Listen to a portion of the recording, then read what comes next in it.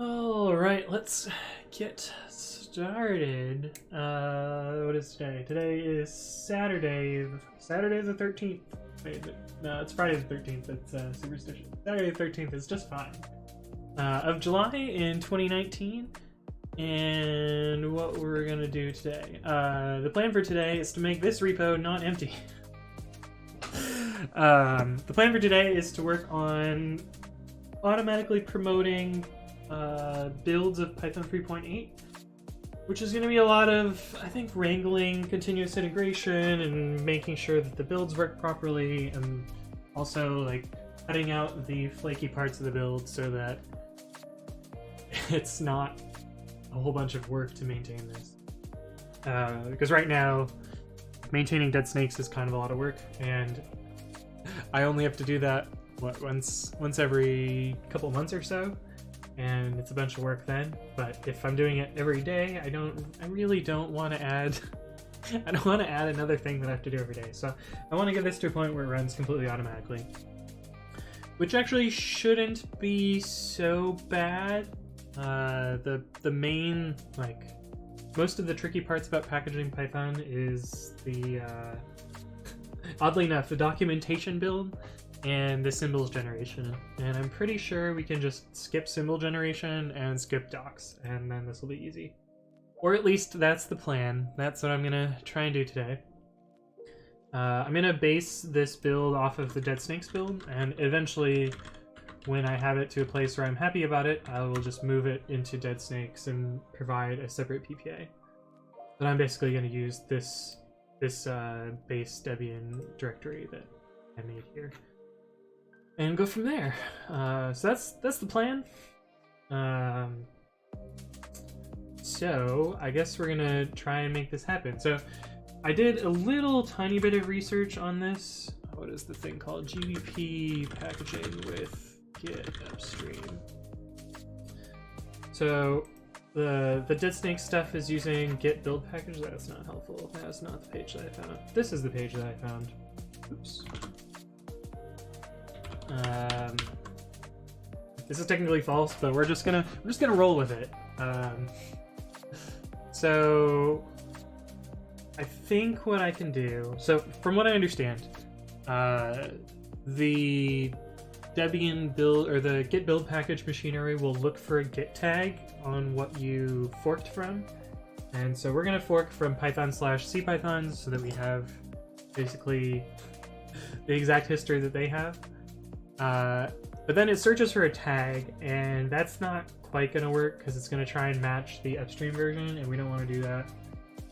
We want to just use our own version, because if it matches the upstream version, it requires us to have byte identical tarball uploads, and doing that is going to be a pain. Also, it's not going to be quite correct because we're going to be taking more commits than just the released version. So we're going to probably end up making our own tags and then using that as a baseline. And there's a whole bunch of like very long commands that I have to run. This is the important command. I don't remember what it does though. Oh, it makes the pristine tar branch. Right. What a mess.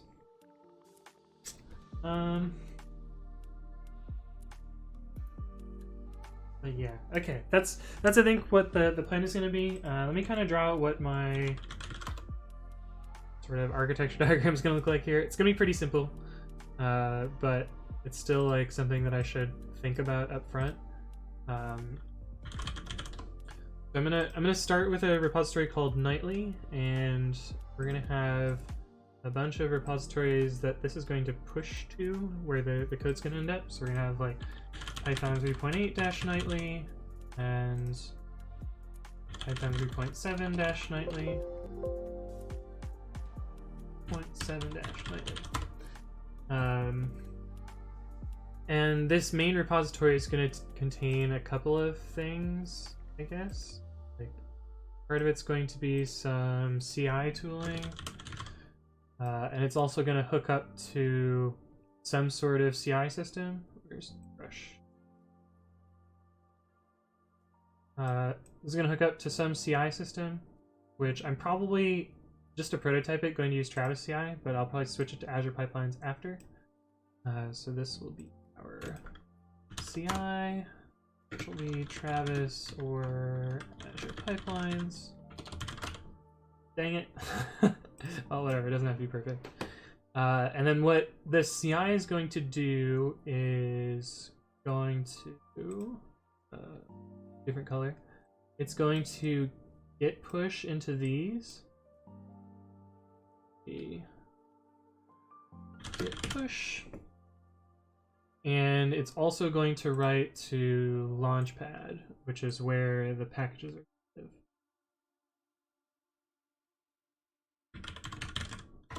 This is like dput or whatever.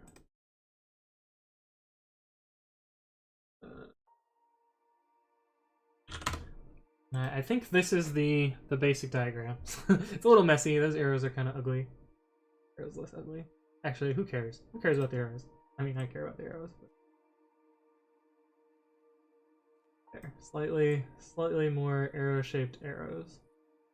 And the tricky parts of this diagram are,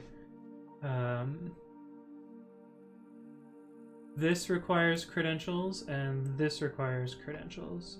And this is, here it's GPG, and here it's going to be GitHub auth. So the CI system is going to have access to both GitHub auth and GPG in order to push this pipeline. And it's also going to have to probably run a test build to make sure that they build properly before trying to promote them. But that's the plan. That's the plan, at least.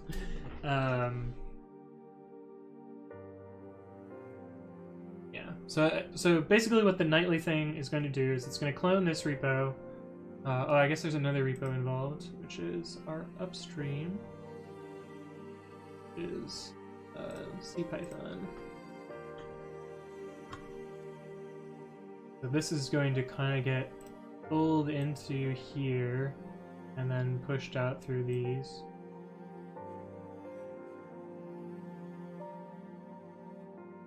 So that's another piece of this puzzle. But this CI tooling is going to have to handle that. Or not.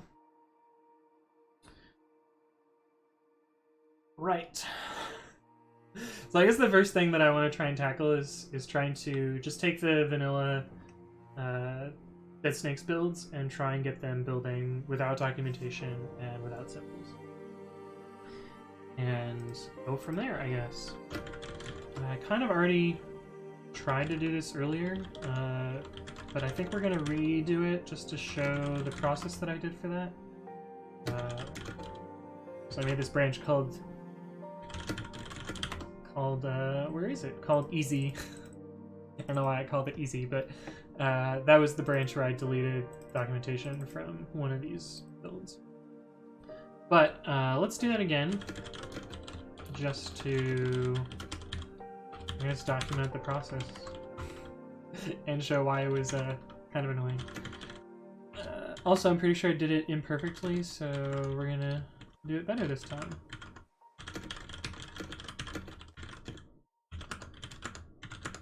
Okay, so the way Debian packaging works is you take a source repository, and then the only thing that you're allowed to write to is this Debian folder. Everything else in this repository must remain exactly the same as upstream has it, otherwise Debian will just refuse to build it. I mean, I guess you can make sloppy packages that don't have all of that validation, but Launchpad will just reject your uploads whenever you do that. And the general way that a Debian package works is there's two main files. There's Debian control. This specifies what packages are going to get built and what dependencies that they have. And they have some like substitutions, so you can write stuff into them at build time to figure out exactly the versions you depend on. And all of the packages that we build are listed in here, including the docs package, which is one of the ones we're going to delete.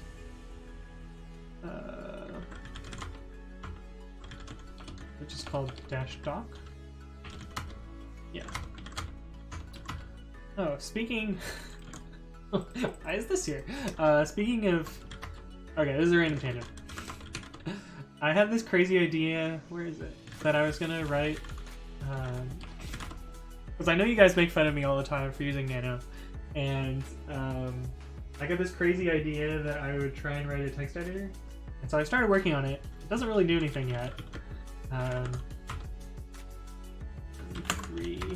But this is my text editor. Pretty cool, huh? It makes a blank screen. I didn't really do anything with it yet because I spent a bunch of time trying to get colors to work. And so this is my color test. This is what I got working. It basically produces all of the 2, 4, 8, the 4-bit colors, so 0 through 16. Technically, there's another one which is -1, which is transparent, which happens to be white text and purple background in my terminal. I started working on a text editor. This is what I have so far. Random tangent, but it's a thing. Oops, I didn't want to close that. Okay, so the first thing that I'm going to try and do is remove the documentation build from this, and that's hooked up in 2 parts. Oh, I didn't talk about the second part. So the first part is that control file, and then the second part is this rules file. And the rules file is basically a make file that the Debian build machinery hooks into and makes stuff happen here. Sarcastic Dominic says, if you're going to do Shift plus arrows for selecting and Control C X Z X, then I'm in. Control C, Control X, Control Z. Did you mean Control V in there somewhere? I don't know. I don't know what it's going to look like yet. I just wanted to play around with something. But we'll see how it works. But even Nano has shift and arrows for select. It's Control Shift though. And I don't actually remember how to do anything useful with it. Google.com/CI edit. Add high oops for this one. Terminal text editor with mouse support and Control Q to quit. Oh, that sounds good. Sounds like Windows. sudo./install.sh.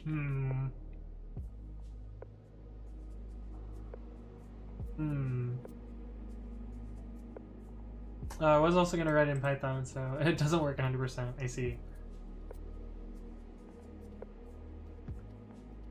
But yeah, I was going to use cursors to make it happen.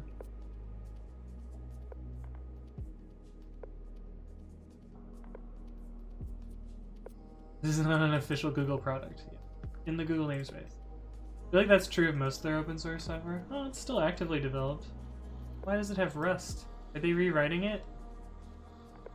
README says it's written in Python, has a Rust directory. What could go wrong? How does it work though?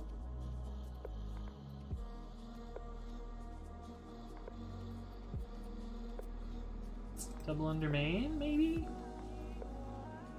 Nope. It is in the app directory.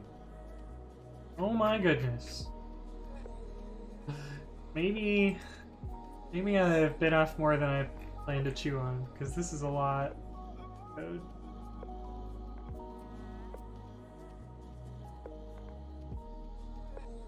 I don't know, I just got colors working. I don't know that I'll actually finish this thing. It was just like a stupid idea that I had yesterday. But yeah, let's try and get rid of the doc build.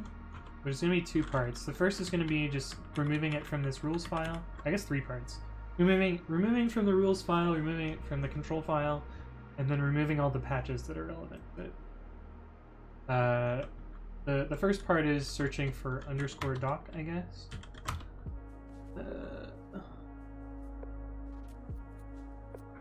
That seems unrelated. This seems related.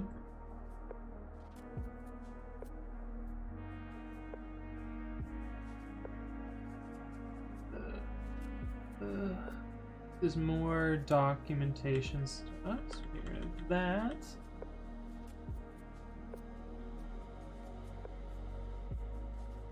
I think that sticks around. Although it's talking about user, oh, it's just deleting it from the other packages. So delete that. And then we can get rid of the building parts of the doc. Stamp/stamp build doc.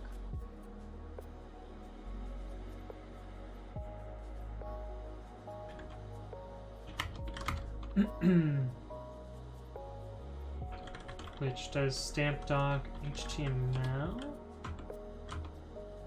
Okay, so this is where it actually runs make HTML. Let's get rid of this.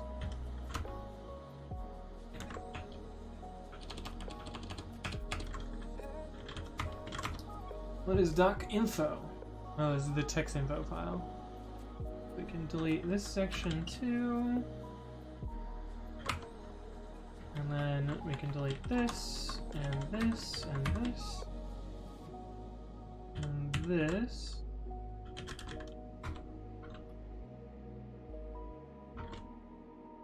Like that.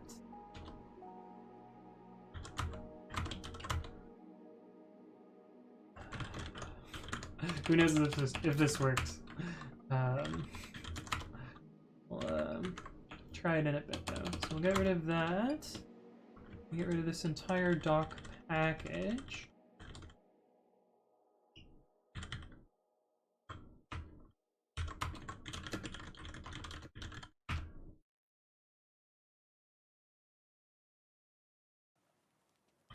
Seems right.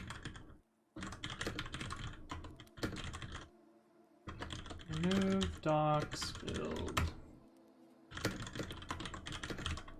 That's not all I have to do. I have to also remove the docs patches.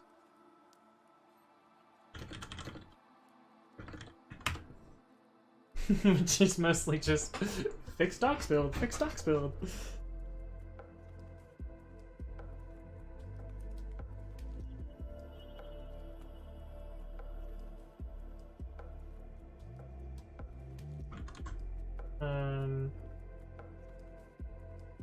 I guess I'll just remove these patches one at a time.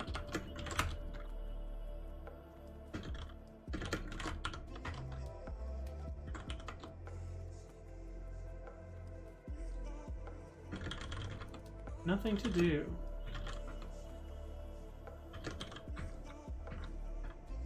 Because if you delete all the patches, it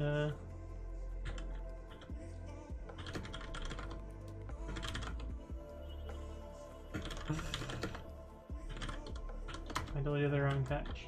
What I wanted to delete.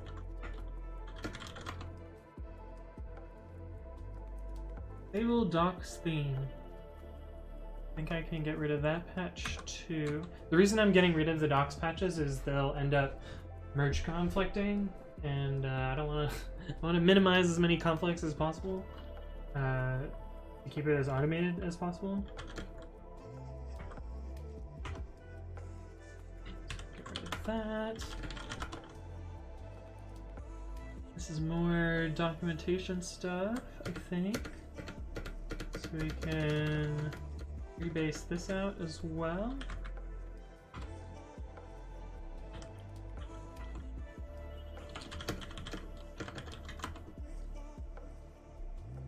Two other commits. What does this one do? This modifies the documentation make files. We will rebase this one out too.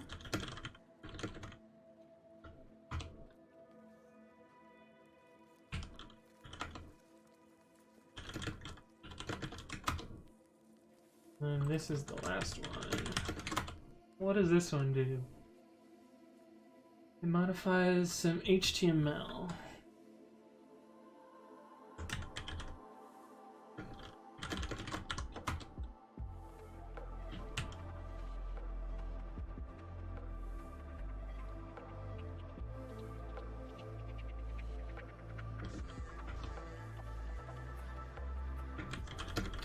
So I think that'll get rid of all of the documentation patches.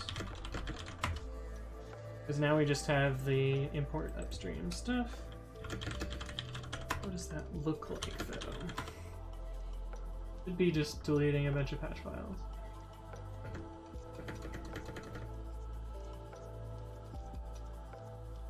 Cool.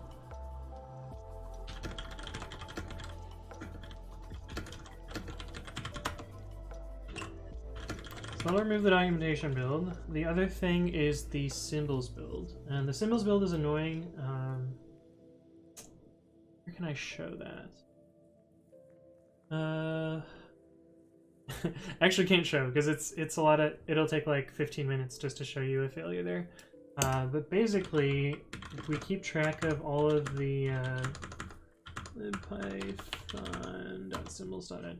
We keep track of every symbol that's compiled into libpython in this libpython.symbols.in file, and the version it got introduced. And this is, so like for instance, this symbol got introduced in beta 1.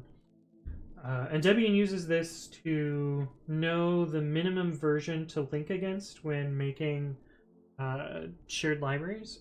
And so the symbols file is useful if you're continually upgrading a package, or it's a long-lived package that you intend to like build other packages against it.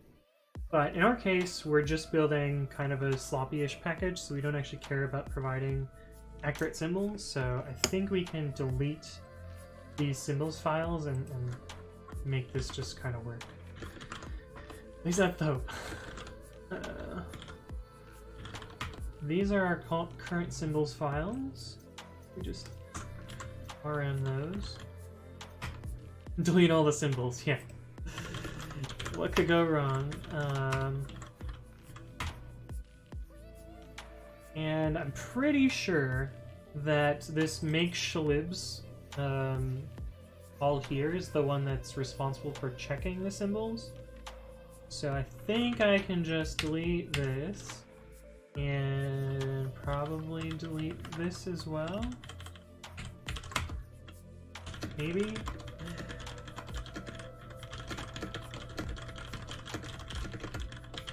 Delete symbols.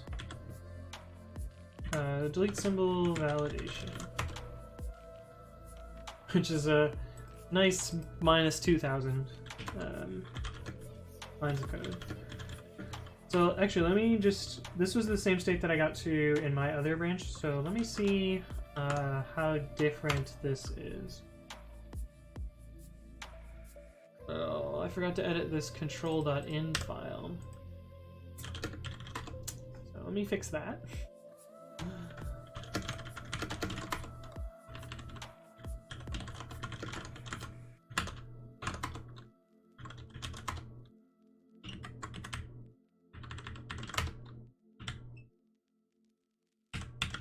So we just have to remove those packages again in that other file.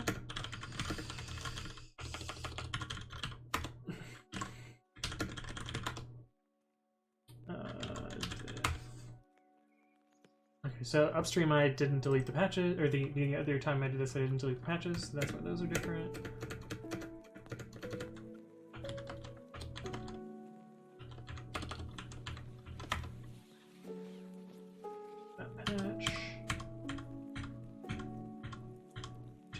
Patches. Okay, that's the only difference. So in theory, if we build this, it should now build without the documentation and without the symbols. I don't actually know how to verify the symbols, but we can check the documentation by just seeing whether we get the docs package here. So I'm going to build this. This is going to take a while. Fortunately, I have some other things that I can work on while this is doing its thing.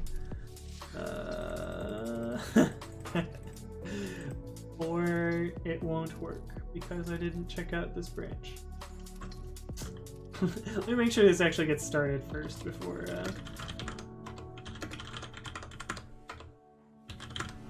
running off to do something else. Build. Okay, so while that's chugging away, what do I have emails? Oh, Netflix. So one thing that while I was working on my text editor, my not actual text editor, one thing that I realized is it's really hard to debug. So I'm using curses to render the screen and whatever, because that seems to be the easiest or least worst way to do it.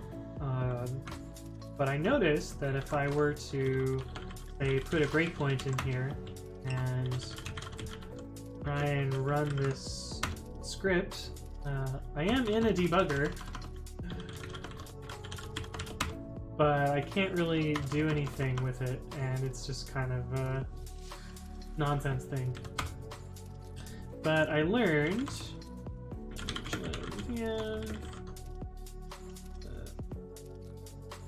oh, my terminal's still messed up. No.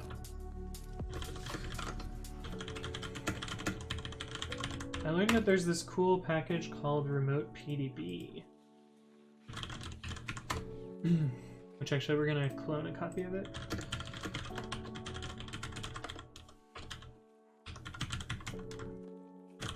I think that's the repo? No, it's Python. Python Remote PDB? Yeah. Pip install Python Remote PDB. And how does it work? Like environment variables?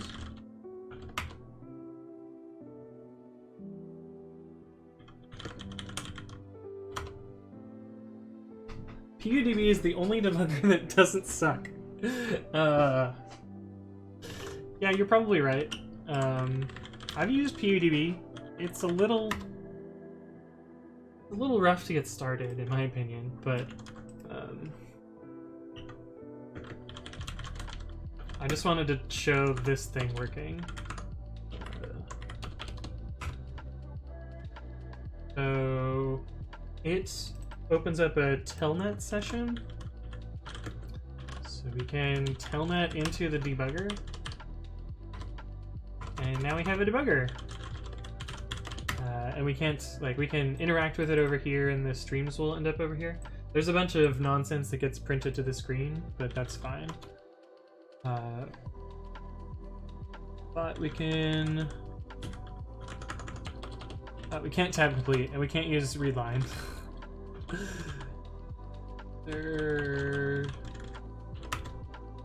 But it mostly works.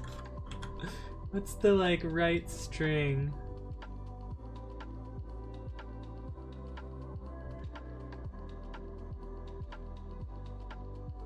Touchline. No, it's not what it is. Why do I not remember? I was just doing this yesterday. There's getStir, but that's not it. An instir?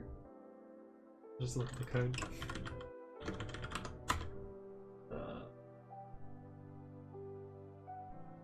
Addstir. And then it takes y, so we'll do y of 0, x of 1, and hello world. Why does that not work?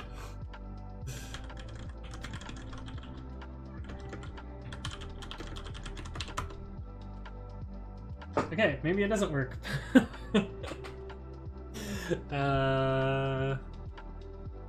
I swore I did this yesterday. Anyway, it's a remote debugger. It has a few little quirks that I didn't really like. Oh, it did print them. It just didn't re-render the screen. That's weird.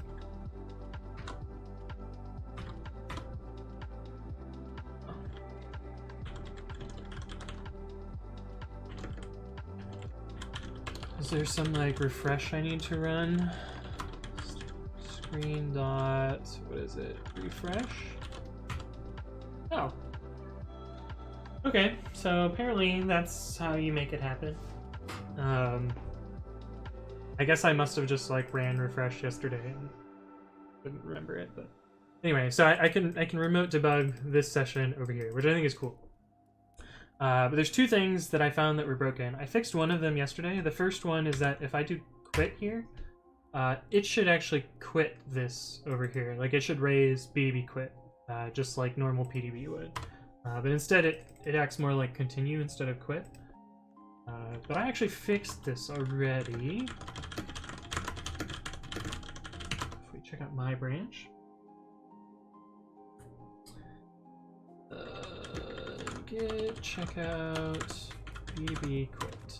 So now if we run this, this is the other thing that I have to fix.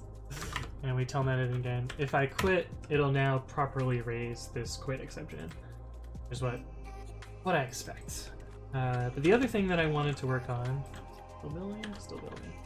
Oh, it's almost done. Wow, it's so much faster without the documentation build. It's crazy. It succeeded, right? Echo $, yeah, succeeded.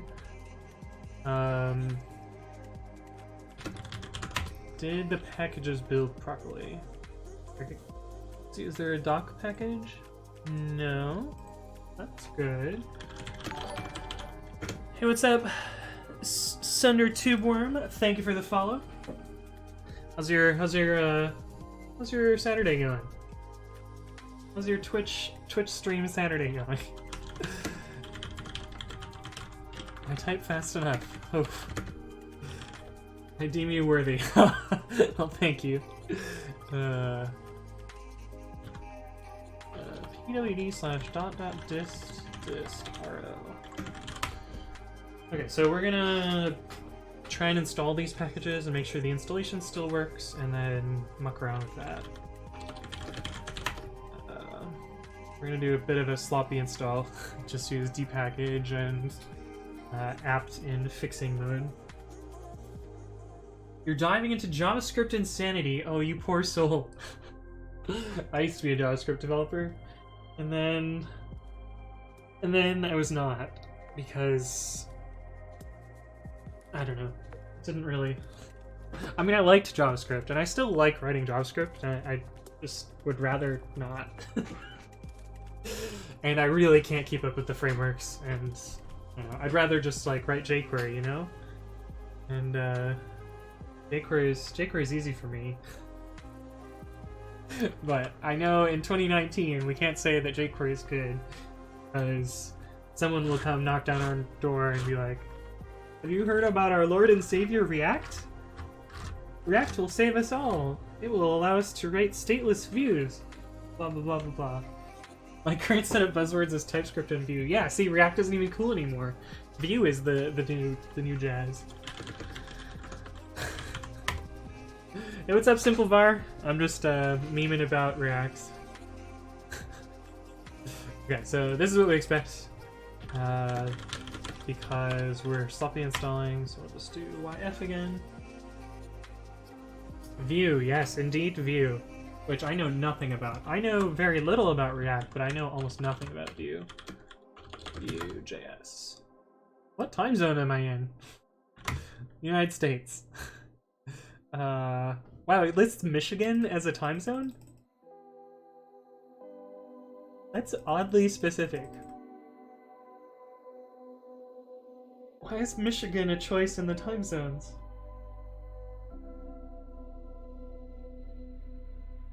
Like, I'm originally-ish from Michigan, so I feel like that's weird, but Pacific. It's the same things, different syntax. You know it all, trust me. Just want to see an example. Why Vue.js? Because we wanted to reinvent the wheel. I just asked people who despise JavaScript which framework sucks less. Oh yeah. This is just a new template language. Hover your mouse over me for a few seconds to see a dynamically bound title. Oh. What? Oh, I guess like special binding attributes?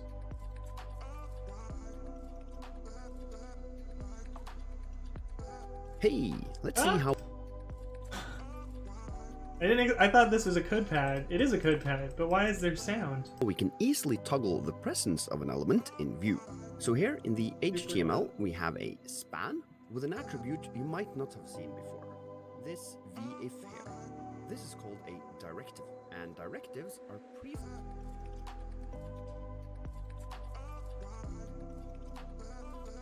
What is this supposed to do? Anyway, okay, I understand view now. This narrator, yeah. He's just like... Hey, Vsauce, Michael here!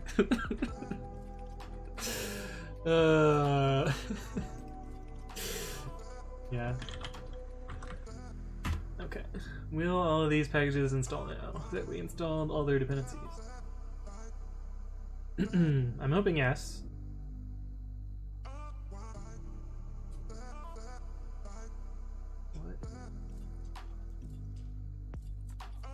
Non-empty directory on upgrade.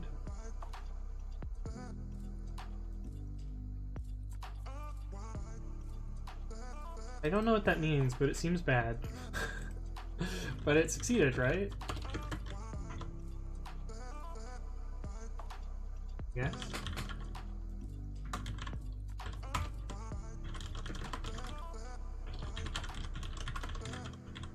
Seems like it installed fine.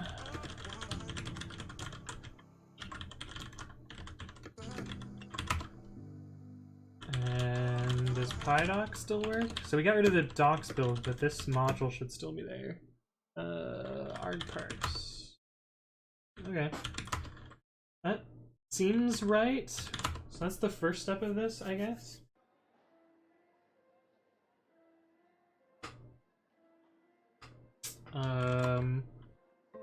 Music stop? No, just next song. Okay.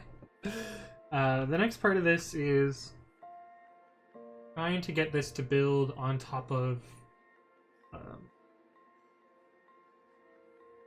blah blah blah blah blah on top of CPython's master. So I essentially need to make a new Git repo, this python3.8 nightly repo, and I need to initialize it from CPython somehow. I'm gonna write a script to do that, I guess.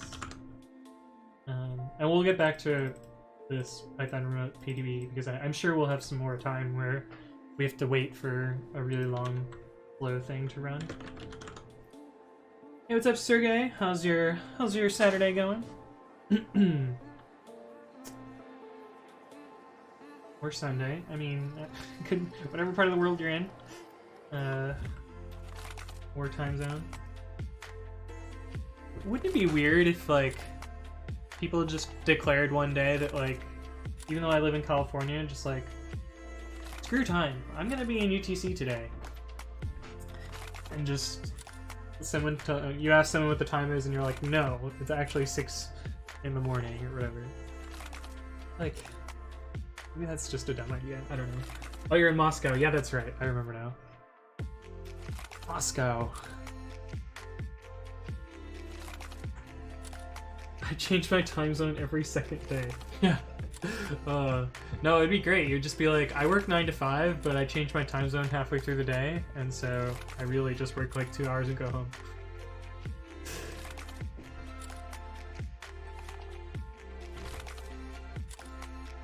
Oh, you actually change your time zone every second day? Sounds awful. Why? Why do you do that? Okay. So, we kind of need, like... oh, it's 11 p.m. in Moscow. Oh, that's not so bad. Could be much later. Yeah, I've been thinking about moving my Saturday stream time earlier, just so I could make it easier for Europe and Asia to watch. Because my during the week streams are decent for like the US and South America, but the weekend streams are kind of awkward for everyone else. So I'm gonna think about moving up the time for the Saturday streams. Well, then I have to rebuild all my assets and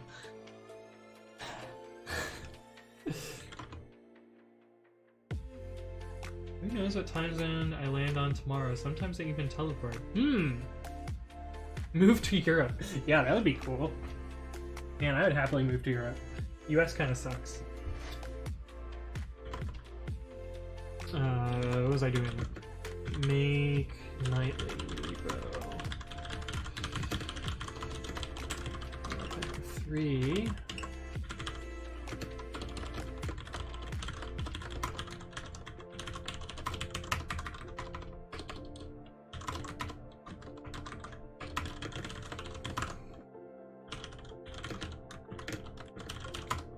Ito.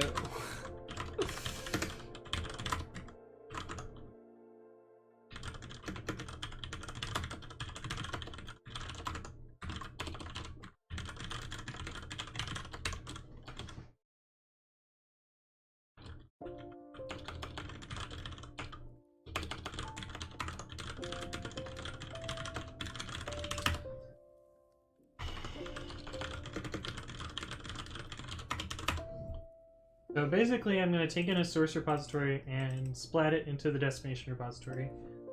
And I probably also, I'll probably just guess what the version is based on the source and destination repository. At least that's what I'm going to try. Everything sucks. Yeah, tell me about it. I know that feel all too well. Everything sucks. And then you die. Okay, so the goal of this is essentially going to be to create the destination repository as a mirror of CPython checked out on an upstream branch. And then with the Debian branches merged with that, with the Debian repository on top of it. Stream got kind of too real. Yeah, okay, we'll be back and we'll be happy again. You know, we'll talk about nice things like code and Debian and how I just remembered that I forgot to do the same thing. I forgot to do the same thing for the Xenial branch, so we'll have to do the Xenial branch as well. Which is fine, it'll give us some time to work on that debugger thing while the Xenial branch builds. But I essentially need to apply the same patch that I just did for Bionic.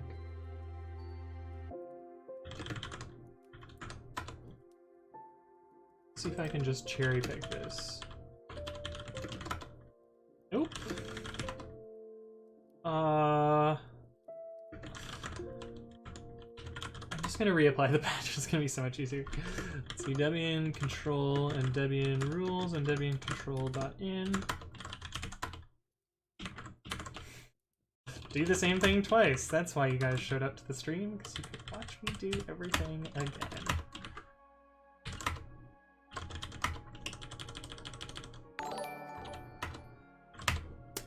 Hey, what's up, Source Scoot? Thank you for the follow. How's your Saturday going? Say hi in the chat for me. Okay,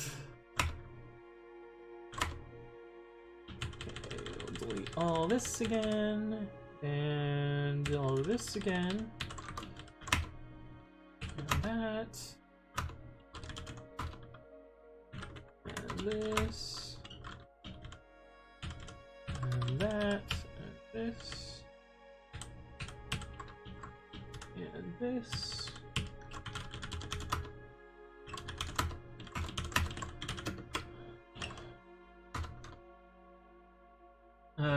Quick explanation on what is CPython and how you'll use it. Oh, so CPython is kind of the standard distribution of Python. So usually when you type Python, this is CPython, and it's github.com/python python/cpython. The reason it's called cpython is most of it is implemented, or most of the core is implemented in C.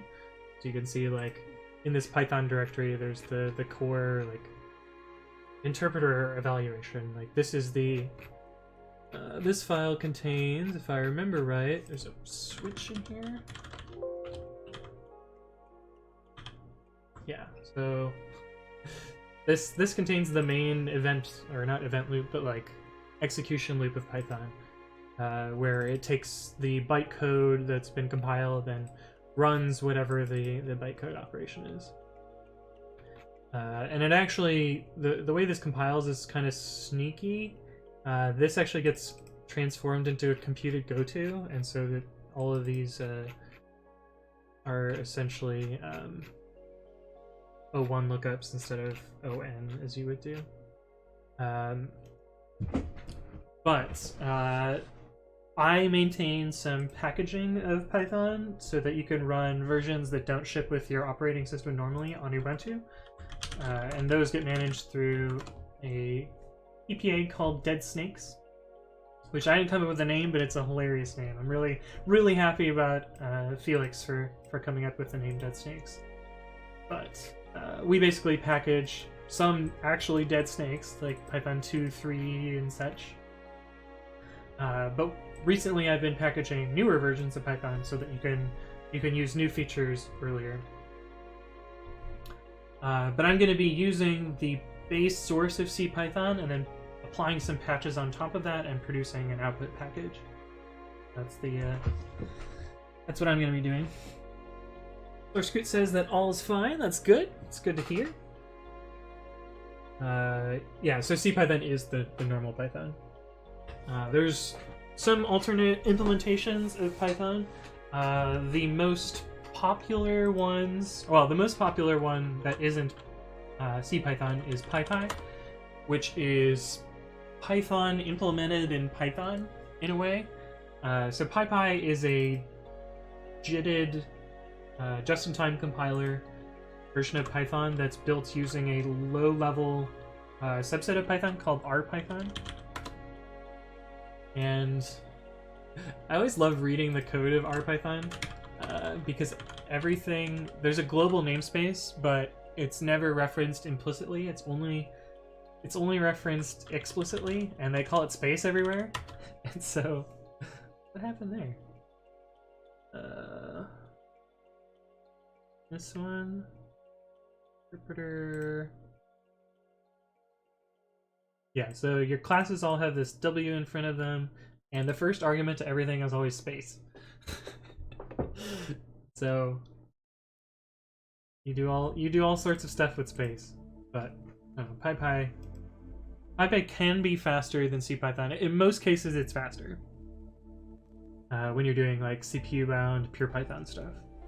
If you're doing like native modules or I/O, it's usually either the same or slightly worse.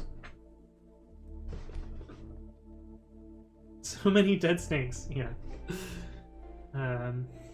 Fuck PyPy. Don't fuck PyPy. You could choose whether or not to do those things with PyPy.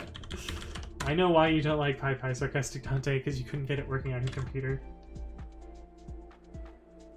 I've hit stuff that doesn't work in RPython while writing it so many times. Oh, you've actually written some RPython? I've written a tiny amount. I think. Bit, bucket. Let's see. I know I've contributed some to PyPy itself. The pull requests. No authors found. Oh, because I'm not logged in. Log in.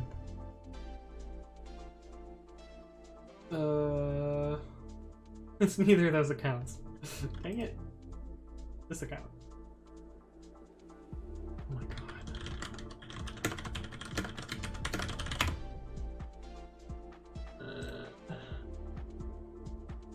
Pay no attention to the lack of two-factor. One day I will fix that.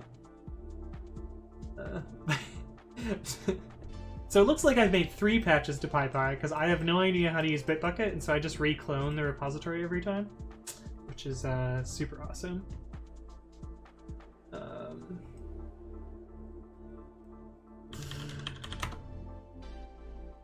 PyPy. Which one of these buttons is merge request? This one? Author me. Merged. Yes, I've made 3 patches to PyPy. Let's see what they are.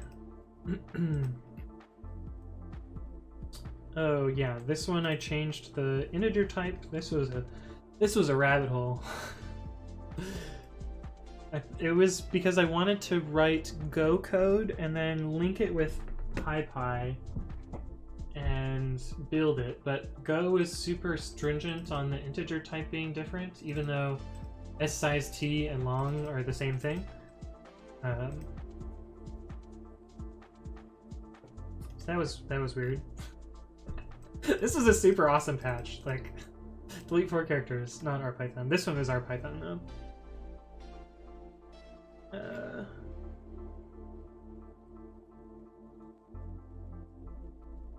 Well, 1 line of our Python. Okay, so maybe not that interesting. The bigger patches that I've made using our Python were to PyPy.js. Is it still PyPy.js? PyPy.js? Yes, it is. Here's me. 2 commits. Oh, I did more than 2 lines of code. Oh, it must have got committed as someone else. Maybe I committed it to Buck's branch? We were working on this together? Minus 412,000. What did he do?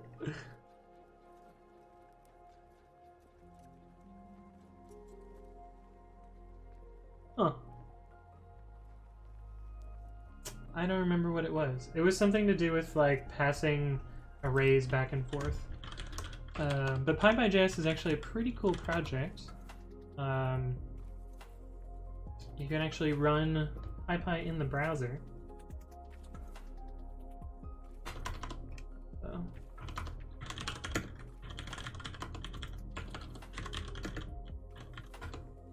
What's the PyStone? Is it test.pystone? Import test.pystone.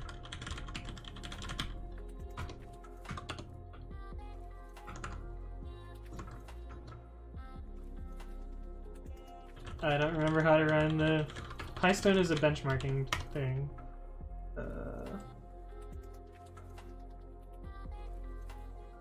.pystones.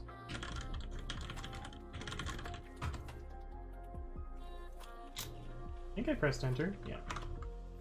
So it should get faster because it's just in time compiling everything. I don't know how it was negative time the first time I ran it. A little bit weird. Just pretend that was a positive number. But the interesting thing is, like, this number is sometimes better than the number on my actual computer.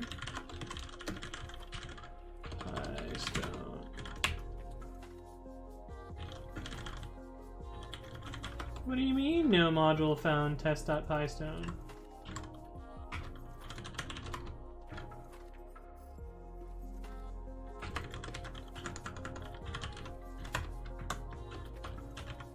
Did I not install the tests?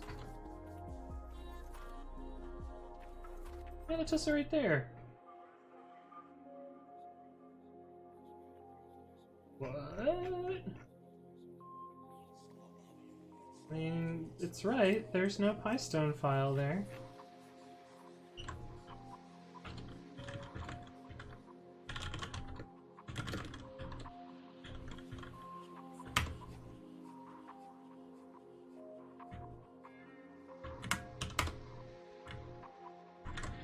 Okay, well, that demo is shot. Anyway, so most of the time this number is actually better than running it on my local machine, even though this is in the browser and then recompiled the JavaScript from Python. But I don't know, kind of a cool project.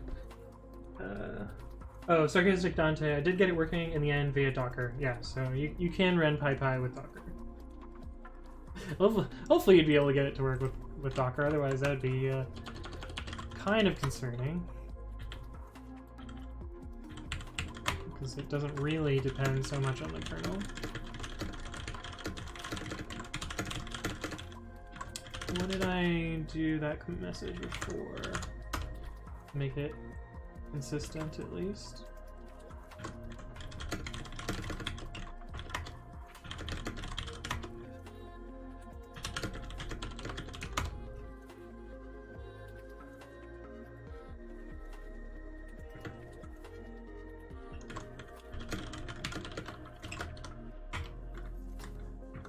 Doc references Sphinx, docs themes, Sphinx, docs. I think this one is also docs. And this one, but we'll see in a second.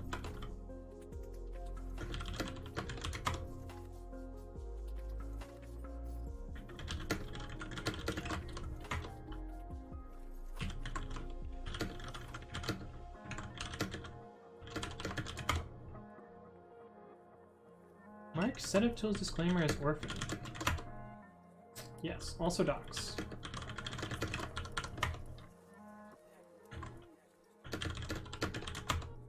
Okay. Export.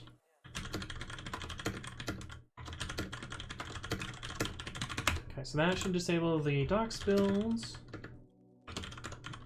And this one I should be able to cherry pick, right? Sweet. Okay, so we'll run that build. that'll happen. But the thing that I wanted to work on, clean kitchen. What do you mean, clean kitchen? What does that mean, simple var? Oh, you mean it applied cleanly? Or your kitchen is clean. Oh, I see. Yeah, I feel you, man. Sometimes I just don't want to do work and I just want to clean stuff. Which not gonna happen today. Is there some like clean kitchen meme? Clean kitchen meme. 25 plus best me.me. Clean kitchen meme.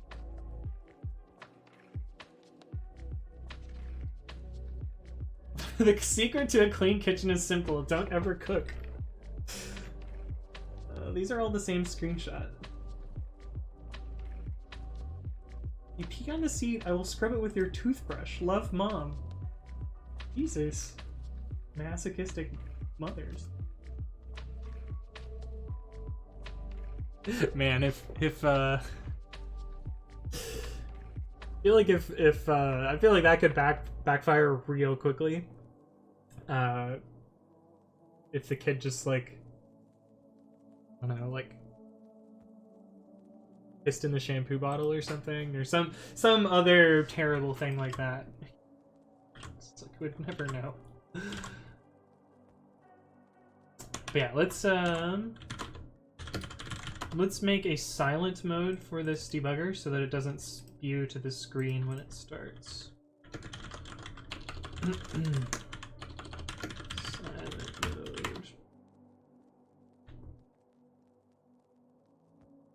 So, I think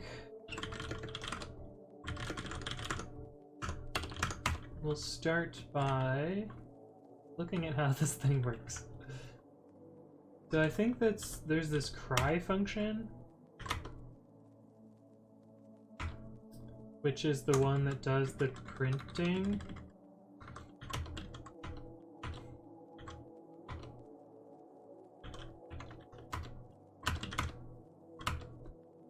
And it's only called in 3 places. Are they all in this PDB class?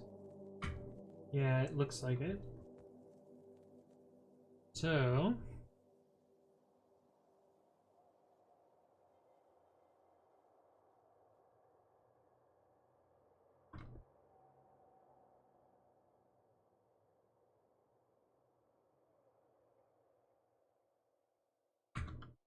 Okay, so I think I want like a quiet equals false here.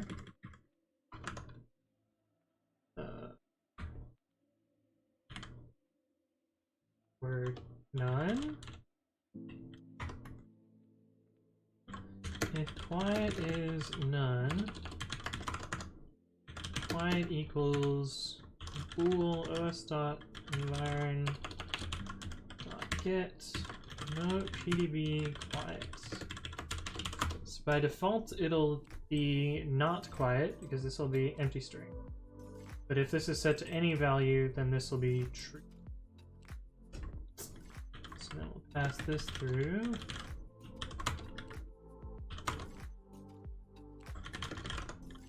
What is their flake 8 set? 140 line length. Interesting. Hey, what's up, Juan? Secret to clean kitchen, don't have kitchen. Yeah, that works too.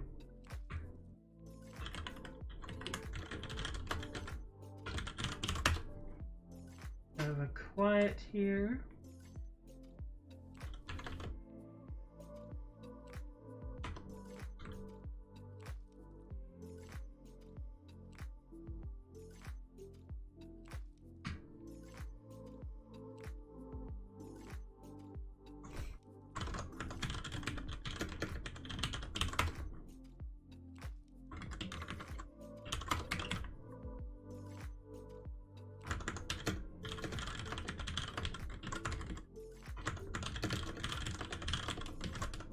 This is kind of gross. If self.backup.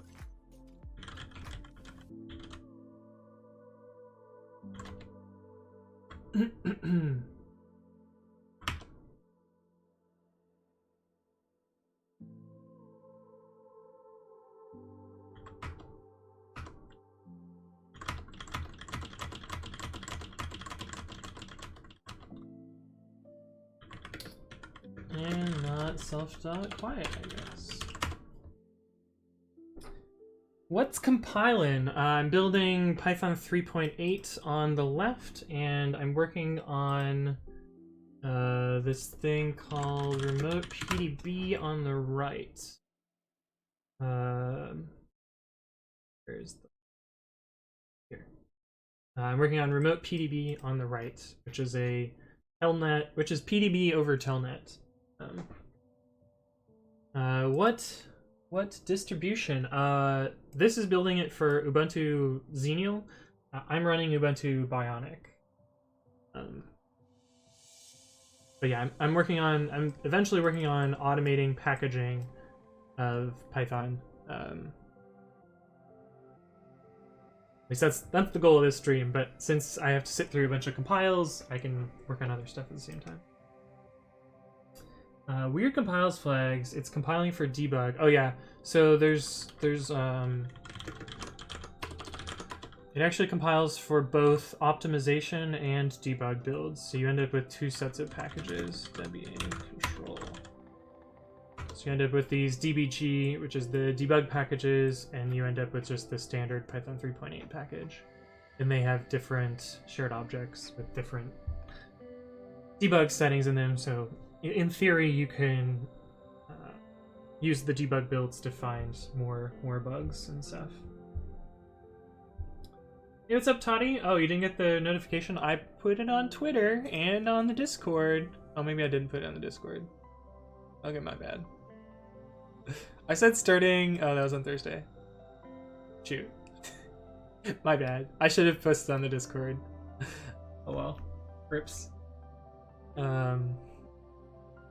But I did post on Twitter, so... And Twitch is supposed to give you a notification, so... I mean, I dropped the ball in one part, but it means that at least two other things dropped the ball elsewhere, so... Like, that's... Exactly. But yeah, the thing that I wanted this to do... to work with my text editor.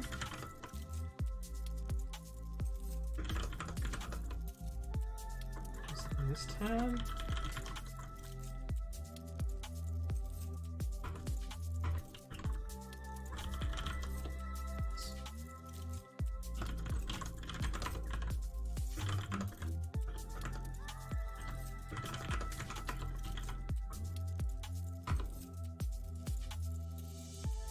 still printing? Why are you still printing?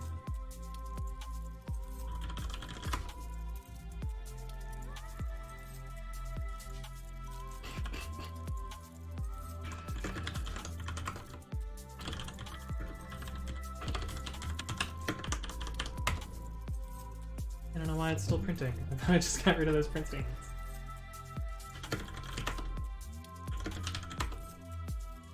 Oh, I forgot to set quiet. Whoa, if I control C over here, it sends keyword interrupt over here.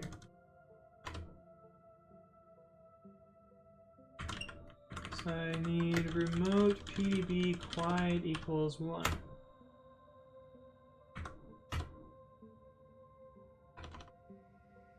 Cool, I think that worked.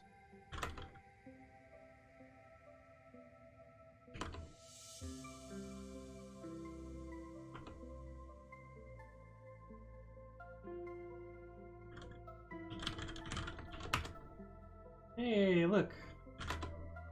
B64.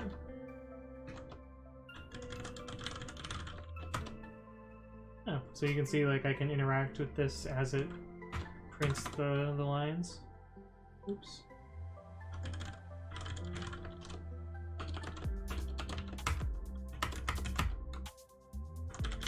I can't use read line, so I can't press up and down in here, but other than that, it works. Oh, I wonder if I could use, is it called RL wrap? Read line wrapper. Small utility that uses GNU readline library to allow the editing of keyboard input for any command.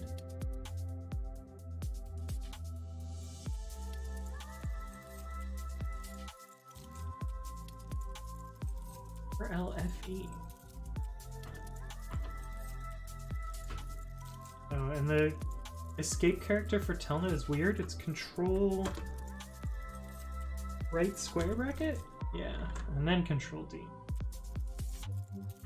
So I wonder if I can... Do I have RLFE? I do not. I know I've used RL wrap before. So we'll do that one and see how that works.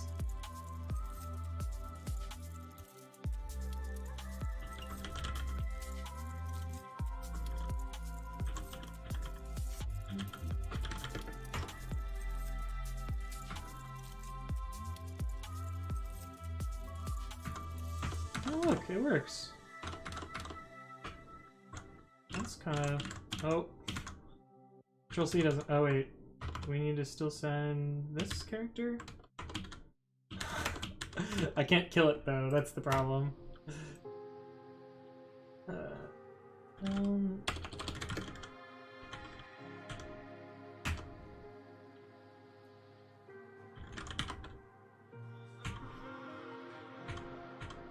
Escape character.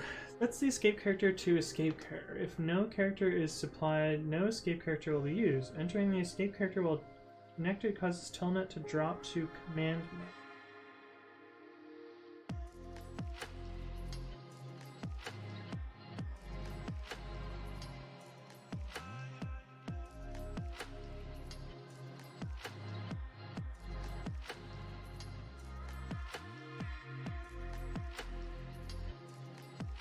I don't know.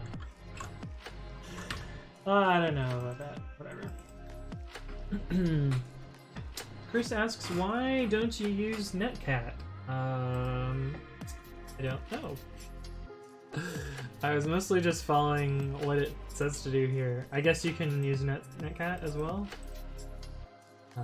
Let's see how it works with netcat.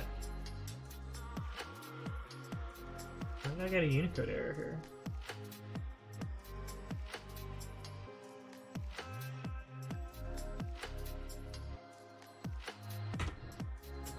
Don't know.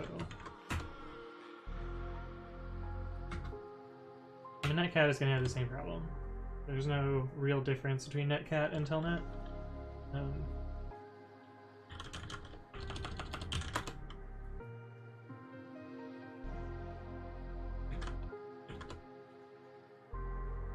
but it looks like I can still debug in the same way as with that.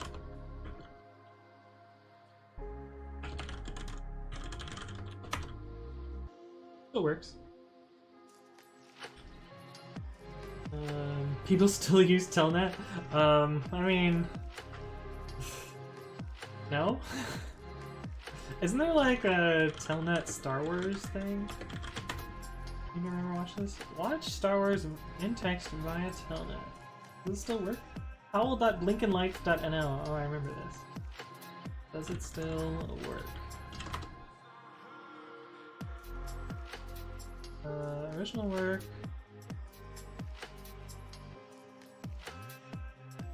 The IPv6 version has extra scenes and color support. Alright, get started.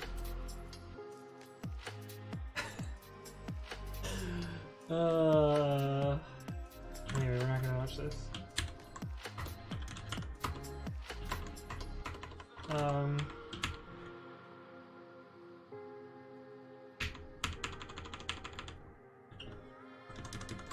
Well, that tab is broken. Kill Telnet.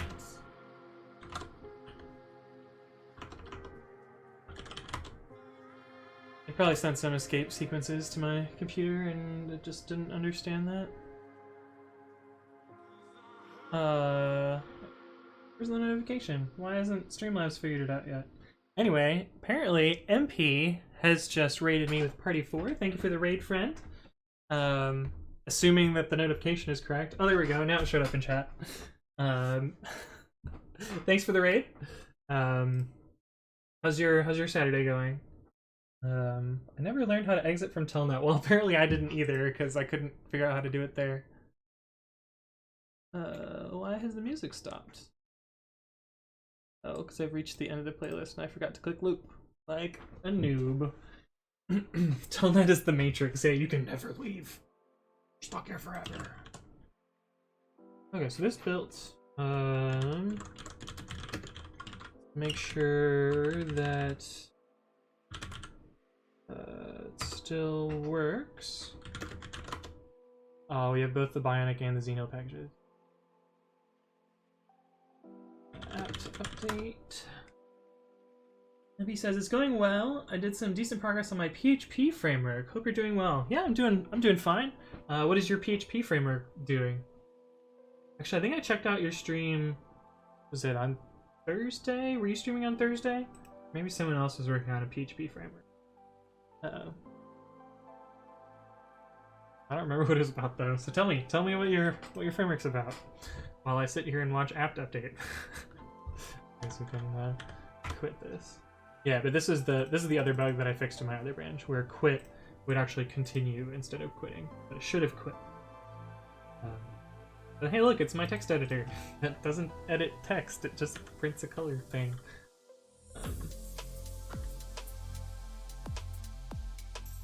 What is your Babby repository?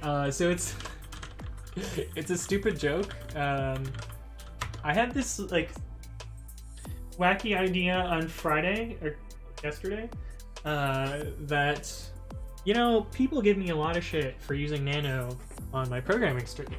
So what if I wrote my own text editor and then no one could give me crap for it?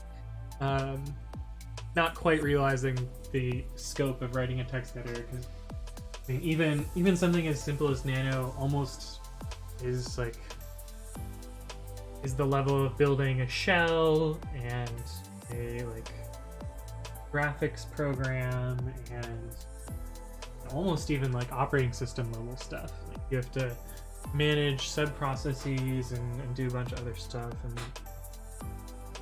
But I also have never worked with curses before, so I kind of wanted to just like experiment and learn something new.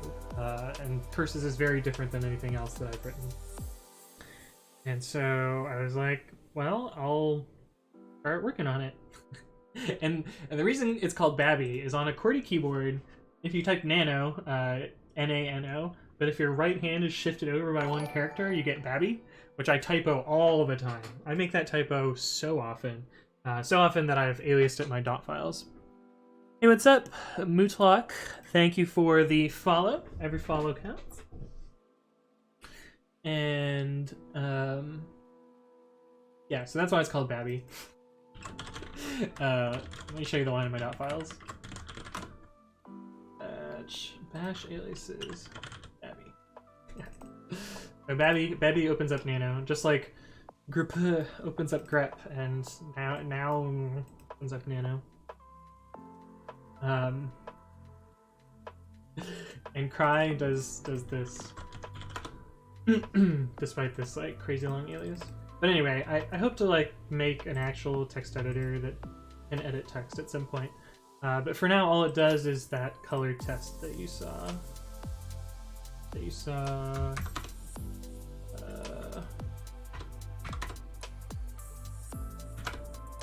here. This is all it does right now. But this took me like 2.5 hours to get this working on Friday. I didn't stream it because I didn't think it was going to be interesting. I thought it was just going to be like 5 minutes, then I would be done. But it ended up taking like 2 hours for me to figure this shit out. But it works-ish. I copied and pasted a bunch of code from the internet. Highlighting is kind of... I guess highlight just inverts, right? That makes sense.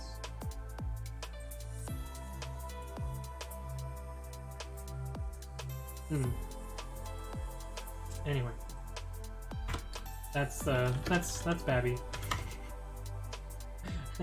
how is Babby formed? It's an MVC framework quite similar to Laravel, if you've heard of it. Yeah, I've heard of Laravel. It's just been a fun project for me to learn the MVC architecture itself. Nice. Sounds good. SL is Steam Locomotive. Yeah, it is. I'm not gonna actually install it on my host, but we'll install SL and show you what that does. App install, update, and app install SL. SL is pretty good. It used to be installed on all of the hosts at Yelp, but then a sysadmin couldn't figure out how to quit it, and so it got purged from every machine. I don't have SL installed, but I've played with it before. It made my life better, and by better I mean a living hell. Pretty much. That sounds like SL. The other one that I really like, we'll install the other one in a second. The other one I like is lolcat, which is actually completely harmless from what I can tell. I'll show you what it does in a second, but when it is involved in a pipe, it doesn't really do anything special. So this is... Wait, what? Did that not work? What? SL, Universal Games. Correct you if you type SL by mistake. I did though.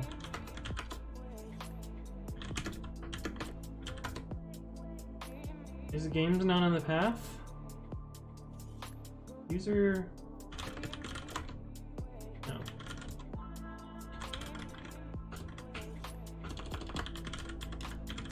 Apparently user games is not on the path. We will add it to the path. Okay, so this is what it does. You get a solid Steam Locomotive. Wasn't there like a longer version? Can you Control-C it? No, you can. I feel like... Oh, it has broken my terminal. I feel like there's a version of SL that doesn't have Control-C in it. Oh, this time it's not killable. Is it sometimes killable?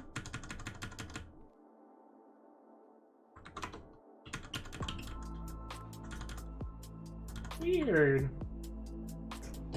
Maybe with... Oh, that's weird. If you say -- help, you can kill it. Only help though?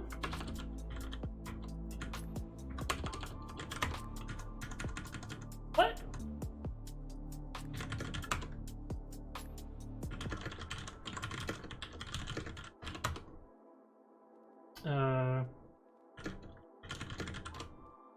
gonna regret this.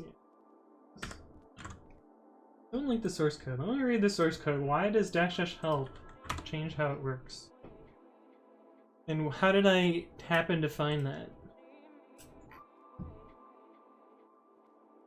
Fixed compiler warnings. Why are there compiler warnings?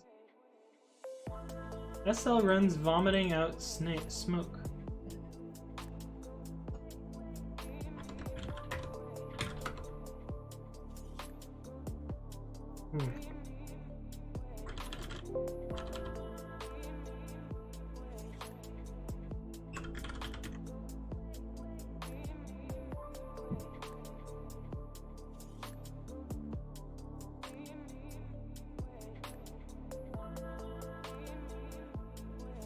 Is it somehow hitting the, like,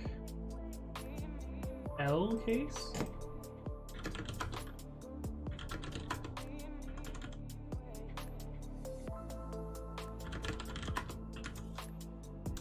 Don't... I feel like I found a bug in SL, which is pretty special in itself, but I don't know why it's acting this way. I wonder if SL just dash does it? No, that one's also unkillable. --H is not killable. HE is though, so is it E that's killable?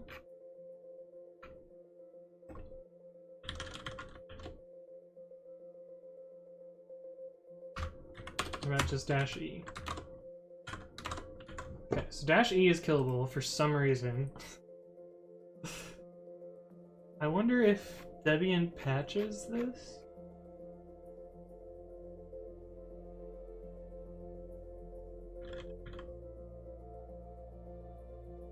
Yeah, so here's where it ignores the signals.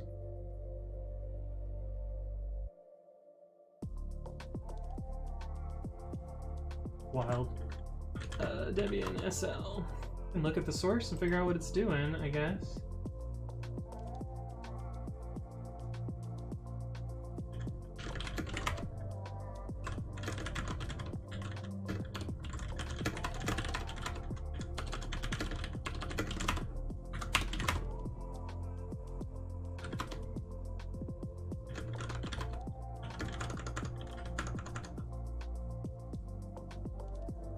Interesting. Debian adds a -E option.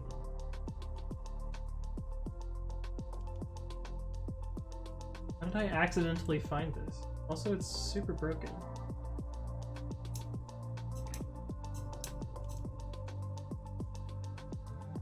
Why? Why does Debian do this? That's the rootkit, yeah.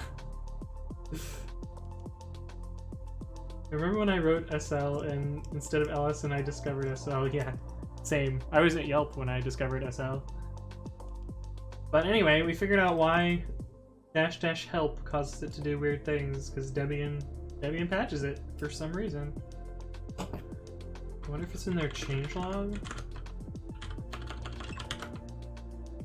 Update. Add -E for interrupting SL. Closes this Debian bug. SL bug, this one, Debian.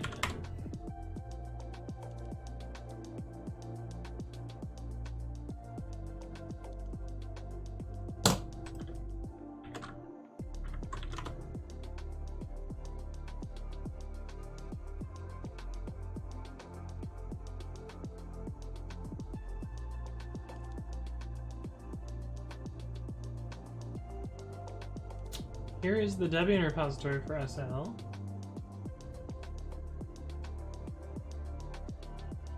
Apparently. And some broken files there. Maybe they're not broken.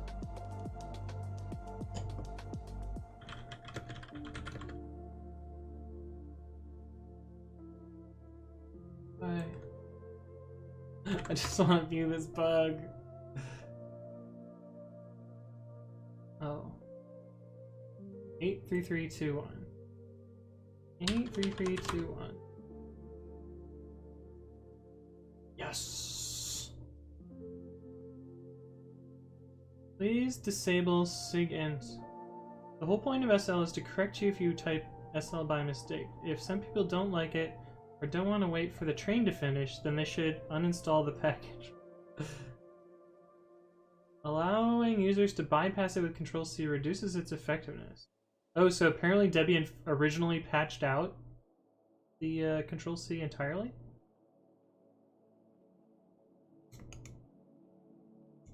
Please revert the change that allows Control-C to abort SL.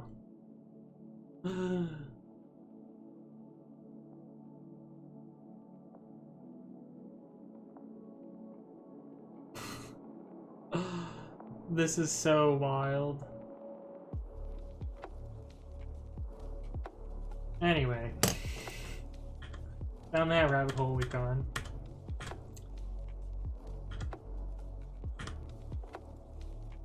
What was I doing? I don't even remember at this point. Oh.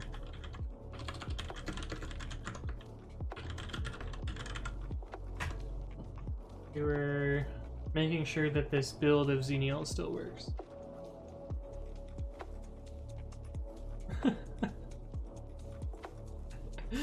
Carlos says, or Juan says, we do not forgive, we do not W get, P expect us, anonymous function. That's good. That's good, I like it.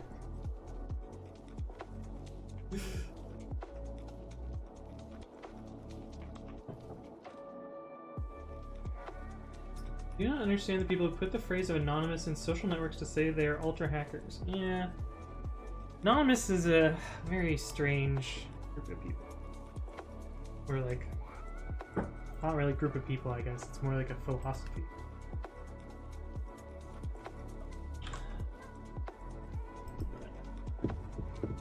Yeah, that's all I'm gonna say about that. That's the rootkit. Yeah, imagine if there was a rootkit in SL. That'd be wild. But apparently Debian has an option, a special option to patch out the unkillability, which feels wild to me.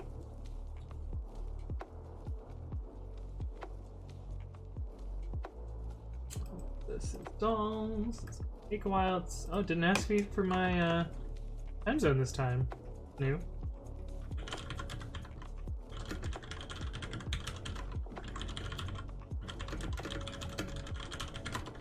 And that still works. Cool. Okay, so back to actually doing what I wanted to do this stream. Okay, so we have this make nightly repo script.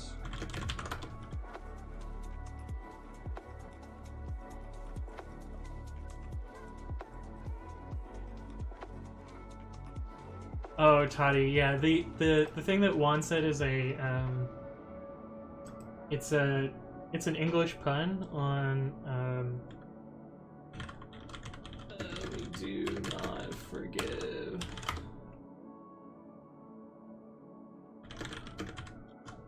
Yeah. So this is this is a common. Oops. This is a common phrase from Anonymous, which is, "We are Anonymous. We are Legion. We do not forgive. We do not forget. Expect us." And that's why Juan's phrase is funny. It's because it sounds like this. But yeah, rip English puns. I guess that one doesn't translate so well. Clipped. Damn it.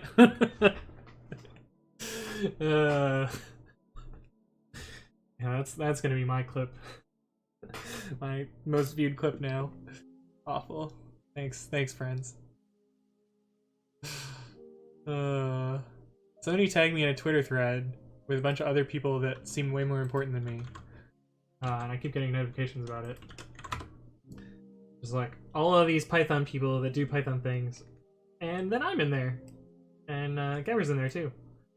And I don't know, they're excited about things. I guess I am the main maintainer of Flake right now, so that's reasonable. But I know. I keep getting notifications about this.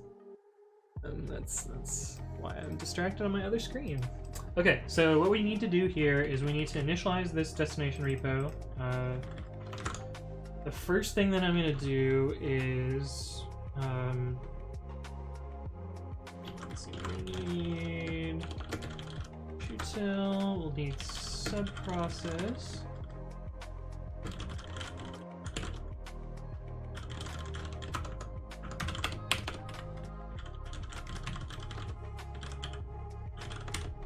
We're gonna delete the destination if it exists, and then we're gonna get init that.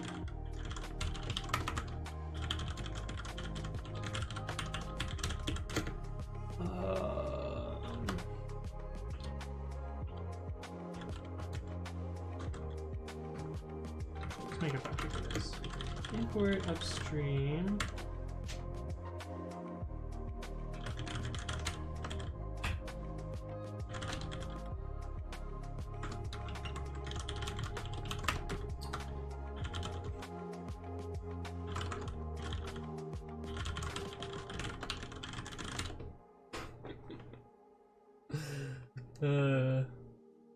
My YouTube username is Hacker Anonymous. Do not insult me because I use Nmap and I can scan ports.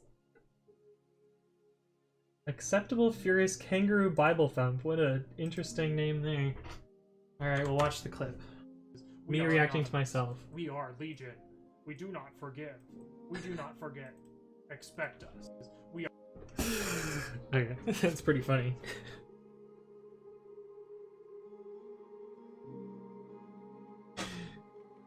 I can trace route in just 8 tries. What's your IP address? I can go hack you. Oh. Alright, you guys wanna hack me? Here's my IP address. You can get me. 176 14 18 121. It's also 127 001. You can hack that one all you want. So we need to know the version and the destination, and this is going to do nothing. My phone freaking out. Oh, Discord. You guys post the clip on Discord? You did post the clip on Discord. Nice. Solid. Solid. Process.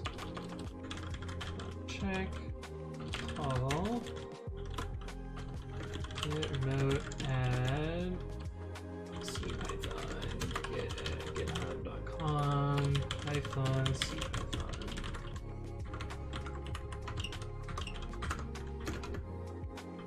Python. So that will add the remote. Then we need to fetch the specific branch. Check call get fetch CPython.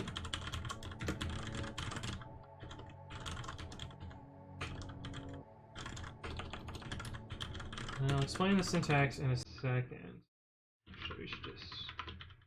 Type checker's gonna get mad, so I'm just gonna do this.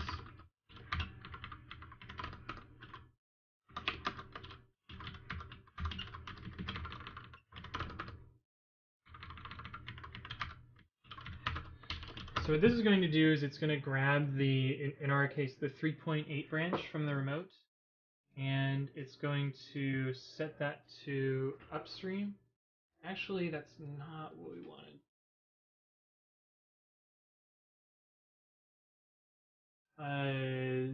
We want to check out, oh, we can do that later.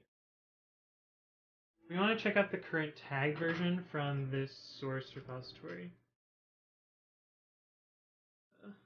Let me open up Hacker Typer. 127.1. Oh yeah, that works. I forgot about that. Hacker Typer. Check it out. Cool elite I am. Also, it looks like piano down here, which I think is funny.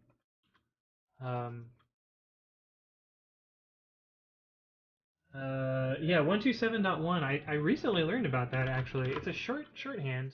Apparently, you can leave out the zeros and IP addresses. So let's do that. Here's my Babby example again. This tab? No, it was this tab. So if I do telnet 127.1, then it works. It works instead of doing 127.0.0.1.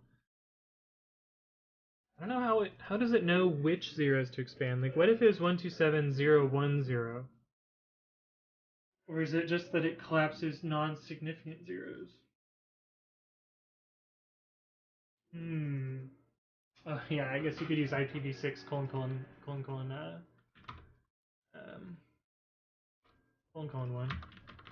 Does that work with telnet? No, it does not. Hey, what's up, Chris XCX? Thank you for the follow, friend. It's fucking magic, that's what it is. Yeah. And God says, today I learned. Yeah, I mean, I learned very recently as well. I don't know that it has any practical use, because the number of times I'm going to remember to use it is almost zero. The only time I'm going to remember is when chat reminds me, right? This page is here to make a joke to my friends who are asking, are you hacking? Just by using the Linux terminal. Yeah.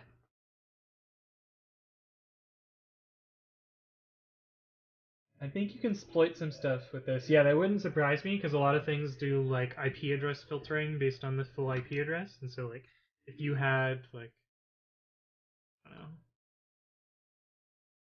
Actually, I'm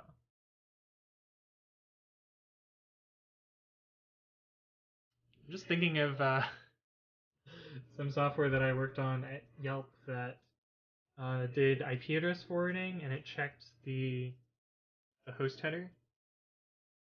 I'm trying to remember if we handled this case with IP addresses. I wonder if just 0 works.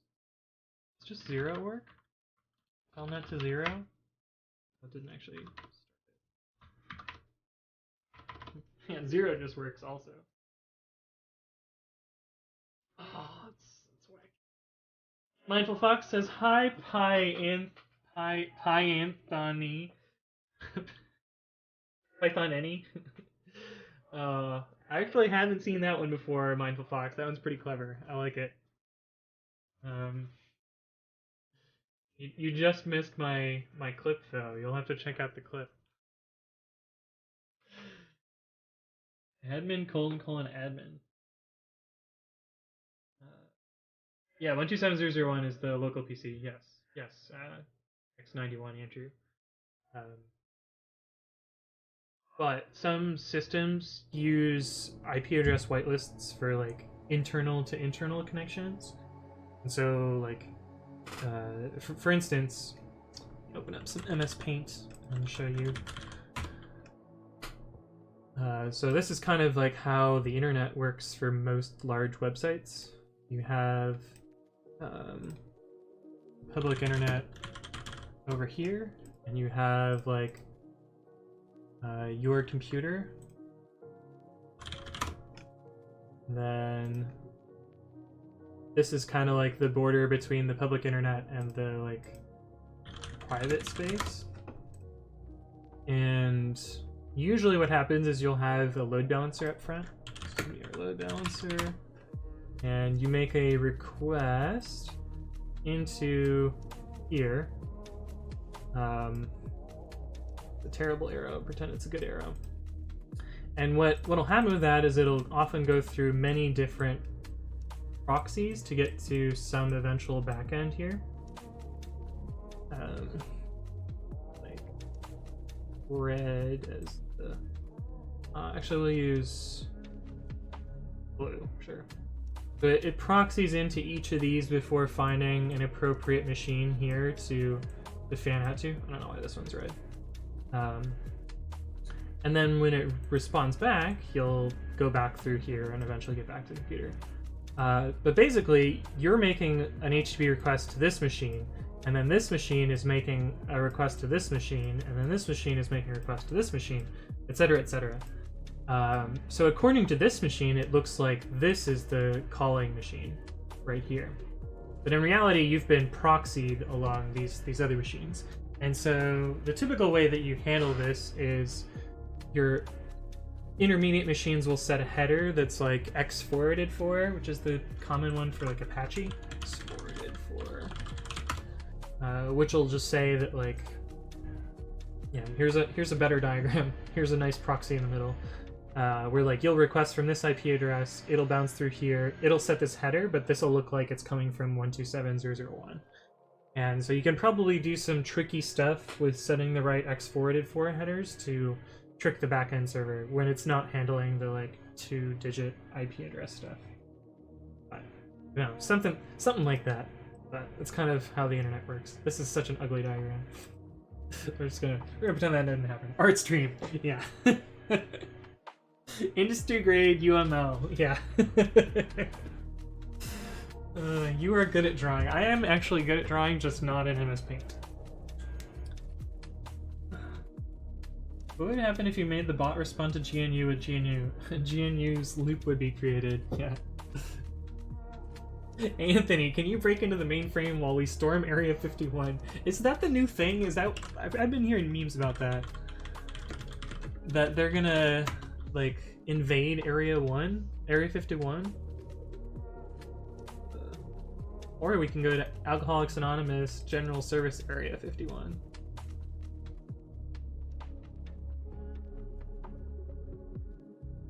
That's a nice bridge. That looks like it'd be fun to drive on.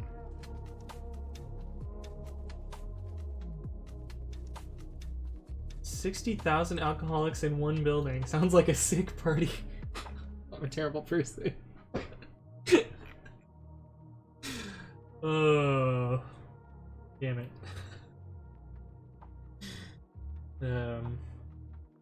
I like when public websites accept X forwarded for. Yeah, you can find lots of bugs just by setting that to like to localhost and just poking around at stuff and yeah, like there was a bug on Yelp.com for a while where you could send X forwarded for and access the private only admin website from the public internet. It was super awesome. But yeah, if people don't properly lock that stuff down, it's pretty easy to break it, so to speak. Why is my phone still buzzing? Oh. Just gave me another notification for Discord.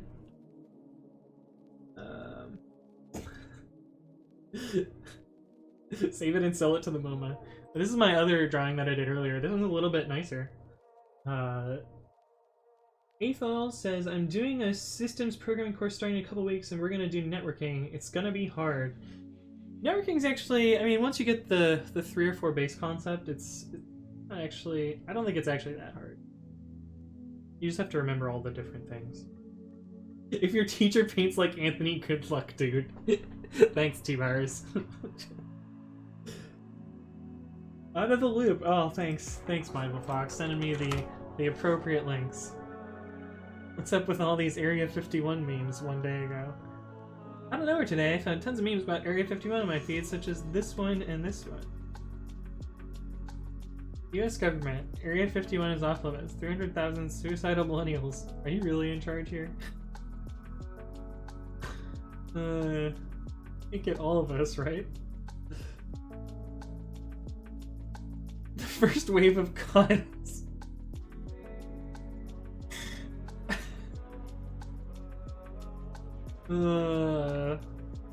Someone created a Facebook event to storm Area 51. They can't stop all of us, in the logic that if enough people attempted to access the highly secure research facility, the government could not prevent everyone from entering the compound and potentially discovering rumored weapons or evidence of extraterrestrial life. Since the post was created, over 250,000 people said they were interested. The internet found this understandably amusing and has made memes out of it. Mostly related to how the military can easily mow down thousands of people.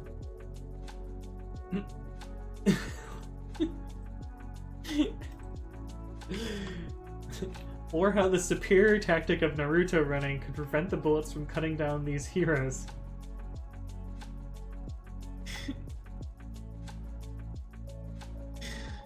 Oh, that's pretty amazing. Wait, they have Reddit Silver now too? I got gold once. What did I get gold for? I think I got gold. Oh, I remember. It was on the, or maybe I gave gold. I think it was on the Pokemon, was it Pokemon Friend Safari? This one only works on old. Friend Safari. Is it this website? Probably. This is probably where I gave gold. Oh, what? Where's the flares? Is it broken now? That would suck.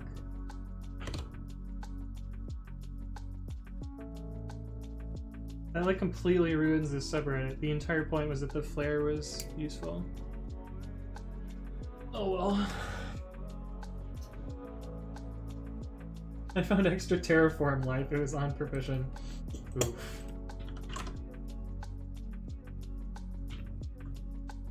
So my mom said she can take us up to Area 51 or pick us up, but she's not doing both.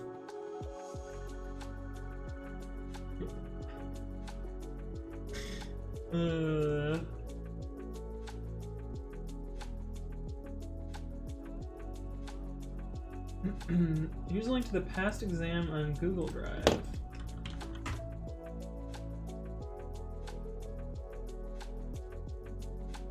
Write C code to declare food as a non-negative integer. I don't know, man. This seems pretty easy.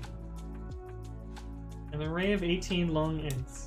Yeah, that part's easy. Write shell commands to do the following. Yeah, that's easy. Use the current SVN working directory. Rename a file on disk and in SVN to... Okay, so SVN move. I don't know why they're teaching you SVN. That seems not great. This is just C.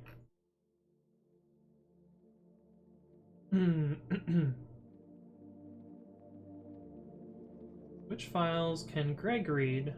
Greg is in Yax and that's it. So he can read any of them that are... Anyway, that part seems easy. This has nothing to do with networks. This has to do with networks.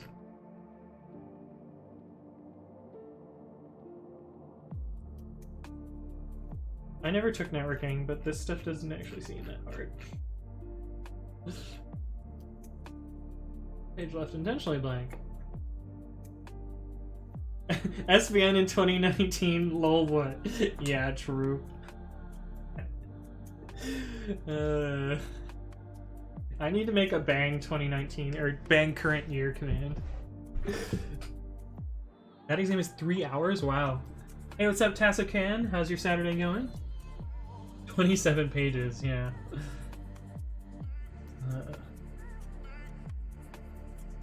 Andrew asks, do you know assembly code? Yeah, kind of. I've written a little bit of assembly. EX370.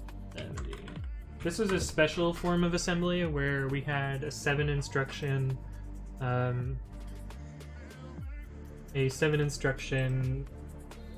what is it called?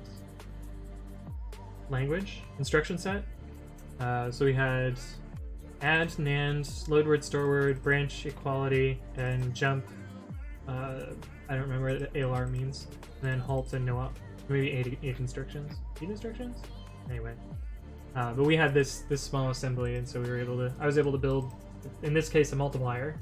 But we built a bunch of other programs with it, and wrote our own compiler and interpreter for it. We didn't actually like translate it to machine code. We just wrote like a C program that read this and then interpreted it. It was pretty good. What the fuck was the first part? It was making sure no one gets a 0%. Yeah. Let's hope the people can get the early stuff out. Play TIS 100. TIS 100. Is this a game? Open-ended programming game in which you rewrite corrupted code segments to repair the TIS 100 and unlock its secrets. It's the assembly language game you've never asked for. Actually, I think I played this, now that I think about it. I don't own it on Steam though, but I'm pretty sure I played it. Intel syntax for ASM is cool. I don't know that I haven't done anything higher level than MIPS. I think I've only done MIPS. I guess higher level, or more complicated than MIPS. And MIPS is not super hard. But I haven't done like x86 at all, or Intel's flavors. AT&T syntax annoys me. Rough. Pokemon Go should have a special event at Area 51. That'd be so funny. Hey, what's up, Pengo Ray? Thank you for the follow.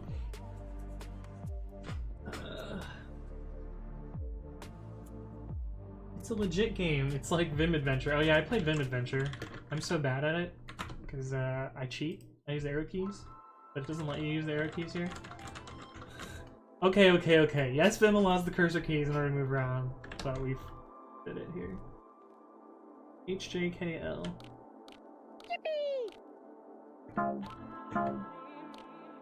Oh god, what is going on? Do I have to enter insert mode? Is that what it is? Okay, that's enough of this. We're not playing Vim Adventures. I'm not good enough.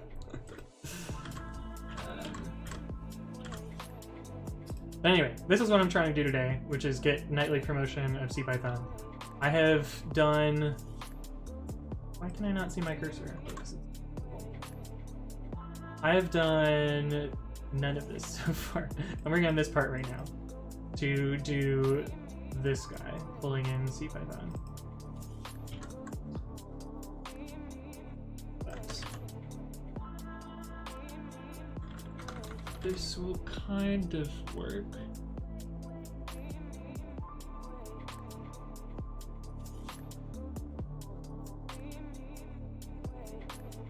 So we add the remote. We need to finish the upstream branch.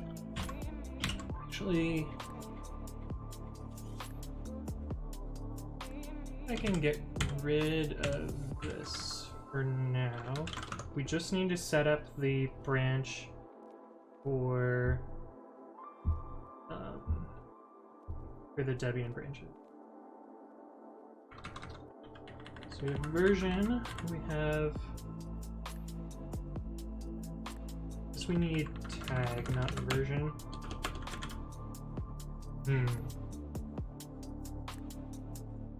What is this link? What am I clicking on now? eBay. Yodeling pickle. Definitely doesn't look like a sex toy.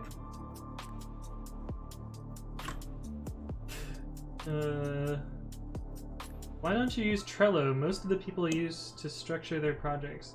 I mean, I usually just use GitHub issues for doing stuff, but this is just what I scraped together today, and it works fine.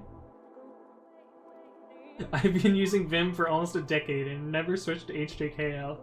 Ooh, man. Don't tell too many people, or they're gonna know that you're Noob Town. I've been using Nano for 9 years and haven't switched to Vim. Ooh, same deal. It is great too, by the way, Blood Trail.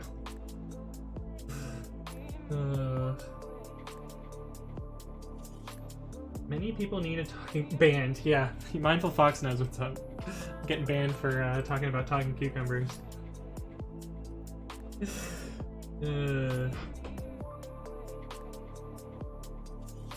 Okay, so we need to import. We need to figure out a couple of things in order to set up the branches right. Our goal here is to set up the following branches. So we'd have Ubuntu/Xenial, which is CPython at current tag plus the Debian branch from source.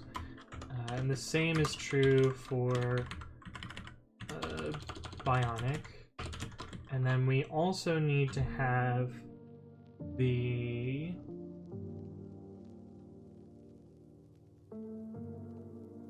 other branch we need. We need upstream, which is pointing at the CPython at the current tag. And that's what this function needs to set up. I don't think it needs to set up pristine tar, but it might need to. I'm not really sure. Your nano seems reasonable. Oof. Bible Fox says don't enable it. GNU plus nano.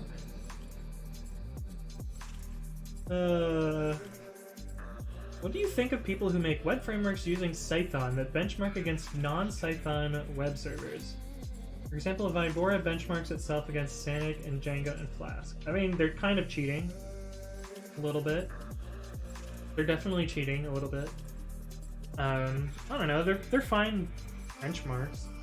But like, I think at the end of the day, if you're looking for performance and you're writing your code in Python, you're probably not picking the right language for the job, I guess. Does Python even help that much when you're IO bound? When you're IO bound, it doesn't help at all.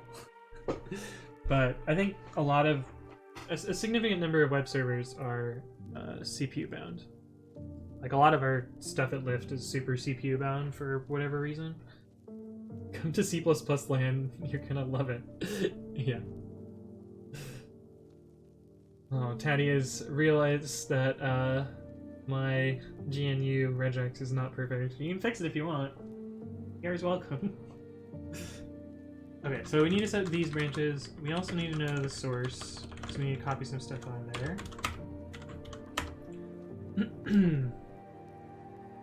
But we need to figure out the current. So let's figure that out.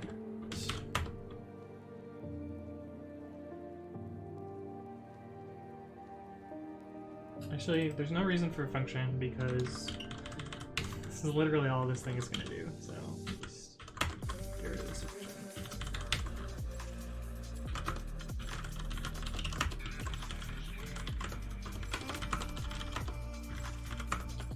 Make nightly repo with python3.8 and the dest is nightly.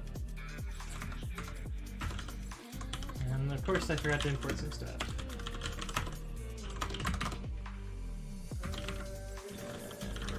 3.7.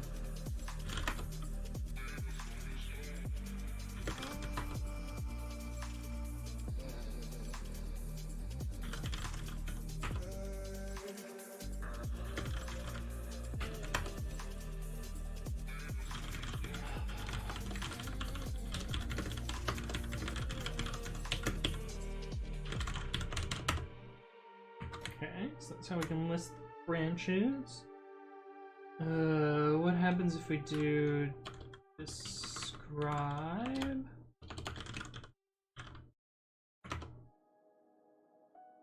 Oh, so we can kind of get the tag out of there.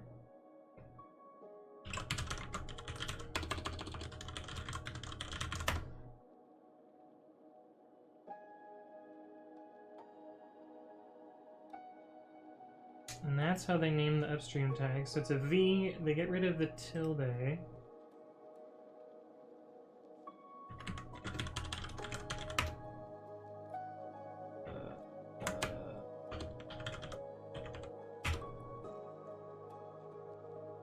Okay, so that's how we can do that.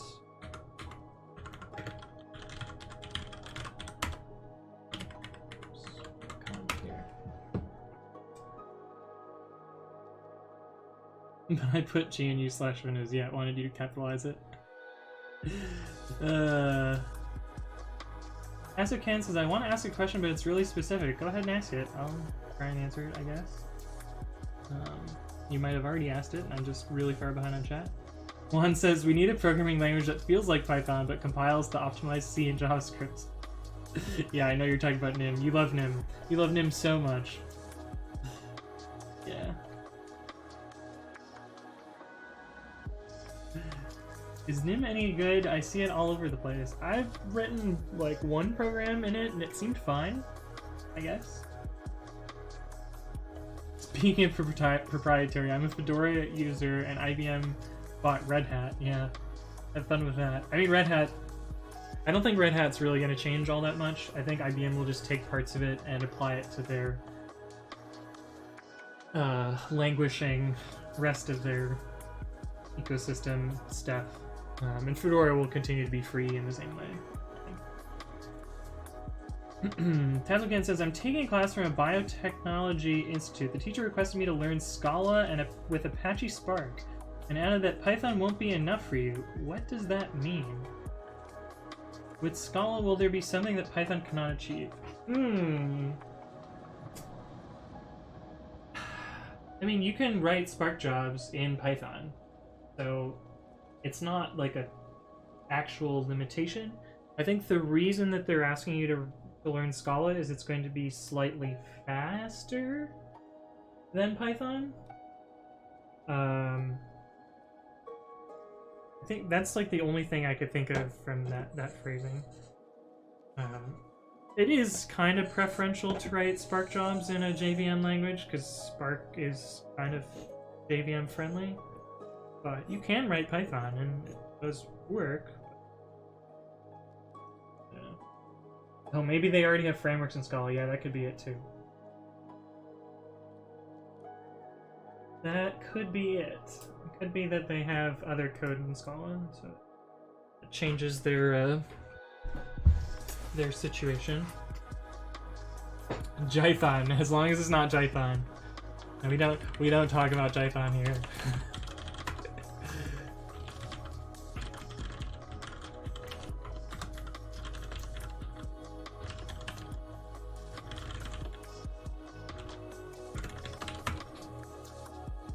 So this gets us to our tag.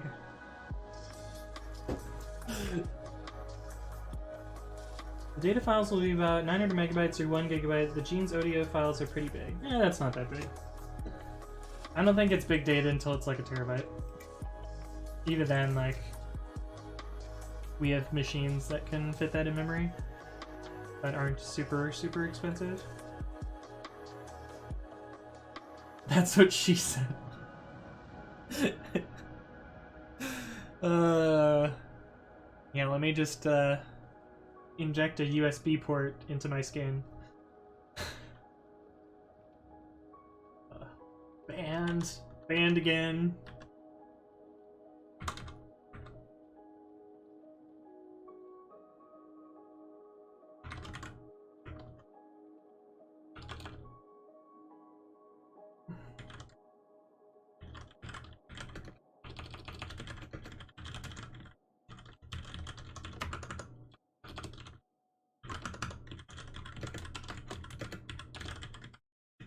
Just taking this command that I wrote a second ago. Describe.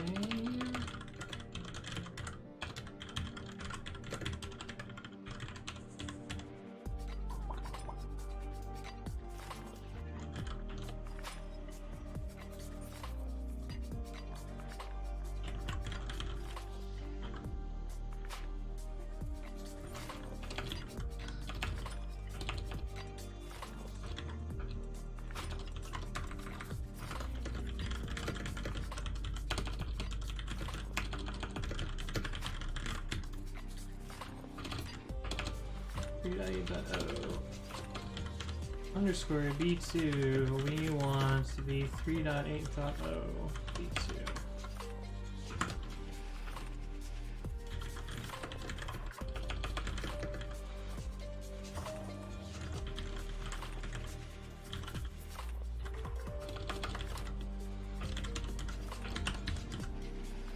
One dot replace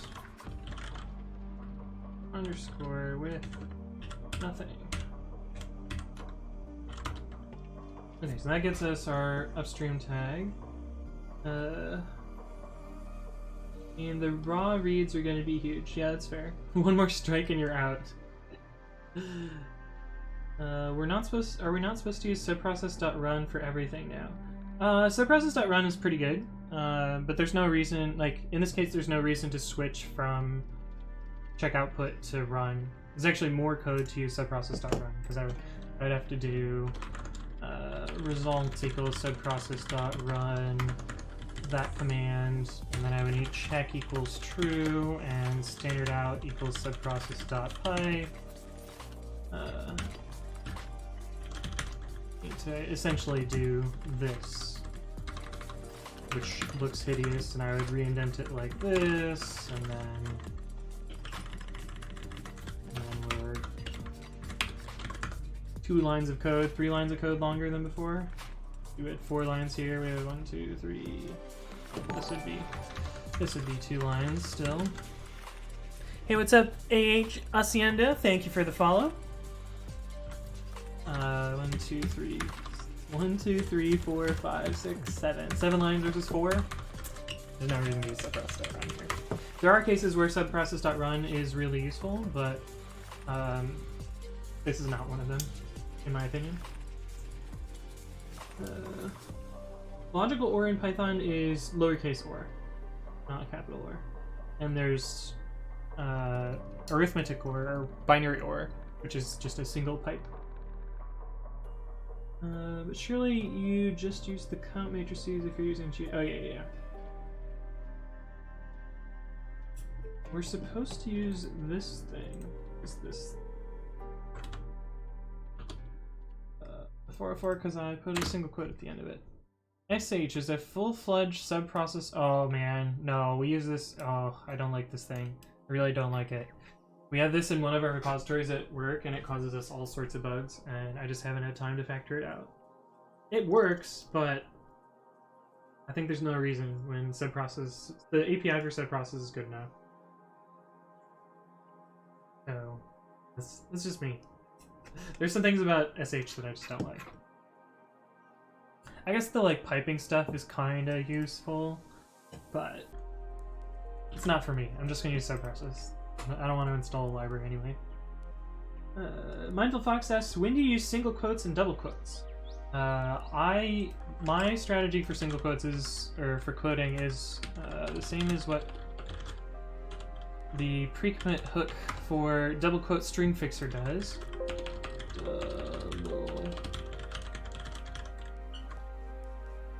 Which replaces all double-quoted strings with single quotes except for triple-quoted strings. And so I usually try and have my outer quote be a single quote. In this case, I needed to mix them because these ones can't be single quotes because they're inside of this single-quoted f string. So I advocate for exactly the opposite of what Black does. But mine predates Black by 3 years, so webs. Webs! The reason that I pick single quotes is I don't like pressing the shift key. That's literally the only reason. I've recently learned that I don't like capital letters either. Which, there's no capital letters here. Oh, I guess this is capital. Dang it. I'm a liar.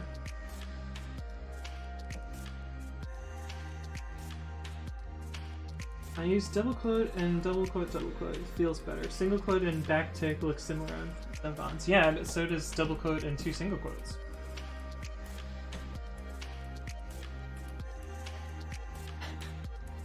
I mean, none of it looks good in Twitch chat because it's not fixed width.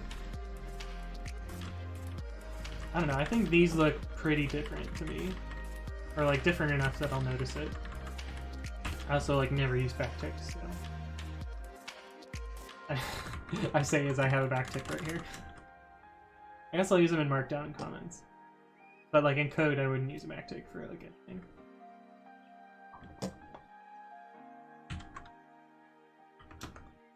Okay, so we need to check out upstream at that tag. So we need to add the remote. Put that down here. And then we need to do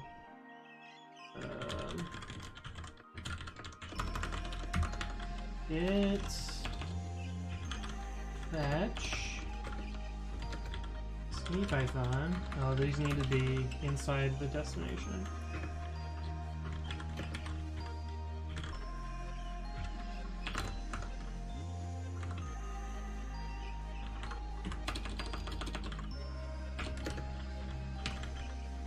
So we're gonna fetch a tag to a branch, if this works right. Refs, heads, stream. Okay, so let's try that so far and see if it works.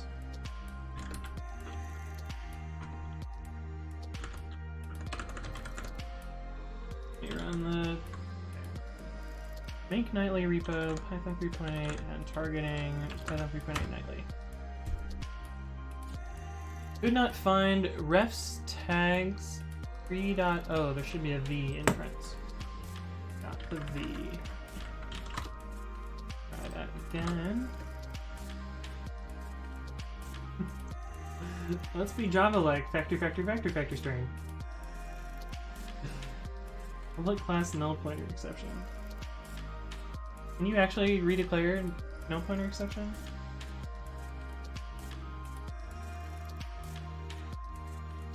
Let's do it something.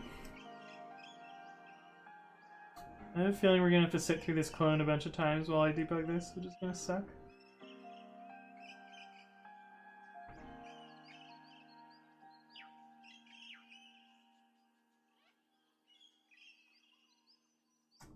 Cannot update ref/head/upstream. Trying to write not commit object to branch.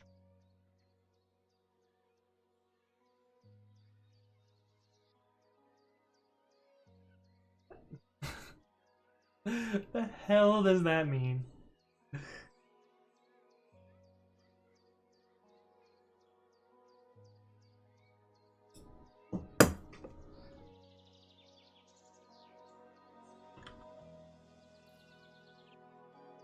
Alright, we'll do this the other way then.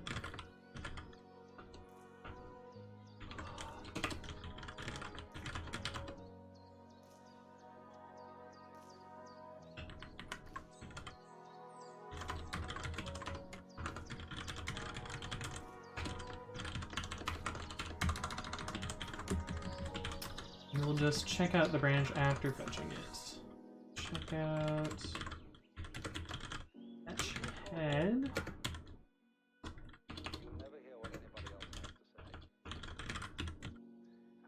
We actually need to check this out to all 3 of the branches. But let's try this now. And we wait again.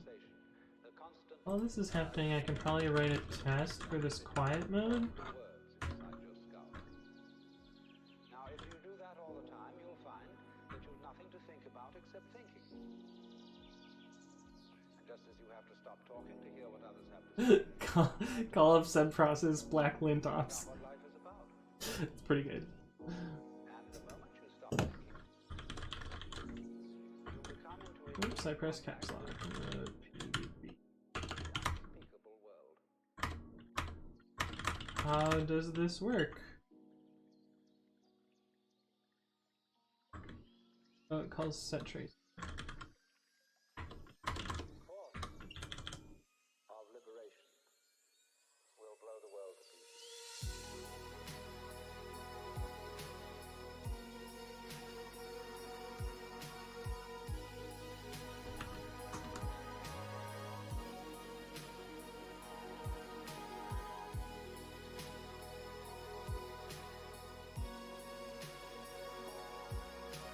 I think this one's really hard to test.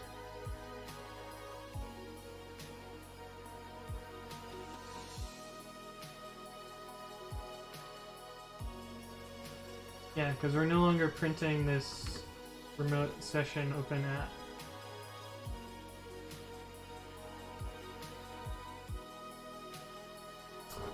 So, I don't know how to test this. Other than saying it works. Which we showed it works. Get diff stage. I name the variable remote PDB quiet.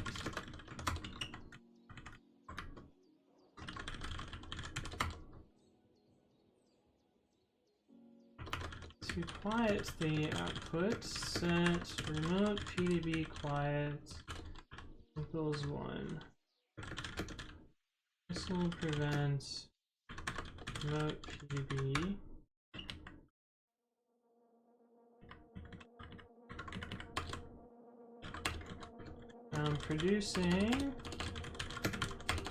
Producing.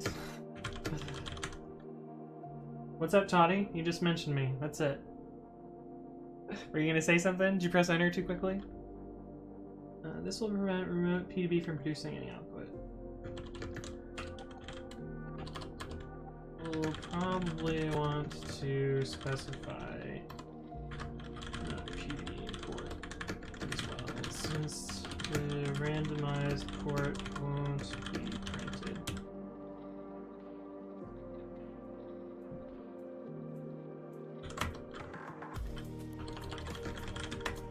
Oh, did you make a patch to the Twitch bot?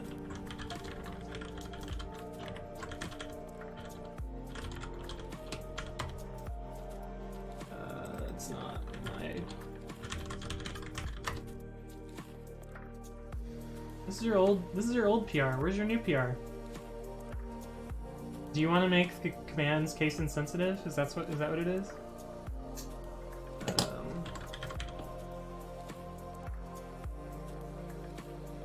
Yeah, so you could just put like brackets around all of these. Oh, or lowercase this. I don't know, you can make it happen. Send a patch.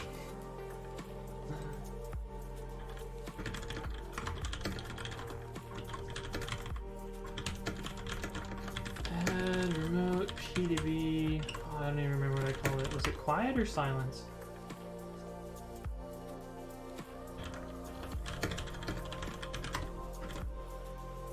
Right. Add remote PDB quiet to allow silencing.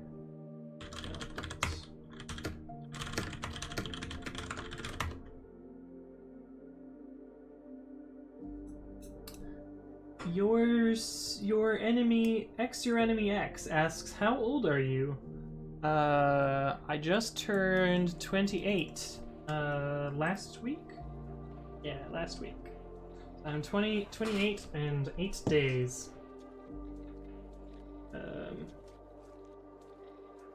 So real old.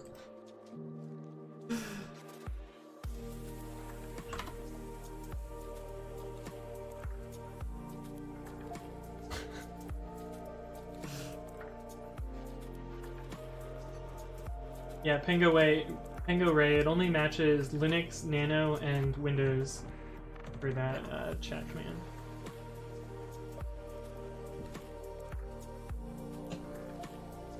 Oh, this one resolved an issue though.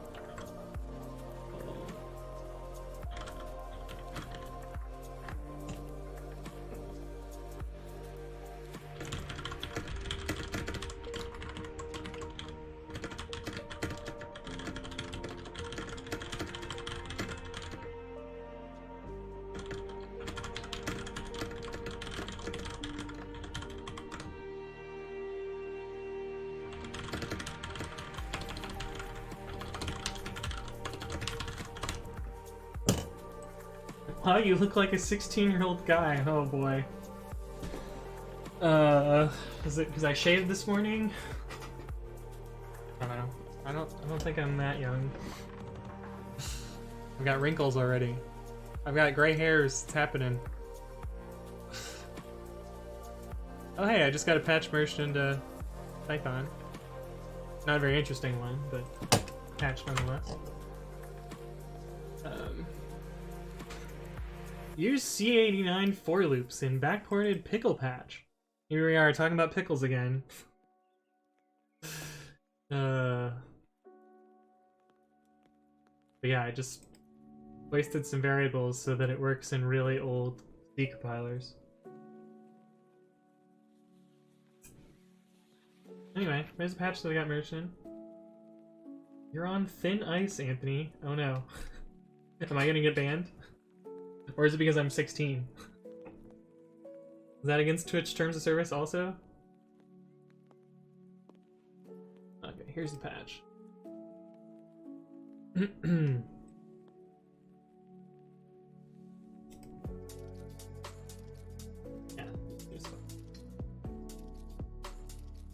Look, you get a kitty cat. Oh, you got the creepy kitty cat. Let me give you a not creepy kitty cat. Unless we RNG the same one twice in a row. Yeah, you got a not creepy kitty cat. There you go. Here's kitty cat. And the creepy dude that, well, or chick, I don't know. Not trying to appropriate gender here. I have to restart the bot.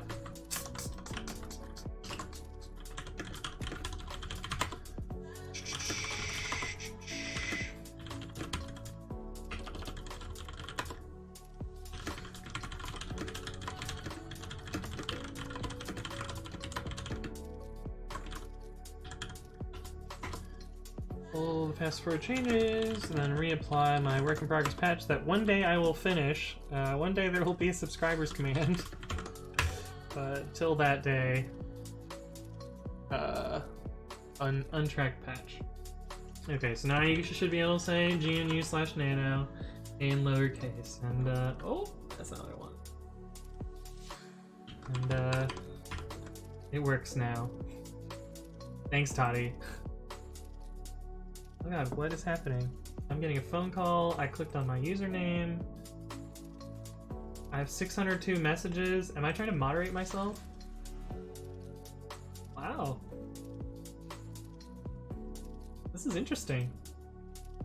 Mindful Fox has had 999 plus messages. Some peak chat activity there. But how do I get out of this view? No, I don't want this. Oh, there's an X button. It's just off screen.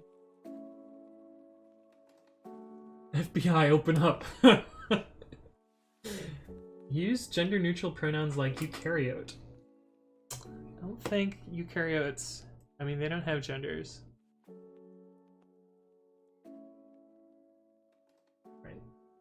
Am I right? Those are the single-celled... Oh, man. Bring it back to biology. An organism consisting of a cell or cells in which the genetic material is DNA. Oh wait, we are eukaryotes. I was thinking of prokaryotes, which are... What's the difference if they're not DNA? Are they RNA? Prokaryote. It's a microscopic single-celled organism that has neither a distinct nucleus with a membrane nor other specialized organelles. But bacteria do have them.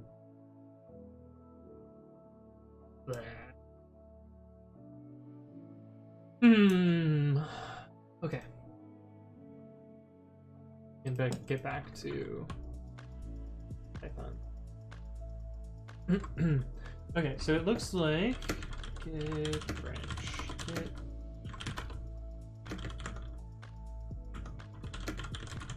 Okay, so we have our upstream branch,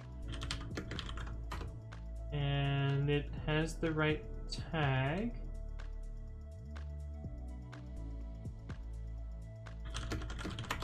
And we have all of our tags, which is part of what we want to do. So I have to do the last part now, which is create each of these Ubuntu branches.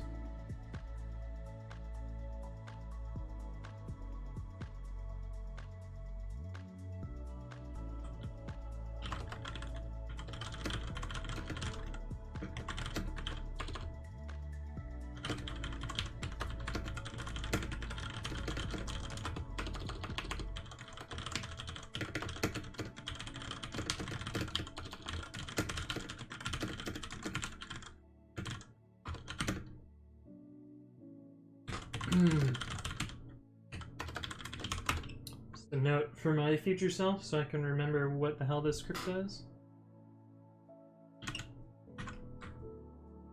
Okay, so we need to make the Ubuntu Bionic and Ubuntu Xenial branches.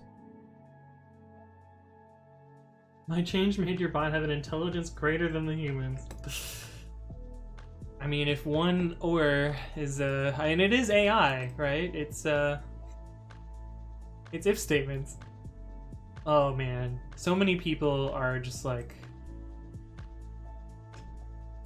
Did you guys see the like 10x engineer tweets on Twitter?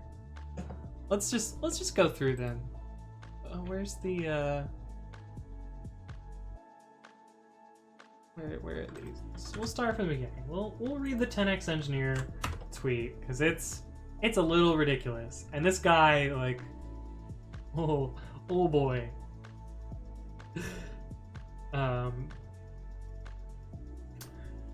10x engineers, founders. If you ever come across them, this rare breed of engineers, grab them. If you have a 10x engineer as part of your first few engineers, you increase the odds of your startup success significantly. Here's a tough question. How do you spot a 10x engineer? 10x engineers hate meetings. They think it's a waste of time and obvious things are being discussed.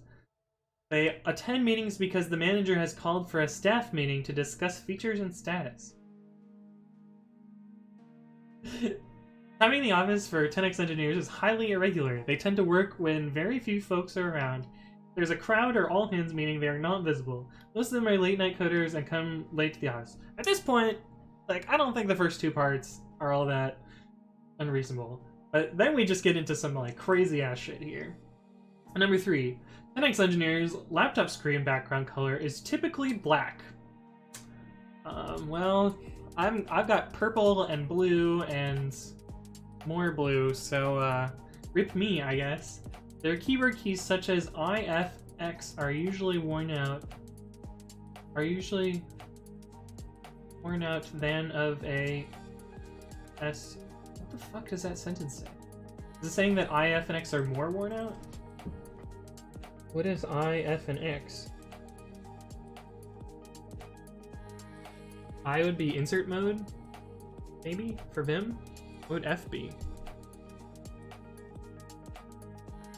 What does F do in Vim? Vim F.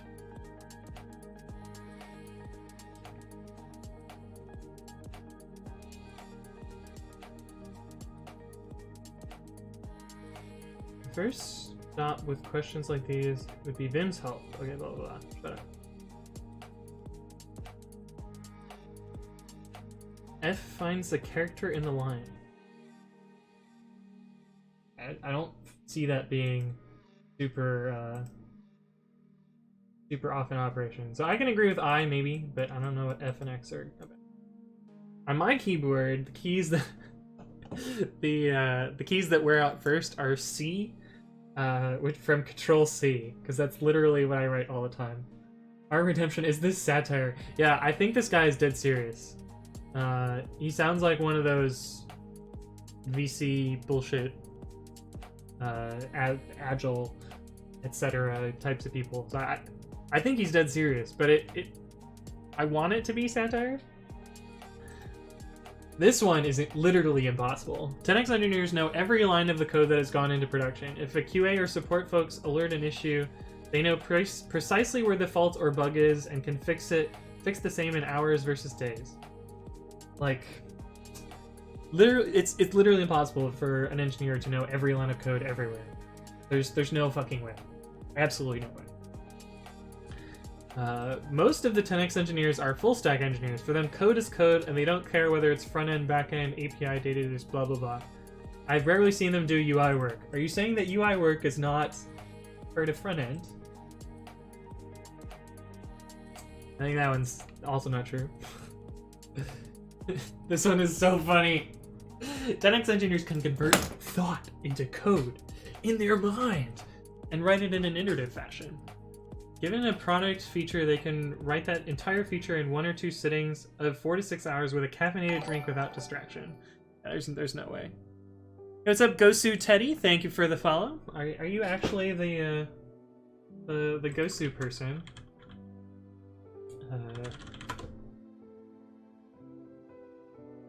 Is this actually you? Are you this person? Got the name? No, that's a different name. No, no, okay. Like, I know that's a thing. But yeah, there's no way. This just doesn't happen. It's not possible. This one grinds my gears. There's no way. engineers rarely look at help documentation of classes or methods. They know it in memory and recall from memory. They can code at the same ease as writing English. No breaks, no pause, just type.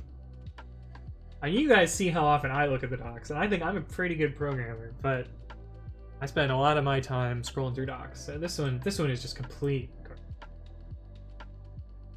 Linux engineers are always learning new frameworks, languages ahead of everyone in the company. They are not afraid of anything new. If there's something new, blockchain, they gobble up, set up, experiment before anyone is getting started.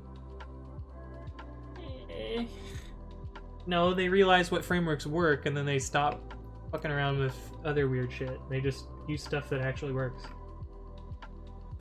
This one means that you shouldn't hire them. Linux engineers are poor mentors, as they can't teach others on what to do or parcel the work. They always think, it takes too long to teach or discuss with others, I would rather do it myself. They're also poor interviewers. If you're a bad mentor, you're probably not a good employee. You should not work at a company. 10x engineers don't hack things. They write quality code and know exactly how the code has to evolve and have a mental model of overall code structure. They write at most one design document and the rest is in the code. Yikes. Yikes. Rarely job hunt. Okay, anyway. That's enough of that. Like, everything about this is just, like, completely wrong and, like, the exact opposite of what you want. But my friend owns this website, 10x.engineer, which always produces this great static page here. 404 not found. 10x engineers aren't real.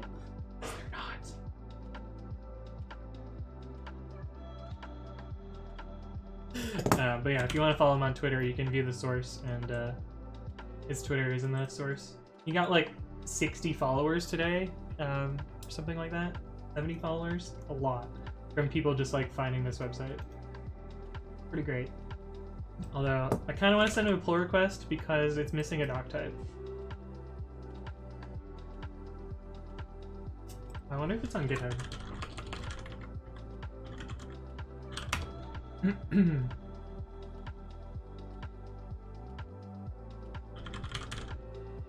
Nope. Probably just SCP to static file. I'll bug him about it later.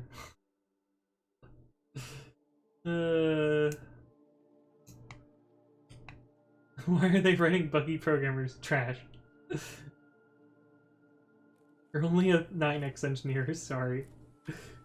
Pornhub has 3x engineers. And you guys are just trying to get me banned from Twitch today. I don't know what this is about. Oh yeah, Jake's beard is great. Where is that? Jake is a good guy. But yeah, we work together at Lyft. Although he's in New York, I'm in San Francisco. Although he is in San Francisco this next week, so I'll be able to say hi to him in person. Be cool. Ghost of Teddy just recently started learning Python. Nice. 10x engineers program in binary. Yeah. Michael Fox tells me I'm not a 10x engineer. Yeah, rip me. Can't 10x if you're using Nano.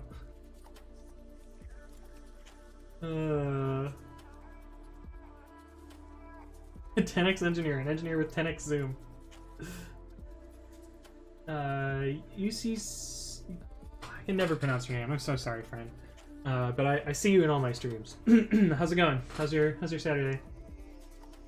I updated to Python 3.7.4 on Ubuntu 18.04, and everything got screwed up. Oh, that's weird. What version of Python 3.7 do I have?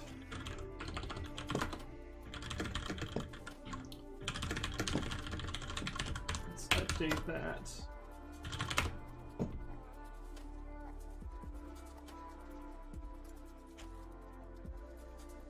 It's already on the latest version. That's not right, because I uploaded a newer version. I guess we'll run apt update and then it'll know about it, hopefully. You just graded your quiz and you're a 0x engineer. RIP. RIP. 10x engineers eat pythons. Yum. I'm sure if you deep fried it, it probably tastes fine.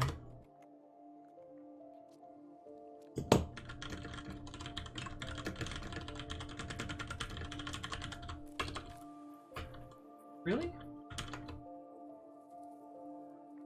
Why did my build fail? I swore I uploaded that package. Failed to build on AMD 64. That would do it. Why?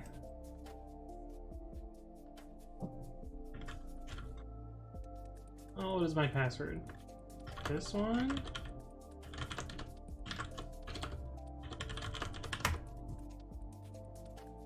Apparently. That one's not a good password. Why did you fail to build? Where's the output? It took 9 minutes.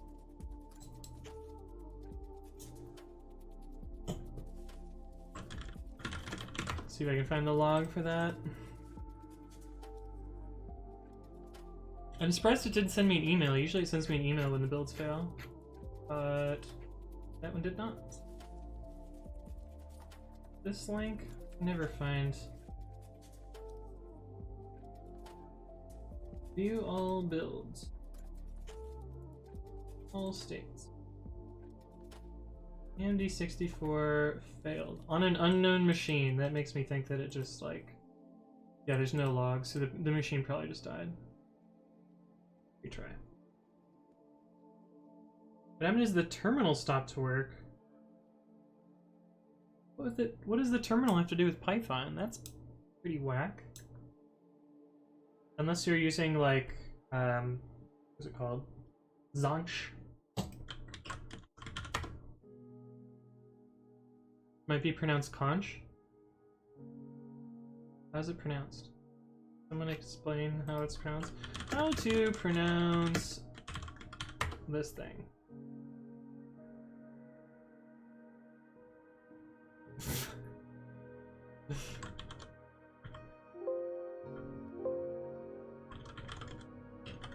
What? This? Where is this? Oh, pronounced conch. This one's in Japanese. Who knows?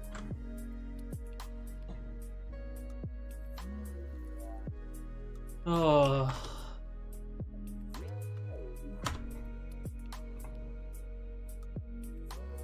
I opened another window because I wasn't sure about it. But Galaxy Brain with Minecraft command blocks. Python would be the small brain.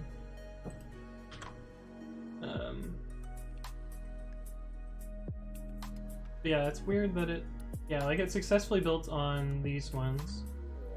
This took 4 hours? Why? Must be a really slow machine. Did not hear Japanese, you did.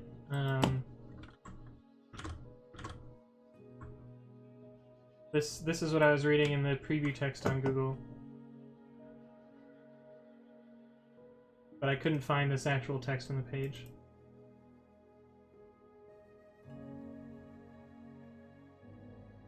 The Jal Mega says, hey, still haven't found a good language it seems.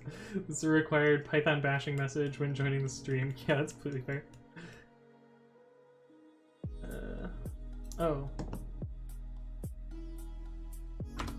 Terminal not opening after... Oh, yeah. This is a bad idea.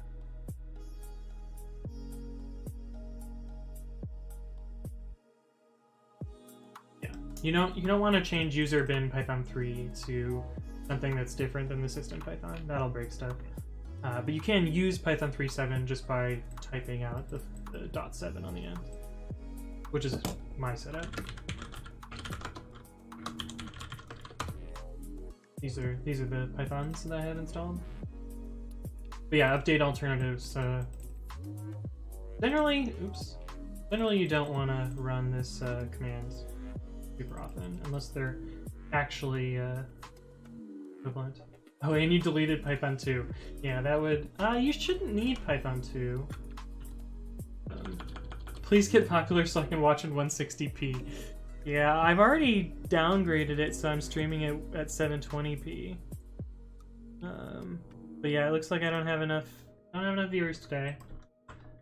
I really need to average. I need to average 75 stream in some way. And then I'll be a partner, and then I'll have access to a bunch of other stuff. Till then, what book fucked you up mentally? A comprehensive guide to JavaScript programming. Oh, that's pretty good.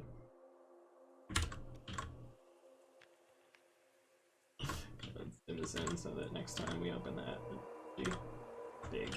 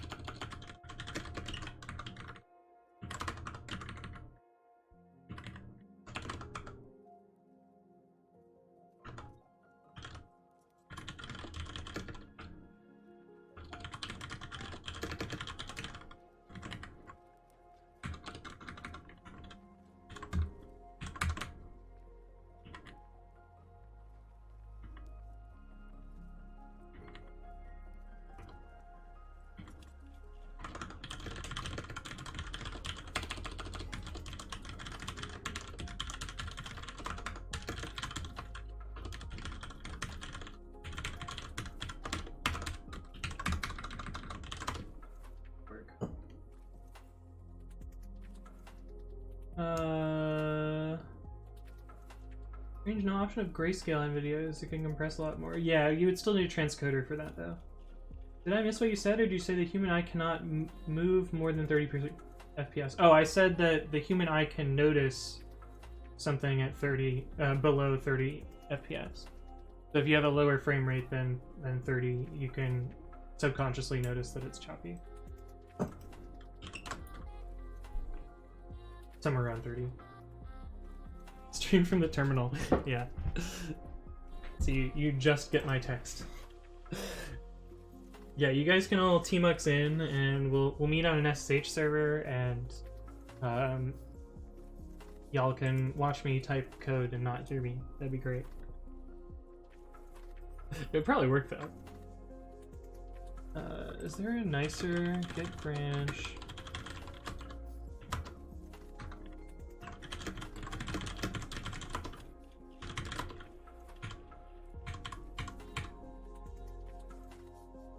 Field name. The format is the same as git for each ref. Man git for each ref.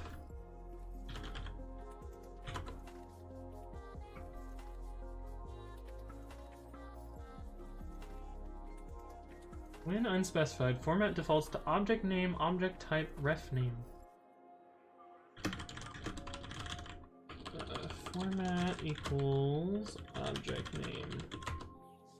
No? Ref name?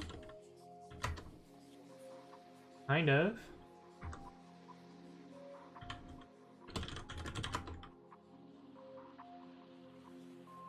No, it's still not what I want.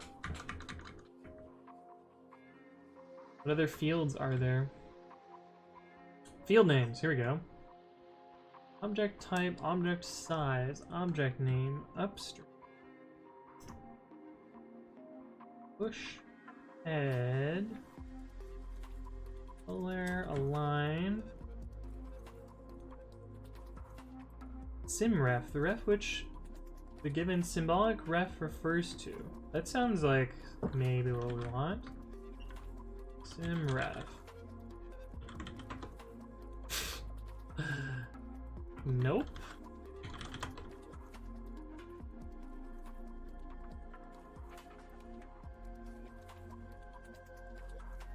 Oh wait, there's colon short. Is that what I want? Ref name colon short?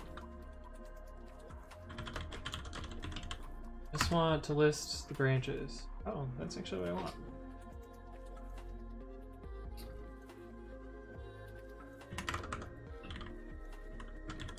Format equals ref name colon short.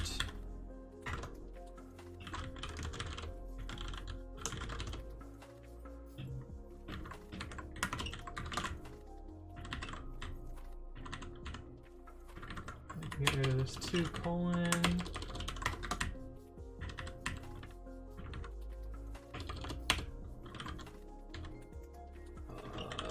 It's right under 80 characters. Nice. Let's see. Bluebits is pretty interesting for shared terminal thing. Unfortunately, not open source. I don't think I've used Bluebits before. I've used tmux and like shared sockets and stuff to debug. In fact, this is while I was an intern at Yelp and I was working remote, and I have this alias where if you type WTF, it prints WTF indeed. And I was working with a coworker at the time. His name is Buck. He's a really smart guy. And sometimes he gets frustrated with code, and that's fine. I get frustrated sometimes too. But we were working on something, and he typed a command, and it didn't do what he wanted, and so he instinctively typed WTF and pressed enter, and he was not expecting it to output anything because normally it just prints WTF not found and doesn't do anything, but it printed WTF indeed, and he about lost his shit. Like, we were on a phone call and he laughed for like a good 5 minutes before we could actually get back to what we were working on. Buck. Love Buck. I came up with a better idea for the bot that all entries make in lowercase, and then you just have to validate the entry in lowercase. Yeah, I was gonna suggest that, but I figured I'd just merge it. If you want to fix it, feel free to fix it. Jill Mega says, also I finally got a job. Nice, congratulations. Good to hear you got employed. Jobs are good. They give you money, and then you can buy stuff with money. Money's good. Wage slavery, yay. That's not how that works. It's a job at a company you probably wouldn't have heard of, said sarcastically. It's just at some unknown company that makes games and also starts with a U. Is it Ubisoft, or is it Unity, or is it,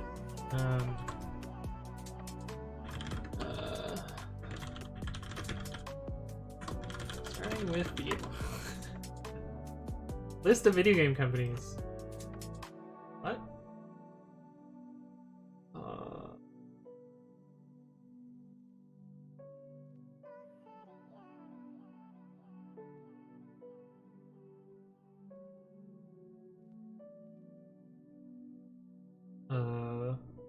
This is, I guess Ubisoft would be the most likely one. Nice. Good to hear. I think I have a friend who works there. Maybe? Question mark? I'll have to check on that. But congrats on getting a job. Are you going to be working in San Francisco, or where are you going to be? Because I'm pretty sure they have an office there. Ubisoft HQ. Well, that one's in France, but they have a San Francisco one. Oh, you're in Bulgaria. I see. Nice. Why is my phone freaking out? Oh, I missed call. Ignored. It's from an 800 number. It's probably spammer. Pretty typical for them. Oh, you have to move. Oh, my dude. Well, hopefully you'll enjoy Bulgaria. Pick up the phone, it's me. Hello, this is Dog?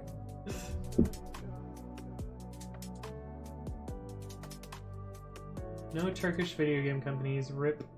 When's the new Assassin's Creed? Right?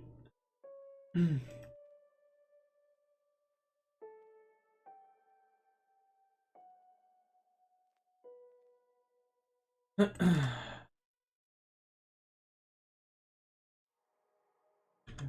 What was I doing? Okay, we have the list of branches. Now we need to make those branches in the destination.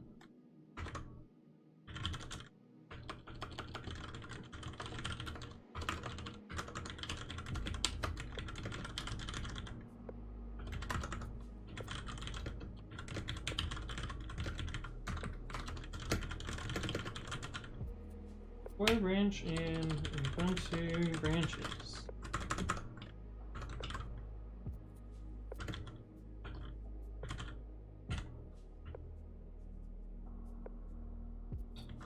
We'll check out that branch, then we need to check it out in the source repository.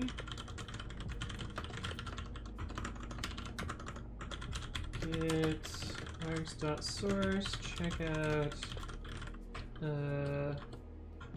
branch, and then we need to copy the Debian directory over.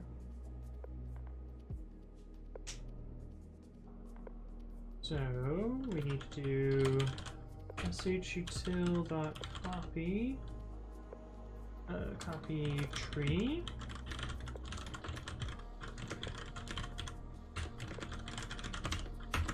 And then we need to make a git commit.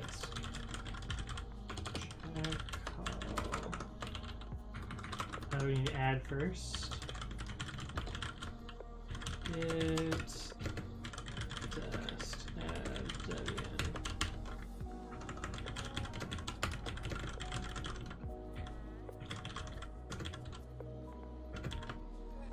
Import Debian directory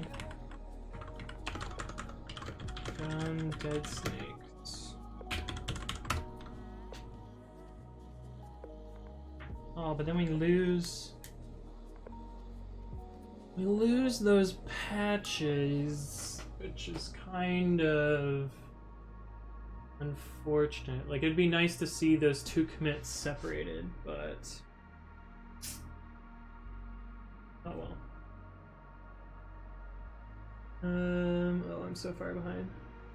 Oh, I'm wearing the t-shirt that I mysteriously got in the mail.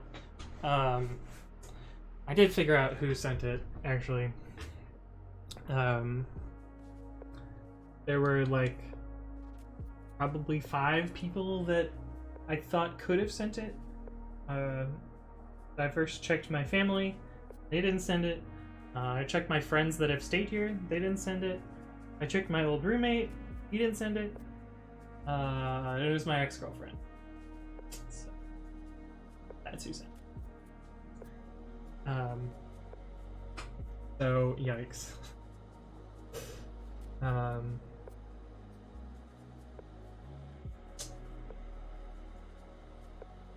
So I did figure it out. I know who sent the shirt now.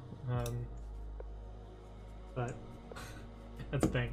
But yeah, it's supposed to be like a GitHub timeline thing. But this, you can customize what it says here, and this is one of the prefabbed ones. And so it just says offline, so it's like stream relevant or whatever. The one like kind of problem with it is it's pretty warm, so it's a very thick cotton. I like it. It's fine. Uptime 2 hours and 53 minutes. Oh, I should probably get some water at some point, so I'm gonna do that after I catch up on chat and take a break. John Mega says, gonna earn less than I could earn in my country, but damn, it's cheap there for what I've seen. I'll easily be able to save 500 euros a month. Pretty good. Hello from Russia. Hello, Rizomia. What does your text say? I'll translate it into Spanish. And I'm here. And we're here. Alright, cool. 1% of battery, bye Toddy. Thanks for stopping by, friend. F's in the chat. Can read that Russian except for that character, since I'm slowly learning some Bulgarian. Neat. It has the Google Chrome dinosaur and cactus. Oh yeah, I guess it does, kind of. The 404 page.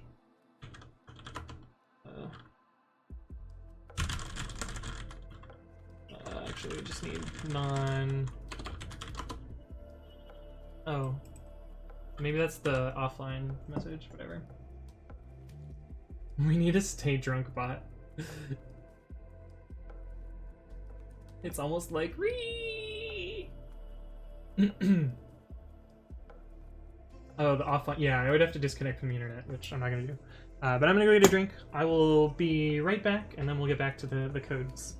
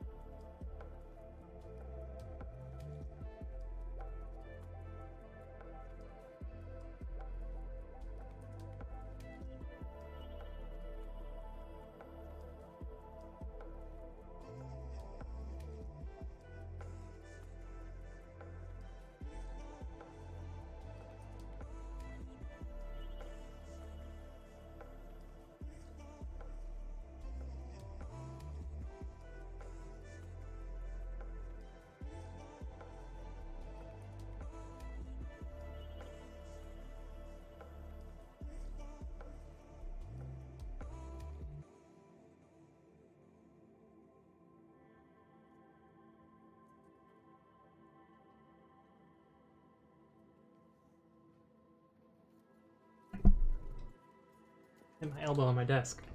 That hurt. Enjoy the silence. Well, you had the music still going, right?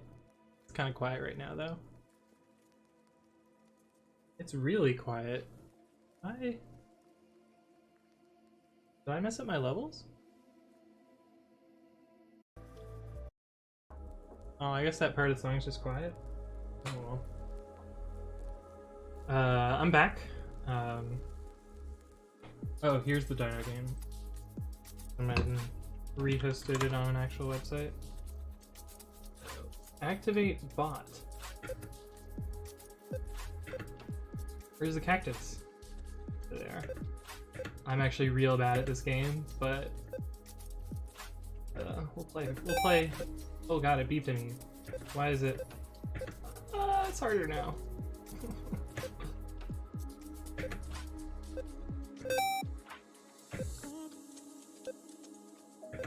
Like a shitty version of Flappy Bird. Anyway, we're done with this.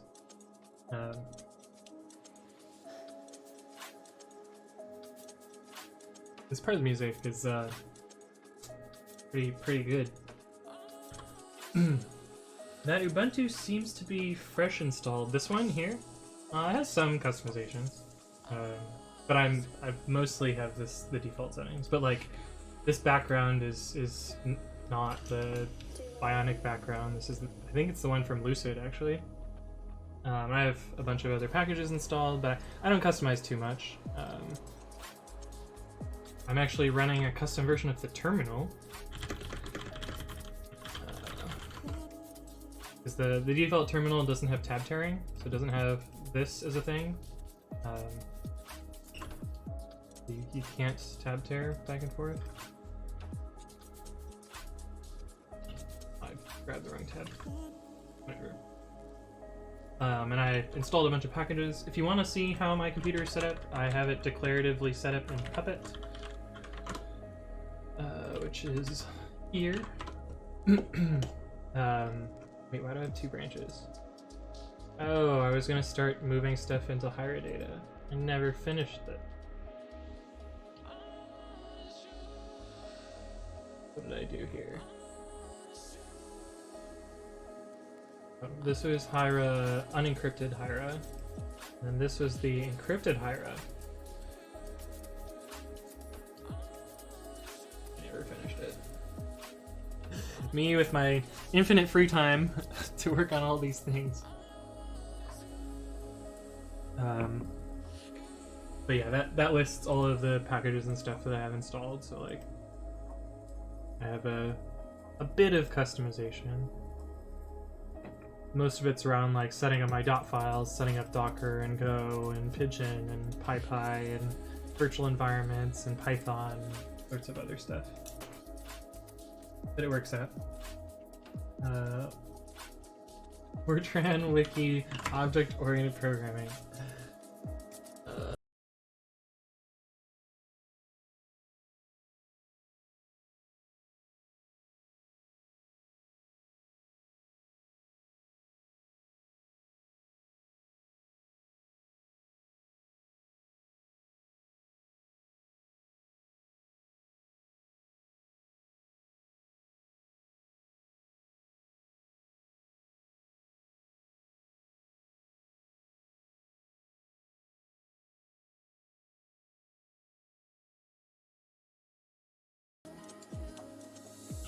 Okay, never mind. I don't understand. Modern Fortran is dank. We need a contracts module. There's only two and abandoned several years ago. What do you mean by contracts? Like programmatic contracts? Like, well, I assume programmatic contracts. What else would we be talking about? What am I doing? Oh. We wrote this script and I was going to run it again. Make nightly repo from python3.8 to python3.8 dash nightly.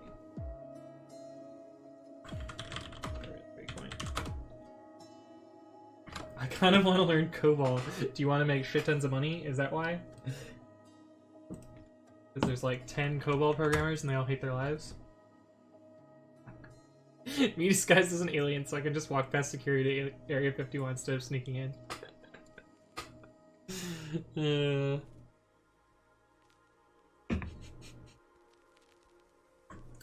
Yeah.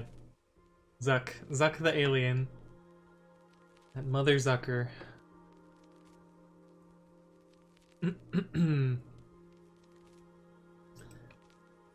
We're just waiting on this to pull in.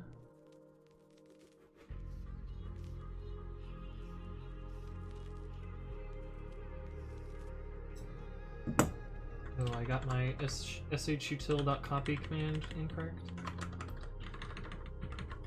This is supposed to be os.path.join args.source debian or args.dest debian. Which means we have to sit through that long wait again.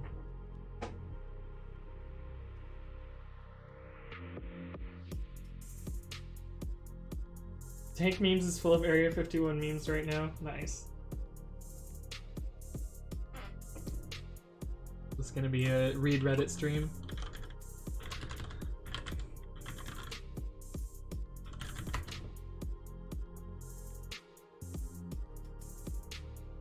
Wait, they have 2 million subscribers? Holy.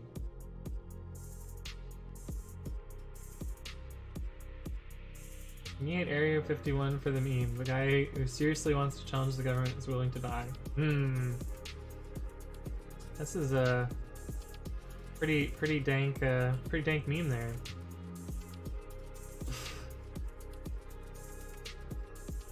The country is in need of change. It's building up for a long time. This just gives us a good foothold to begin.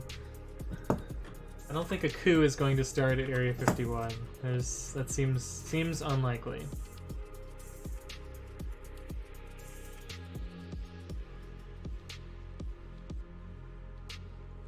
Okay, so apparently this worked. So we should have a git branch for the two things, and we should have an upstream branch that's at that tag.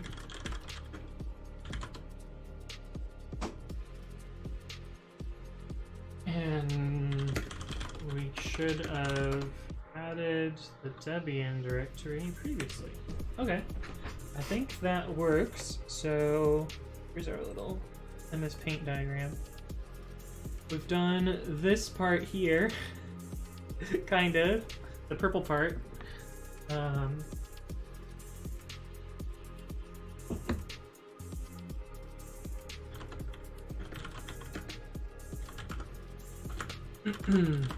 we need to do the next part, which is the part that I know less about. Which is the part where we actually import the new history and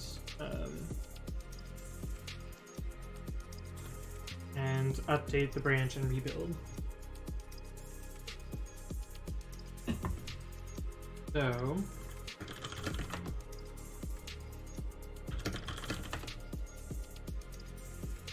and then we need to delete this remote. One last thing that we need to do.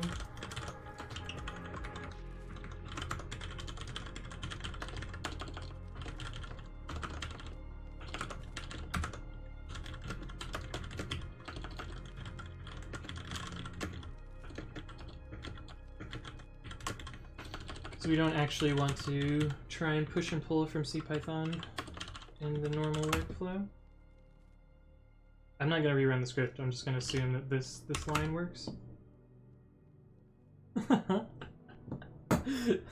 Somebody actually thought, let's combine two ridiculous languages. Oh no. PHPython. Use PHPython to write Python code in your PHP projects without using WSGI, CGI, or FastCGI. Oh wait, is this Evie's thing? Evie wrote a thing similar to this. This is not. What was Evie's thing called? He wrote this Python thing that was similar to PHP, where you would just write Python. Versus... It was really a long time ago. Was it Spline? No, I don't think it was Spline.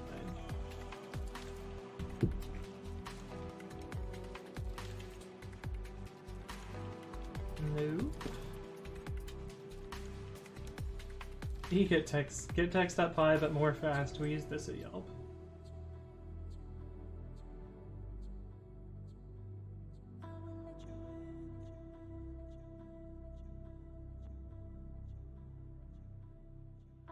Mamayo. Mixed Python deployment.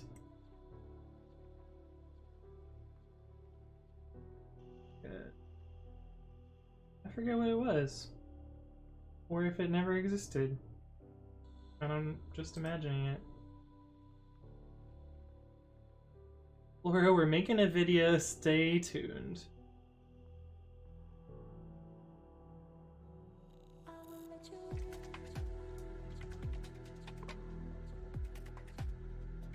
Oh yeah, this project. Yeah.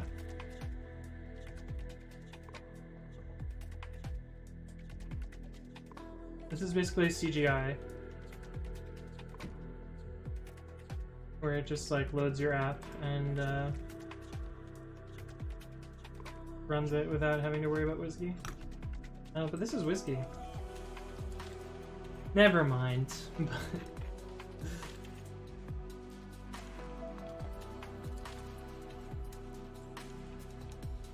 This seems not great. Okay, so now we've set up the nightly repo. I'm gonna make a copy of it just because we're gonna be mutating it, and I want to be able to iterate on the script. So we're gonna make a backup. And then we'll make a new script, which is update nightly.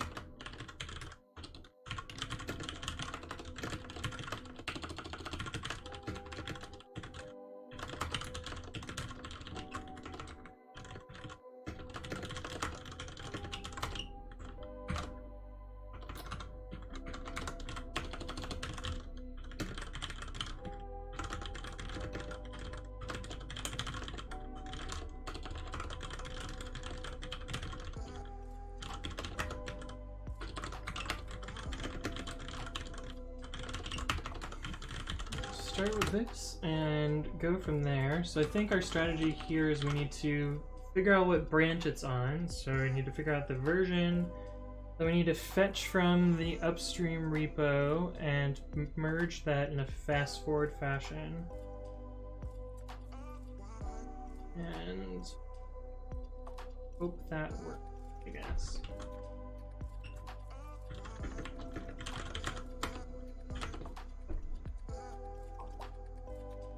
Breakpoint, we're in the future now, yeah.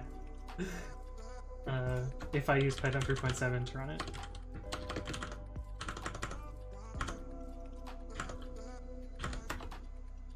Then we can use breakpoint. Juan Carlos has to head out. Thanks for stopping by, friend. I always say your name is Juan Carlos, but you have more characters on the end of your name, so I'm very sorry about that. I'll just try and call you Juan from now. But thanks for stopping by. I'll see you around. Always good to see you in chat. Let's see, rx.repo. We're not in the future yet. We're still using Python. Yeah, true.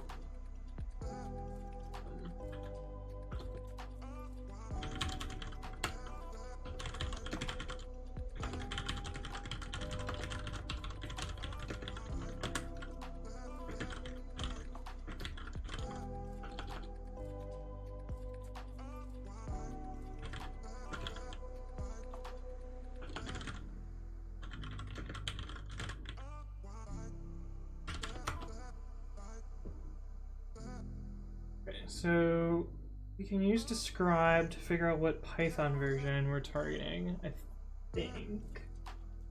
There can only be one. Yeah. Is that enough though? Is there some other way that we can figure out the Python version?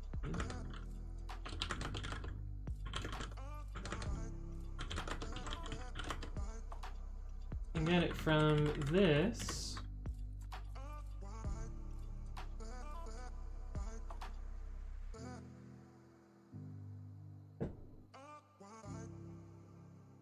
Will that work?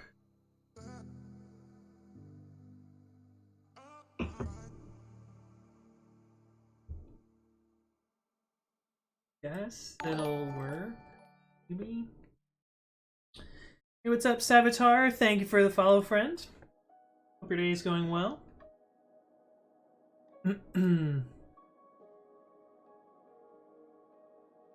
Because we essentially need to do is one, add the CPython remote.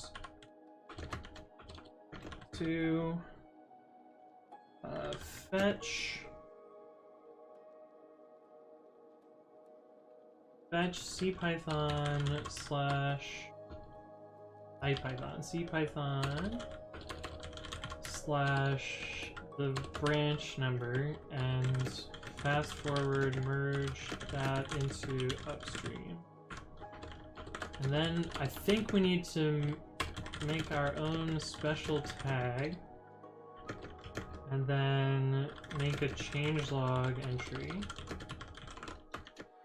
and then build.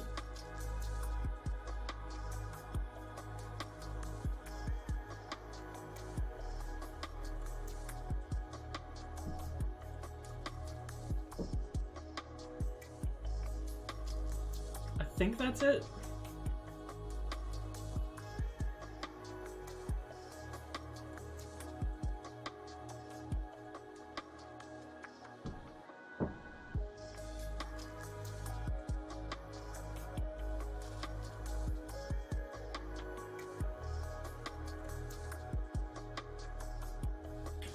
Yeah, I think this is all we need to do.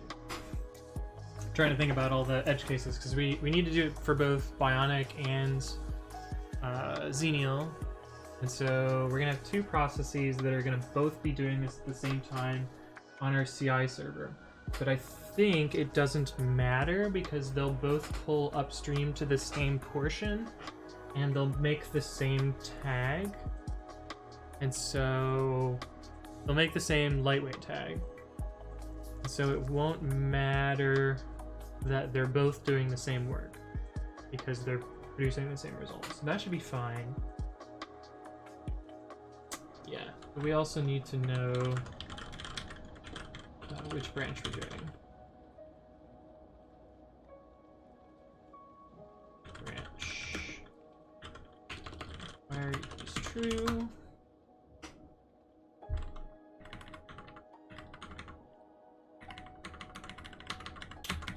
Seems fine.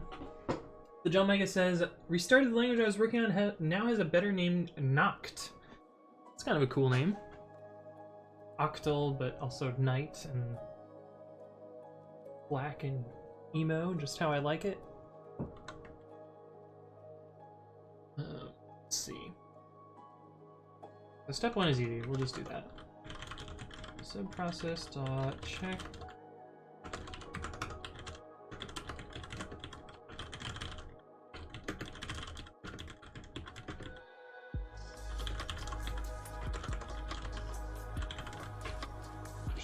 HTTPS because I have to do this in Travis CI, which probably won't have SSH credentials.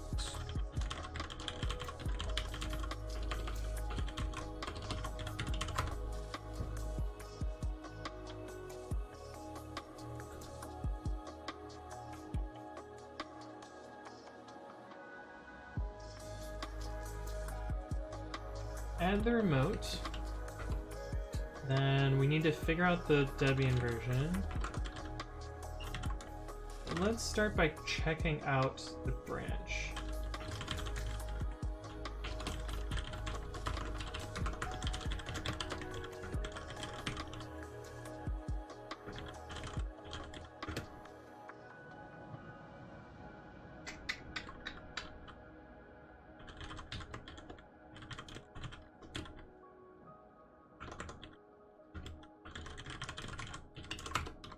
The branch, and then you can find the version.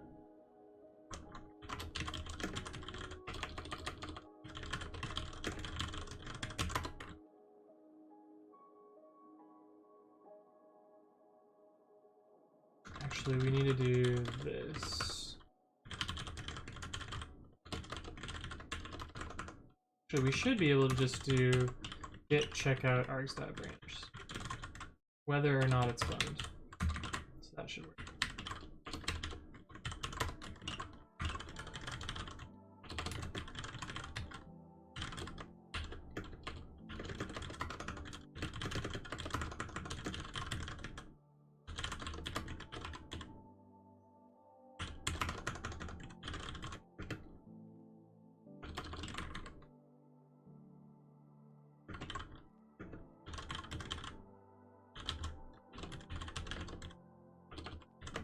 this should get us our version.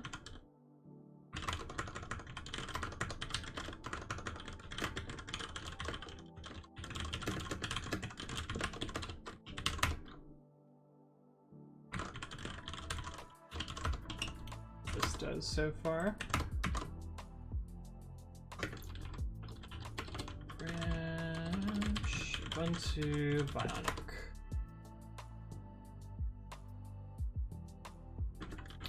We should have 3.8. Cool. That's what we want. It's step 1. Fetch and fast forward that into upstream. So process.check call.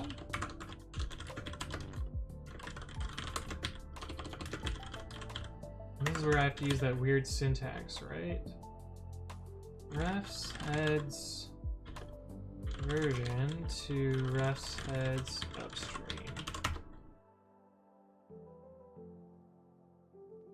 See if that works.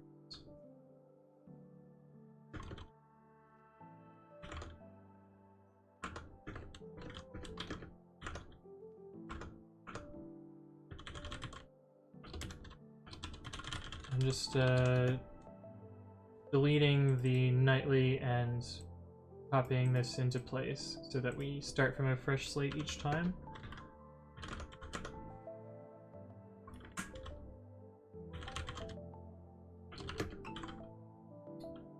And what was the script called? Update nightly.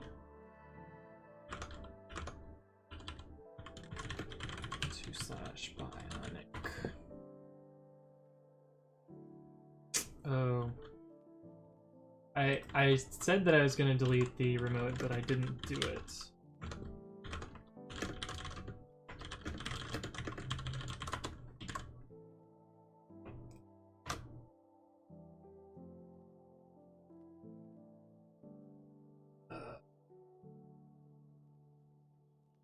Does not appear to be a Git repository.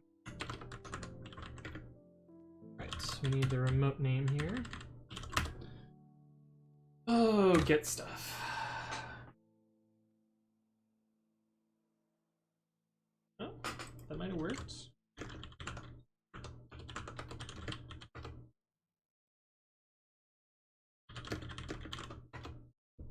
Hey. That worked. What is going on? Did you just skip in the middle of this video? You did. Start over from the beginning. Like, that music sounds weird. Okay, so I think I think that works.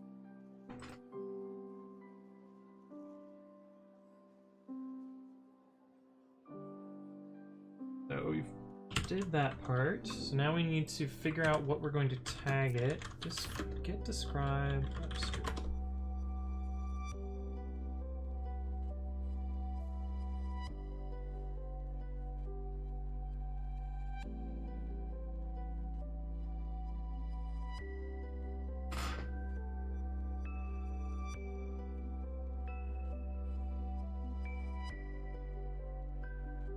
Okay, so this is where it gets tricky, because I need to trick the build system into using my tagging scheme, which is going to look something like this.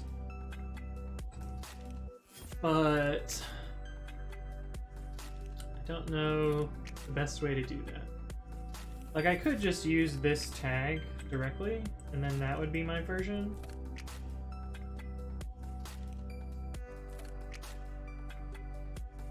I wish I did play with this. I wish I would have remembered what I learned, but I guess I'll just relearn it.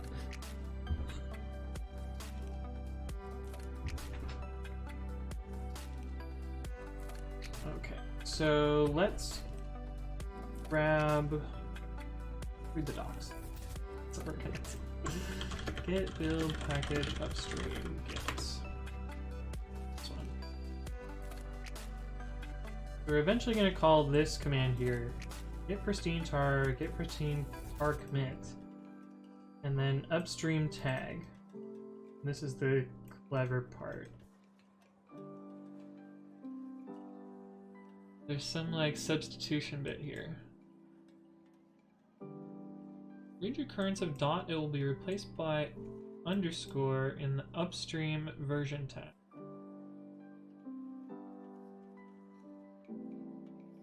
The version 123 from the changelog will be looked at as this tag. And the substitution be the percent character, you have to escape it. We don't have to worry about that. Okay.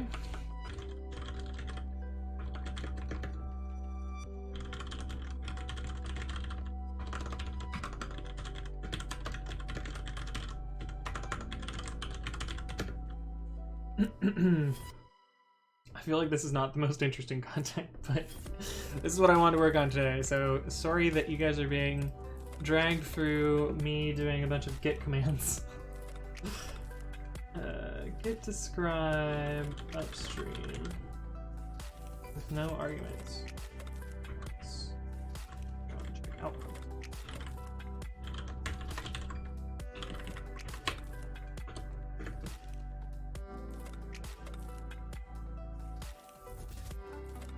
That's okay, I'm playing Vim Adventures. Nice. Git commands, still better than Python. I mean, it's git commands with Python, or Python, so. Cannot escape. Python forever. It's Python all the way down. I wonder if my Twitch emote got approved. I tried to add an emote today. How do I do this? But I don't know if it actually went through. Affiliate, emotes, pending. Nope. Oh well. No emotes for you then. But the one I added was a dumpster fire. You can preview it in. I also posted it in Discord. So see what it looks like there. But the non-animated one, the animated one, also looks like crap because I suck at graphic design or whatever. Maybe I'll make a better one when it's easier to add and remove emotes. What was I doing? Oh, I was describing the tag, decode strip. So this is what Git thinks the tag is. We're gonna give it a special name. Oh, I can prefix with deadsnakes.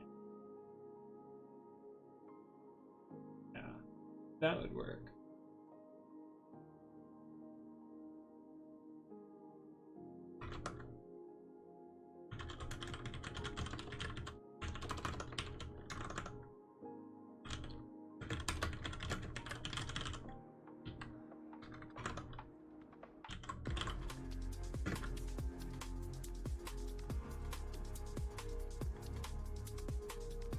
Git-c args.repo tag. How does get tag work? Tag name and then the object.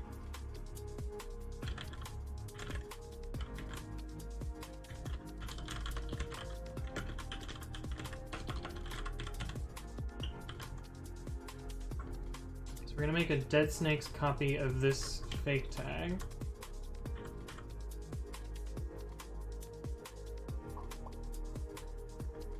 I think that will work. And then we need to make a changelog entry.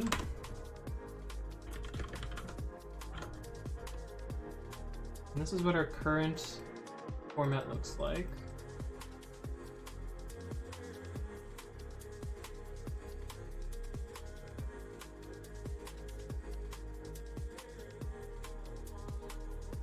So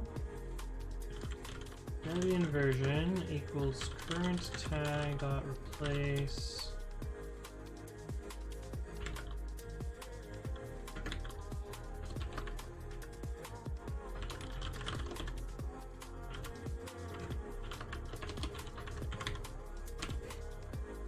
but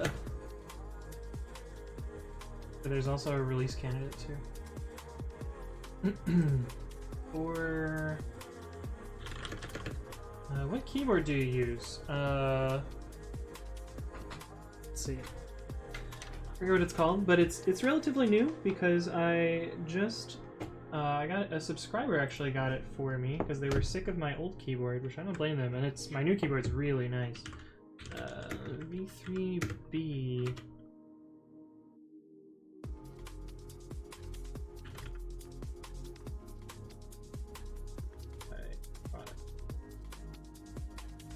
Mechanical keyboard.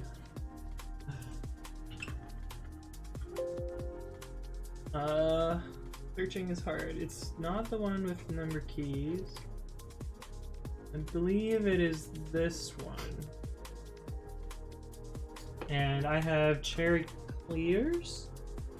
Yeah, I have cherry clears. But it's very nice. I really like it. Yeah, it's kind of expensive. I felt a little bit bad about taking a gift from a subscriber of a keyboard that's so expensive, but it's really nice. It's nice to the point where I want to buy like 3 of them and have them in each of the places where I do computer stuff. Oh, should have done this on stream. Oops, let me copy this window over here.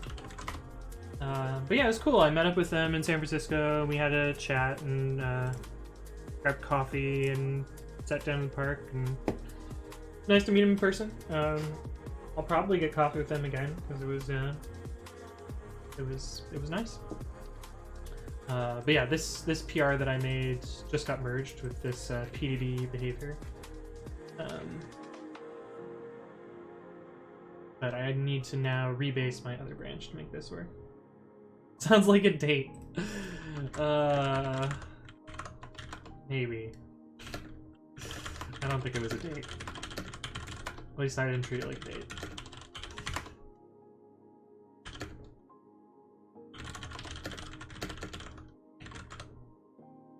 You're going to become one of those r/mechanical keyword people who buys one-off runs of keyboards to match your sneakers.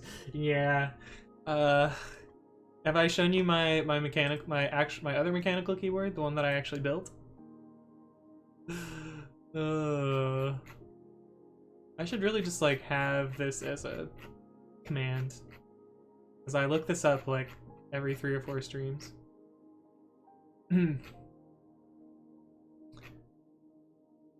Actually, let's do that. We'll add some commands to the chatbot.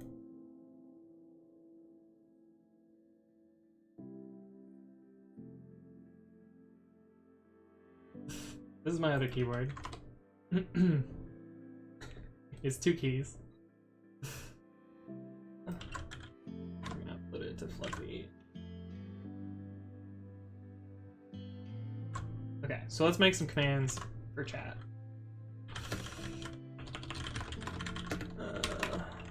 Make pound keyboard and pound keyboard 2. Gotta figure out where these are. Pound Discord. Handle message. Pound keyboard. We actually have to put pound keyboard 2 first, I think. Actually, how does handle message work? Yeah, this is just a message prefix, so we have to put pound keyboard 2 first.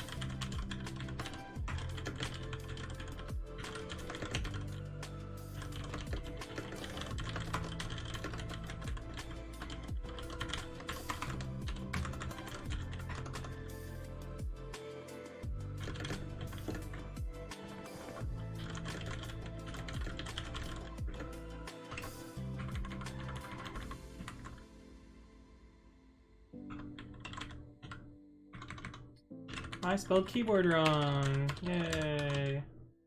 Copy and paste this. Keyboard. This is my streaming keyboard. And then I can link to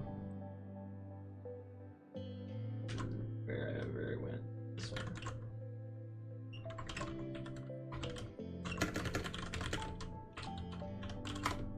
My streaming keyboard, distributed by Philip Way. Spell his name right? Philip Way.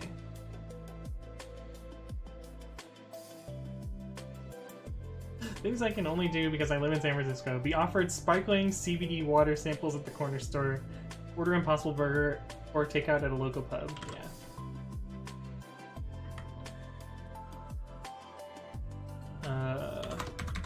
Spelled match wrong. Spelling is hard.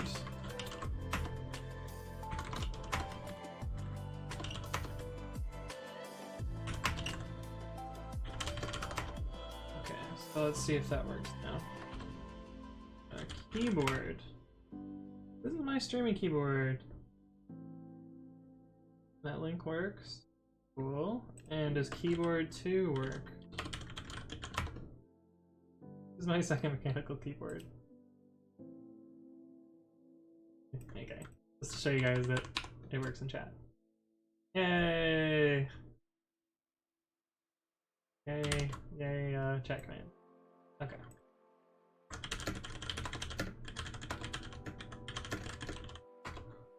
Nope. Yes. No. And keyboard and keyboard 2.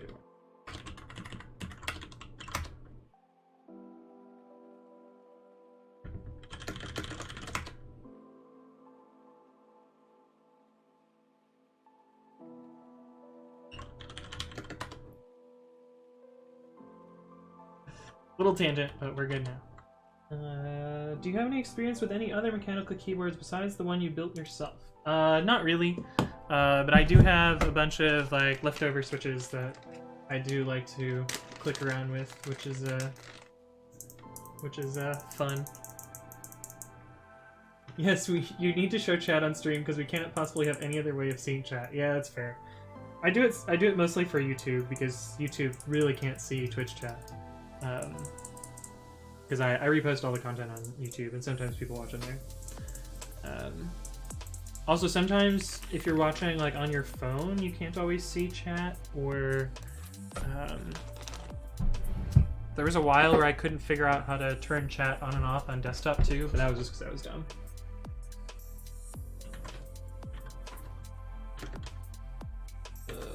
Wait, I was gonna add to the changelog here.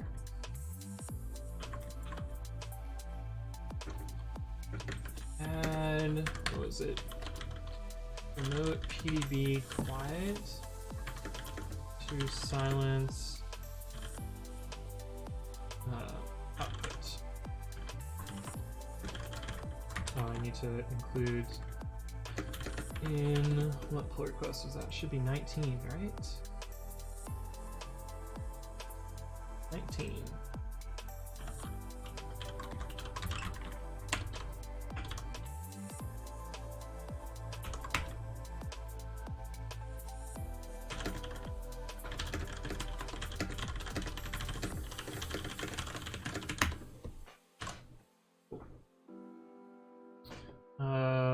But what was I doing? Oh.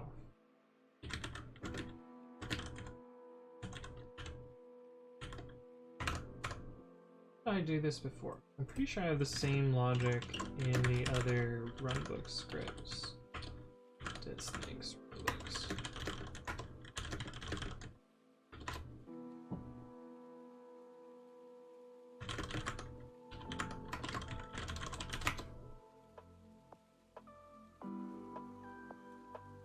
I have a regex for it.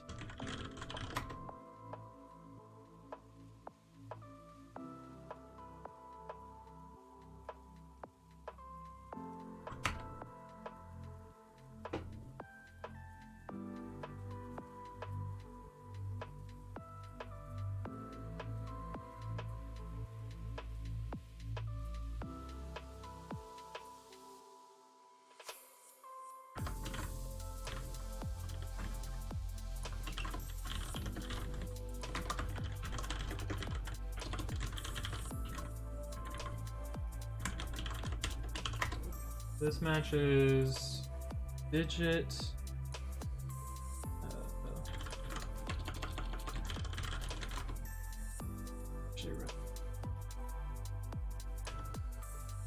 Where was I running get describe? In this tab? Get describe.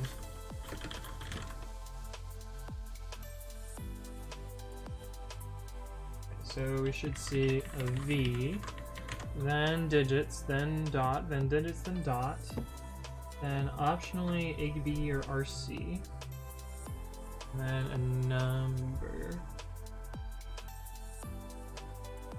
and a bunch of stuff, anything, and then the end of the.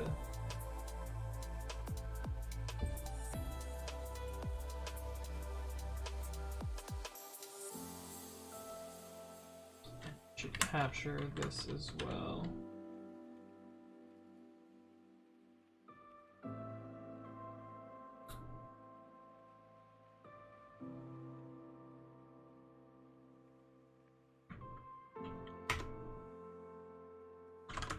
If current tag starts with deadsnakes. So if we run on ourselves twice, I was just thinking about this. If we run on ourselves twice, we want to not continue. Already up to date. And exit early.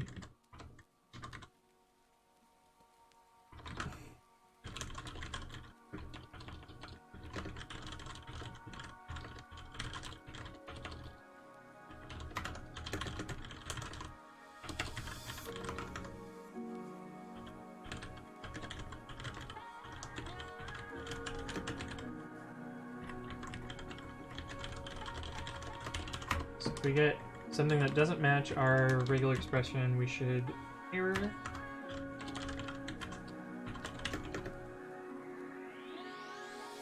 What is the at in Python? I don't use it very often, but it's matrix multiplication. It was added in Python 3.5. Not be listed here.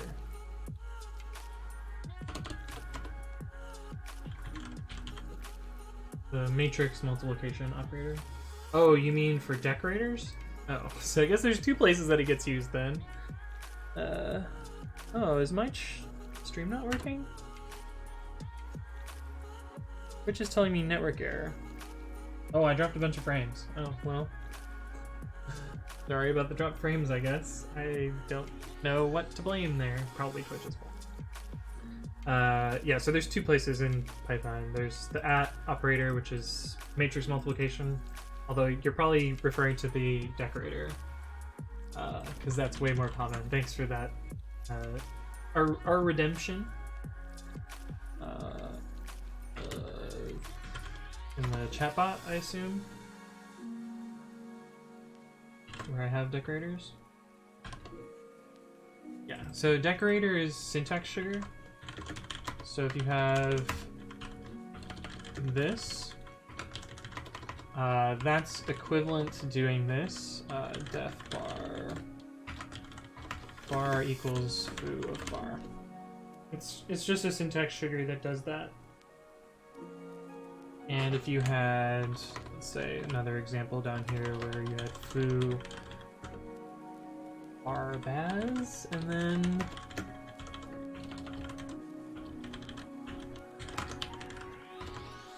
this is equivalent to def this thing, and then this thing equals foo bar baz. It's just a syntax sugar for this. But yeah, that's what this at is. And you can do this for classes also. They work similar. Class decorators are way rarer though, and they're a lot harder to get right, in my opinion. And there aren't great utilities to help you get them right either.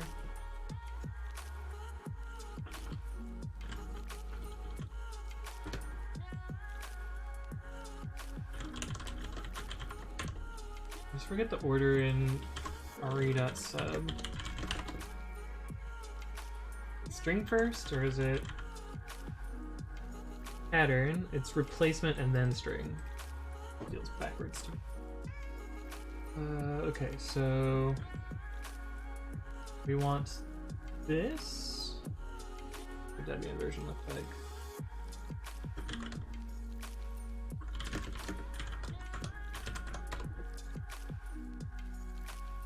We want \1.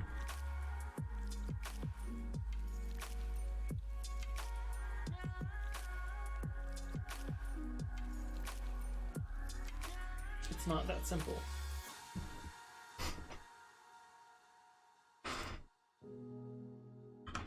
Debian version equals version match dot group 1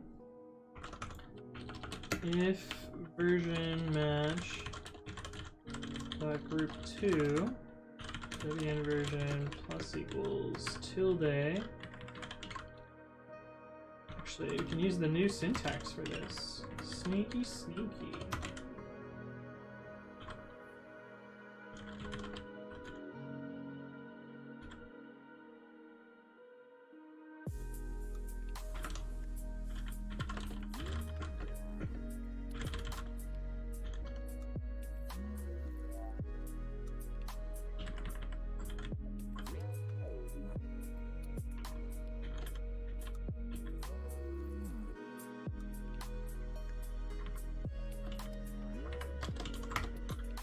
I'll have to get dist from the branch name.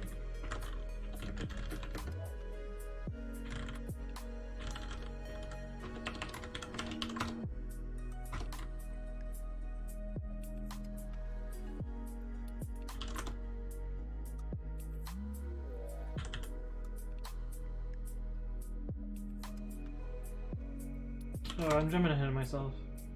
We tag the upstream, then we need to redo the branch. So we need to... How do we do this in the other thing?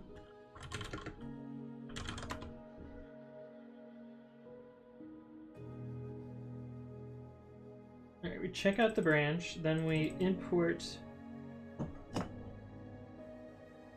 patches.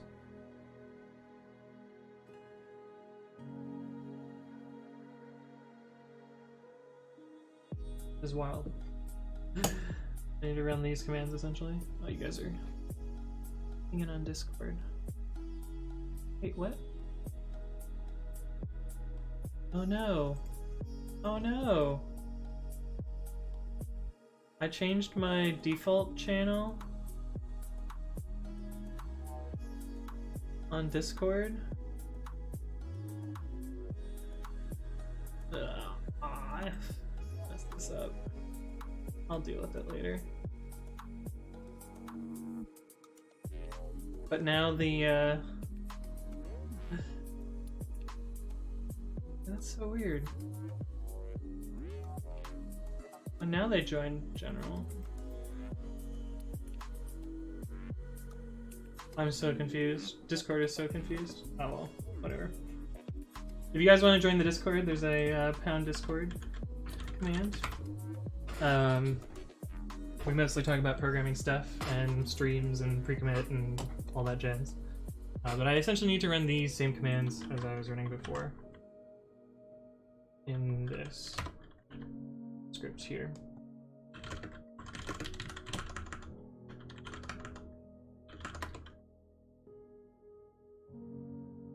Okay, so we checked out the branch already. We did that above.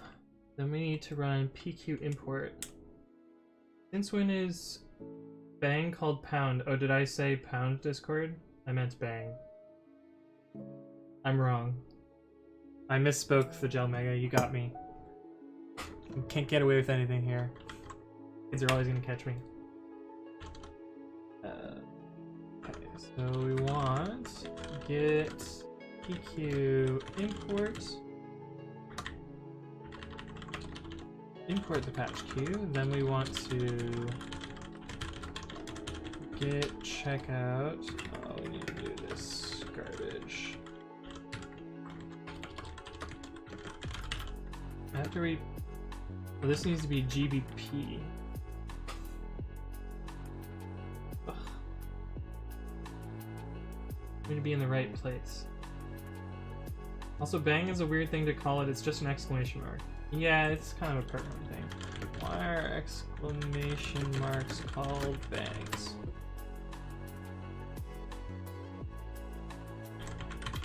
The exclamation mark did not have its own dedicated key on standard manual typewriters before the 1970s. Instead, one typed a period, then backspace, and then typed an apostrophe.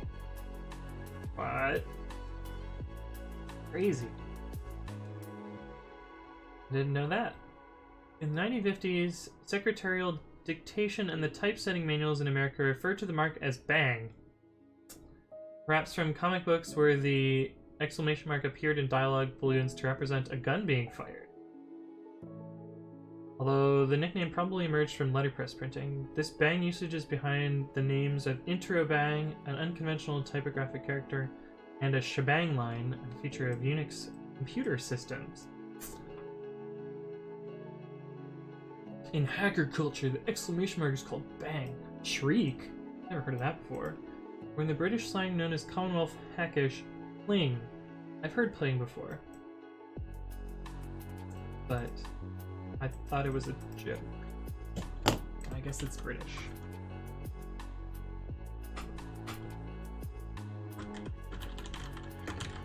Does this have...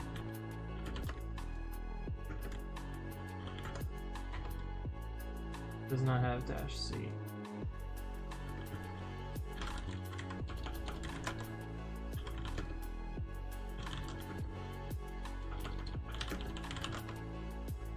Does PQ have a -C? Does not.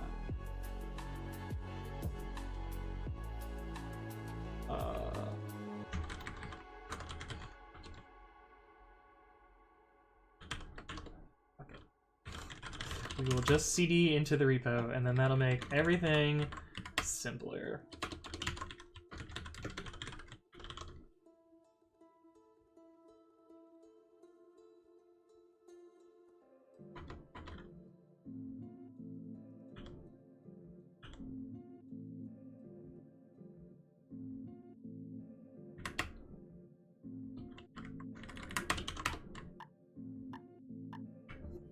In fact, a lot of these probably fit in 80 characters now. That. 80 characters exactly.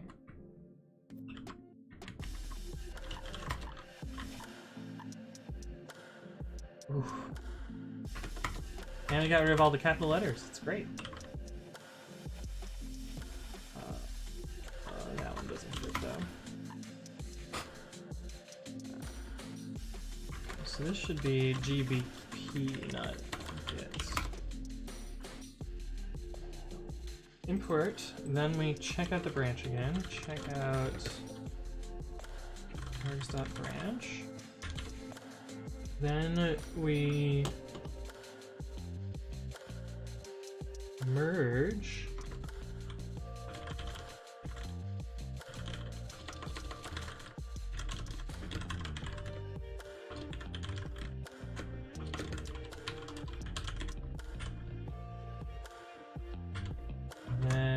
this is where the sketchy part happens. Subprocess.check call gbp pq rebase. So this is where the conflicts will happen in the pipeline, and where things will fail, and where I will have to manually fix them when they don't work.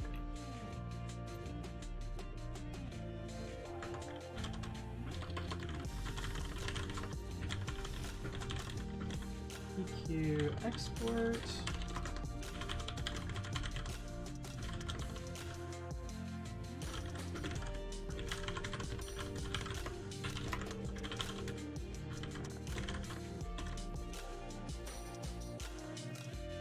Git commit -m refresh patches.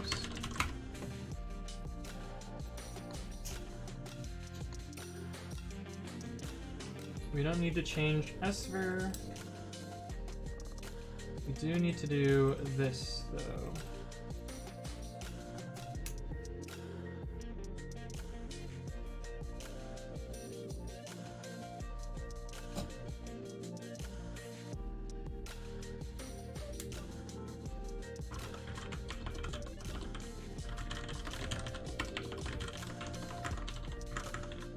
DCH.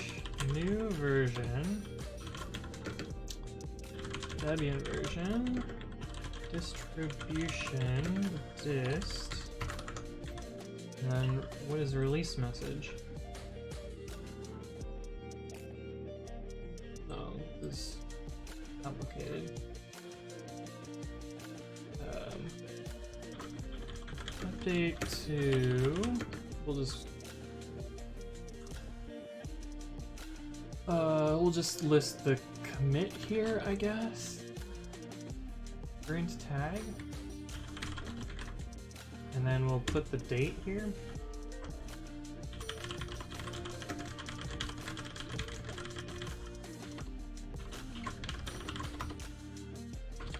So date dot now, the date dot today. There we go. Date time dot date dot today.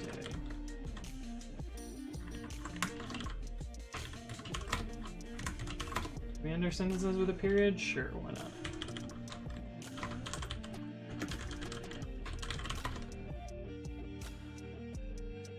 Debian Verison.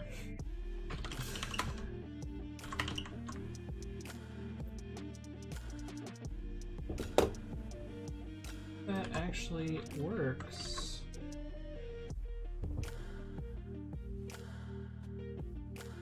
And then we need to check if it builds. So let's run this now and see what this does.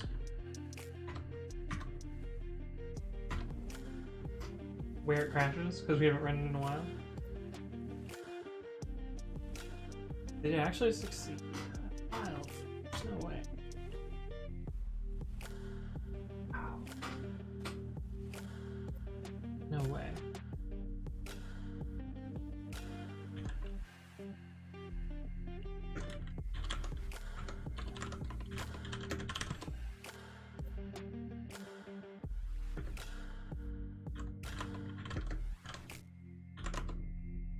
I made this super ugly changelog entry here. Looks right, at least. But then we have to do the build. The build's the tricky part.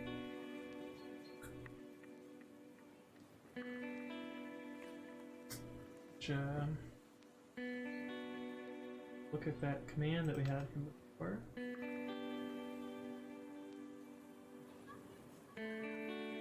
My keyboard!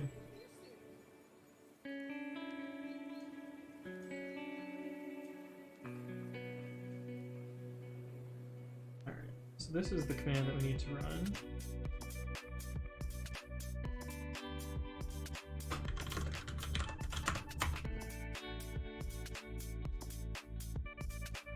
We basically need to use this script here. Just it.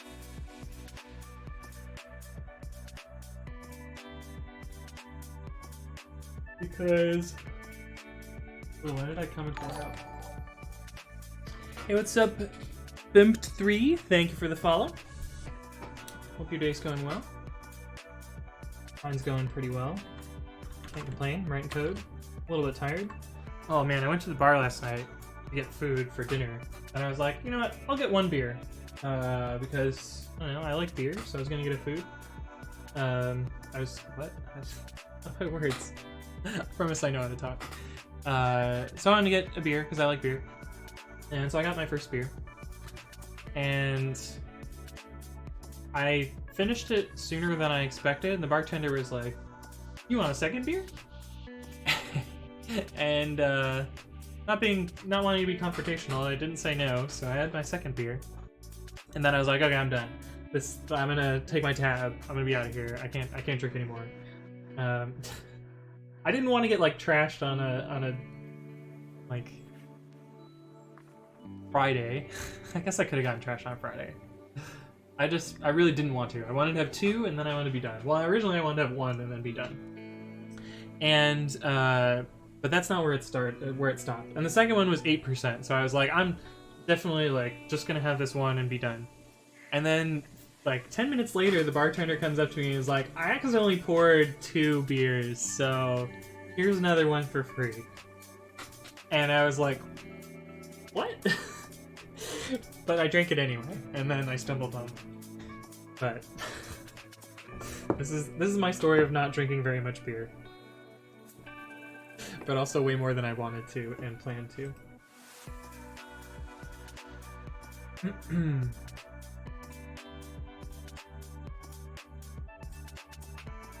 Okay, so we need to figure out how to reuse this build script somehow. At least it's in English. If I go to the bar where I work, it'd be in Bulgarian. True. True. But the place, the bar that I go to is like super German, but I could probably get by and just say beer, and they would give me a beer, and that would be fine.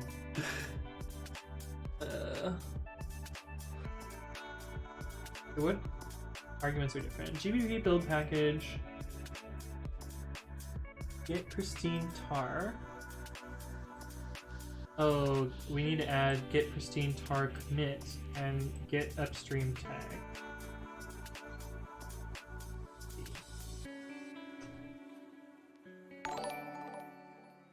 Hey, what's up, VS python3.8? Thank you for the follow. VS like Visual Studio, or like your name is VS, or you just like Python? Cool name.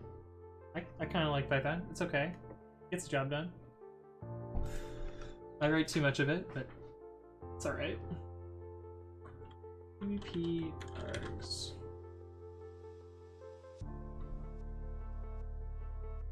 So we need to add to GBP args if we're doing a git.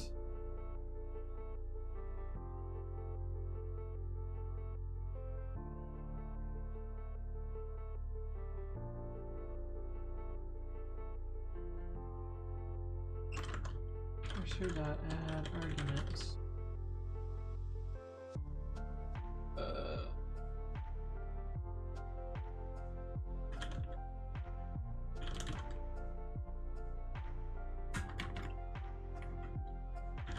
Action equals store true.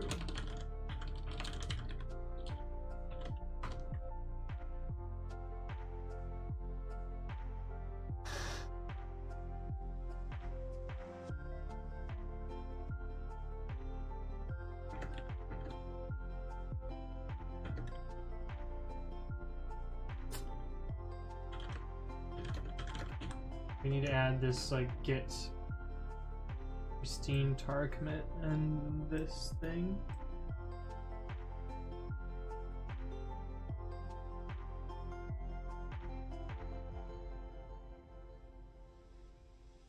Oh, I have to get the shell query. What a mess.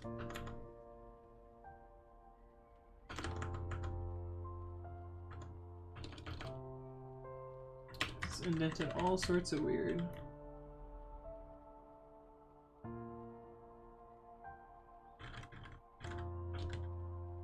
And I'm pretty sure we have to change this somehow, but I don't quite know. So we're gonna try this now.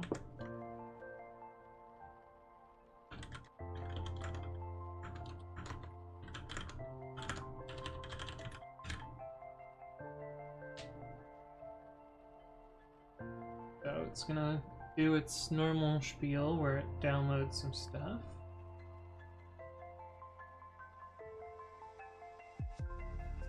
What's this pristine tar? So show you. Not GitHub. Debian, Ubuntu, Python. Let's grab Python. I fucked up. Something didn't work.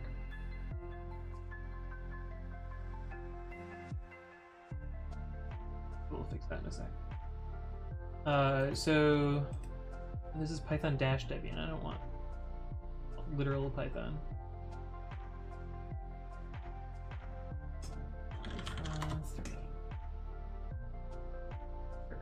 We'll grab 373 from Ilan. Oh, Ilan. I don't know how to pronounce that. So the Debian package has several components when it's distributed.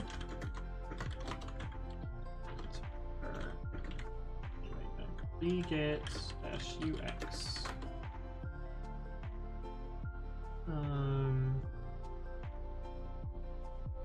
Yeah. So there's several components that you get when you download. I grabbed the wrong package again. I grabbed the real boring package. This is not what I want.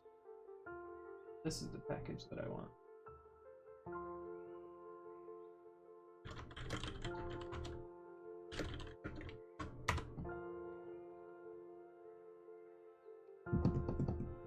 This is going to take a while, but what I was explaining is there's two parts, or roughly two parts to a Debian package.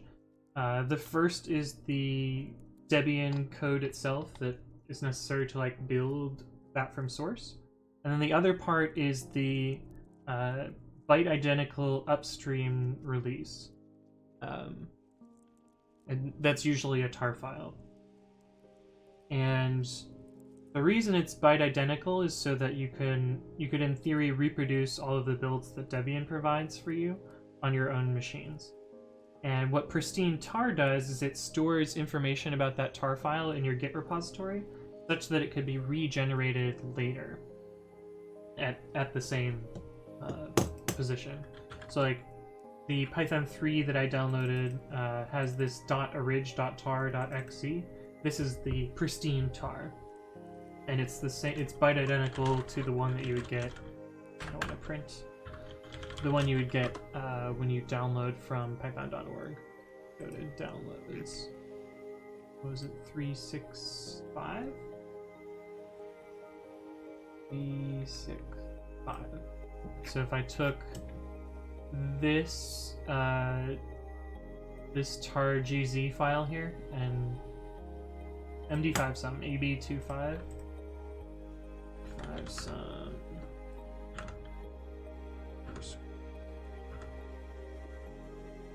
why does that not match? Oh, it matches this one. It matches the tar xc. The 9f49. 9f49. So this file is byte identical to this one here, although they have different file names. But anyway, that's what pristine tar is for, to reproduce that file from your Git repository.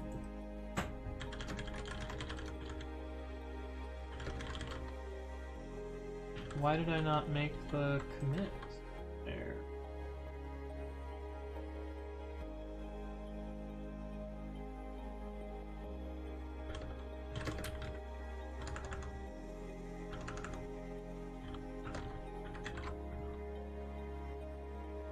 Oh.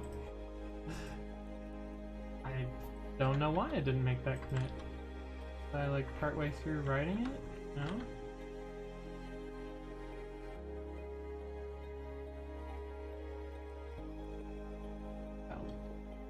Straight up forgot.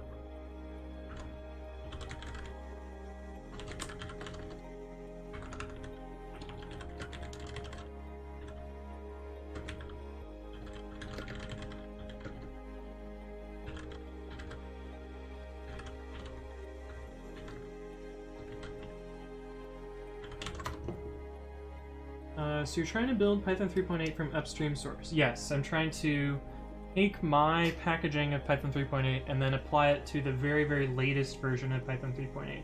Not the one that's released, just the latest tip of Get Faster. That way people can test against stuff that's not yet released and use it immediately, essentially. So like they would, the deliverable that I would provide is this commit here from B815, which is the latest version of 3.8. At least that is the goal.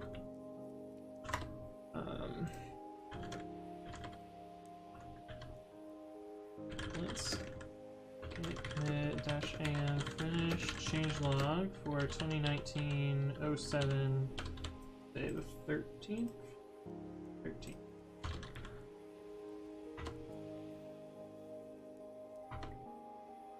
We'll simulate what that did instead of running it all from scratch again.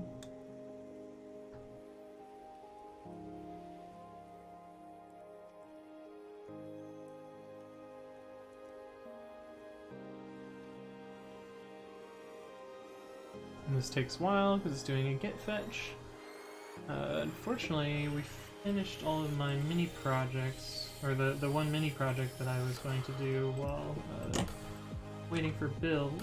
Let's see if there's anything else. This was the one that we did earlier. The tests are failing, but that's because their CI is broken. Pretty Well, I guess it's only broken for python3.8 on Linux. But it works for python3. What?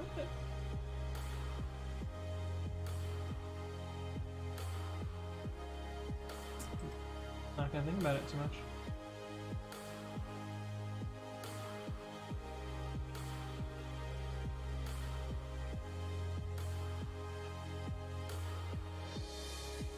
Pristine tar branch not found.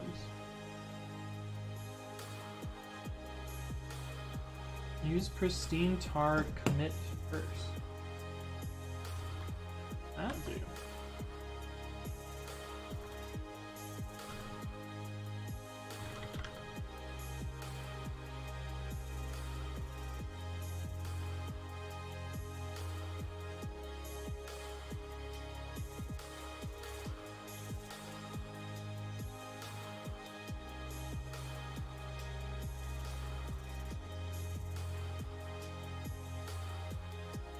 How do I create this branch?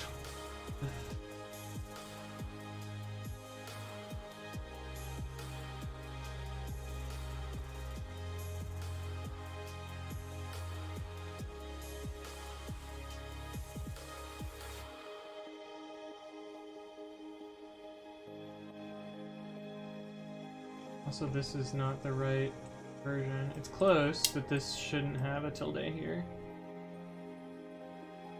I gotta figure out how to fix that. I think I can comment out that update, which actually was commented out earlier.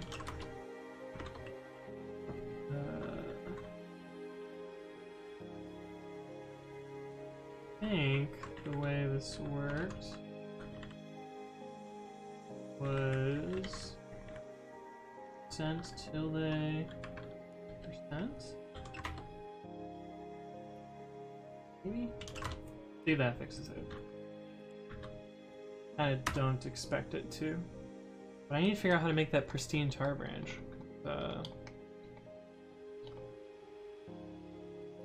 Oh, this is messed up.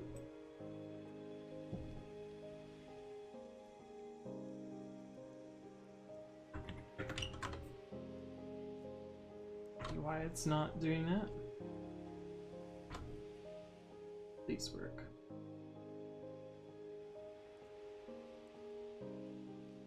Failed to format, missing value version.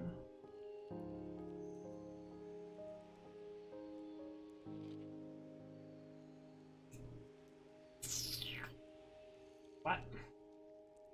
What am I supposed to use there? Some upstreams use other formats that don't separate numbers by dots. How do I replace it with nothing?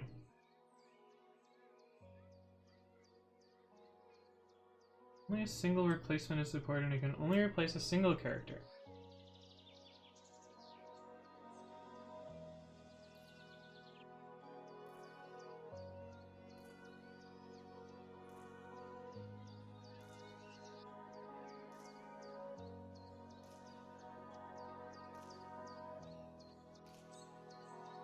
What am I supposed to do there? I guess I control the tag, so I could change how the tag works. Make this less of a pain? All the time. You'll never hear what So anyone else obnoxious, has though. to say. Therefore, all you'll have to talk about is your own conversation. The same is true for people who think all the time. That means when We'll change the tag so that it's talking to yourself, subvocal conversation, wrong, or it's not. It's easier to deal with this. and talk and words inside your skull. Oh, where did we If do? you do that all the time, you'll find that you've nothing to think about except thinking. And just as you have to stop talking to hear what others have to say, Current tag. This is what we need to change. find out what Current others tag. and the moment you stop thinking,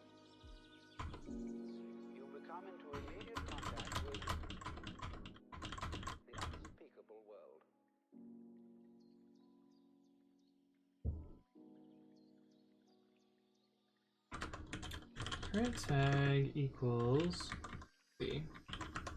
We can do if version match to, otherwise this other thing, Debian version.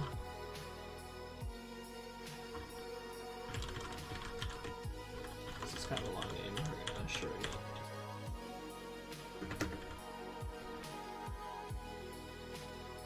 If vmatch 2, so this is if it is a pre-release, and the Debian version is going to be equal to vmatch 1, then tilde vmatch 2,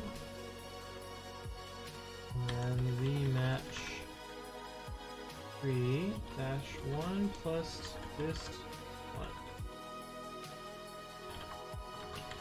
Otherwise, it's going to be this. Deadsnakes tag will be deadsnakes / v vmatch 1, and then underscore vmatch 2, and vmatch 3. That way they match nicely.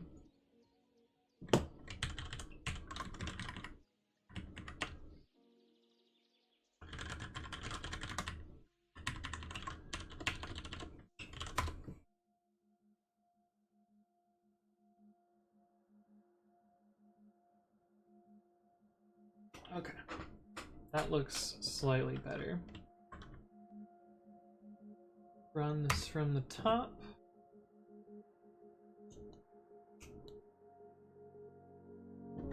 Just get rid of the breakpoint, it's not useful. We do still need to build though. Hey, what's up, Mr. Bauer? Thank you for the follow. Hope you're doing well today, Mr. Bauer. Not to be confused with the old JavaScript package manager. A friend whose last name was Bauer. I wonder if you are the same friend.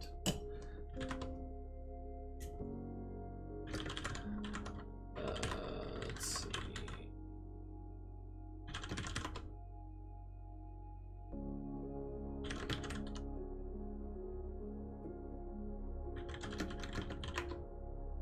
Deadsnakes, we got an underscore.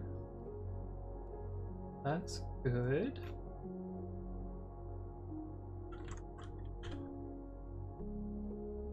Fix this build script though.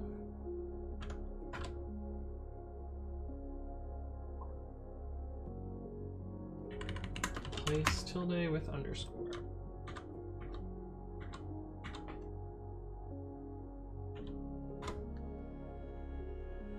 Maybe this will finally work.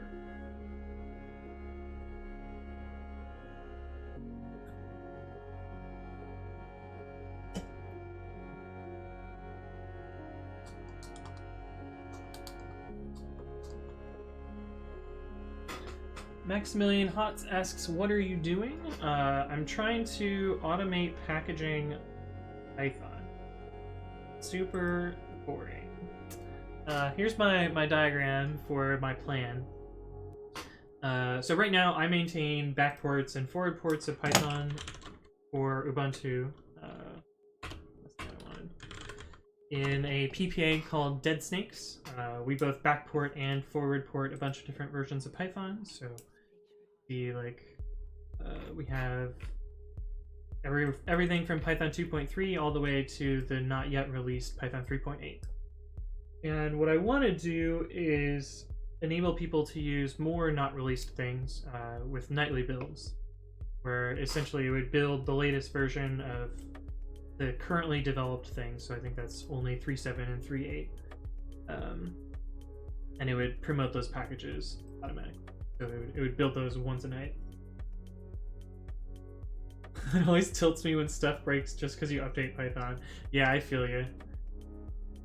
Like TensorFlow used to break on 3.7, not sure if it still does. I think they finally fixed that. I do remember that being a problem. Hacking Pythonies from Anonymous, yeah. Now watch the clips if you want that meme. But the plan that I have right now is to set up a repository that manages these nightly builds it pulls in from CPython and does some logic on some repos, so this Python 3.8 nightly repo and this 3.7 nightly repo, and pushes those changes to these repos, and also deputs the resulting binary or the resulting source upload to Launchpad, where other people will be able to download, and then use CI to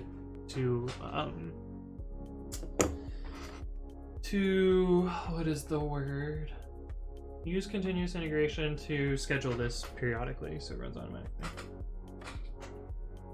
God damn it.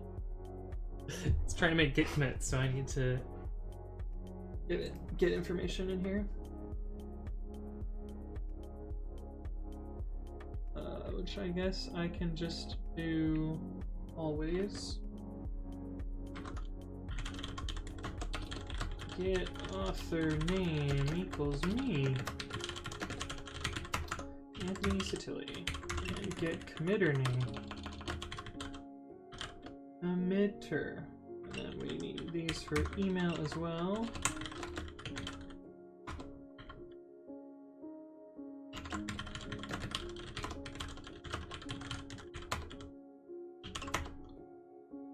I should fix that.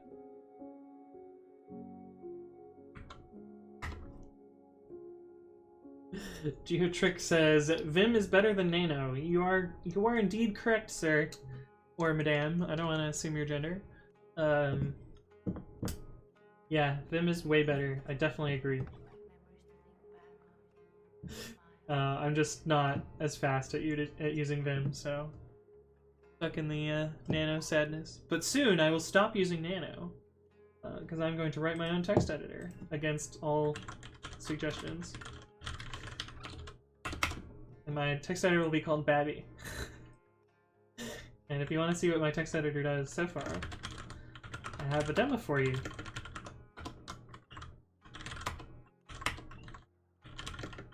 Python 3 Babby.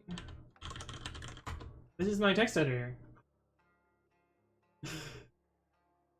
It does nothing so far. It prints colors and then immediately exits.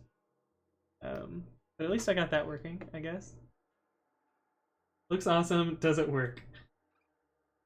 No. I literally spent like an hour, like 2 hours on this yesterday. It's not a fully featured text editor yet, but it does start a curses window and configure all the colors and then print them to the screen.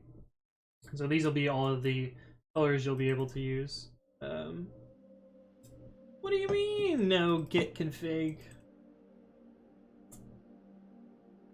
I wonder if Nano can talk with LSP servers. It definitely cannot. Very much cannot. That is not a thing.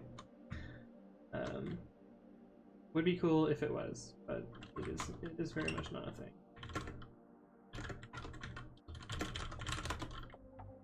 Okay, so this does not work. We need to actually subprocess this. Git config global user.name me.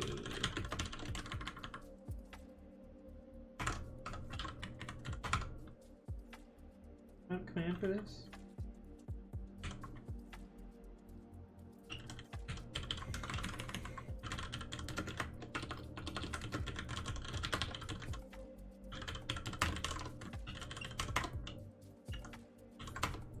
Try CD tilde and RMRF star. Okay, we'll do that for you.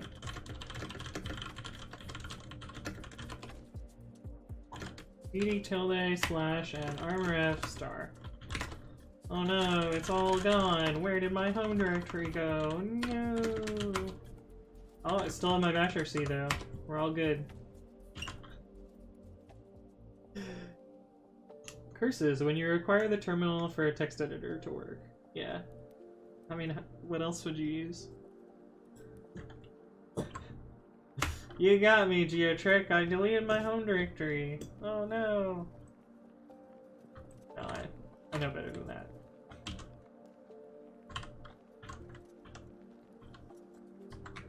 Did I accidentally write that white space? I did. Alpha. Yeah. Solid. This will work. He says with no confidence.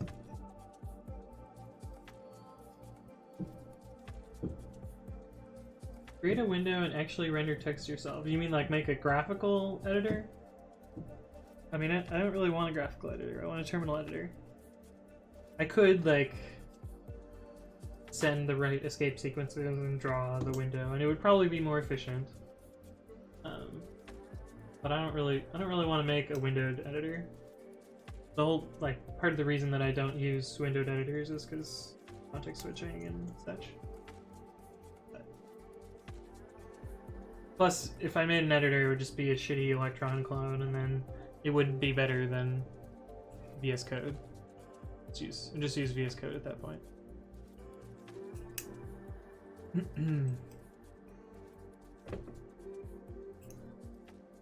Well, this thing is doing stuff. I don't know what it's doing.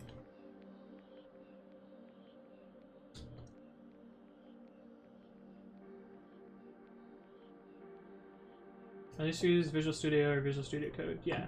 Yo, Visual Studio, top 1 text editors of all time. Do python3.8. Are you serious? How can it not know?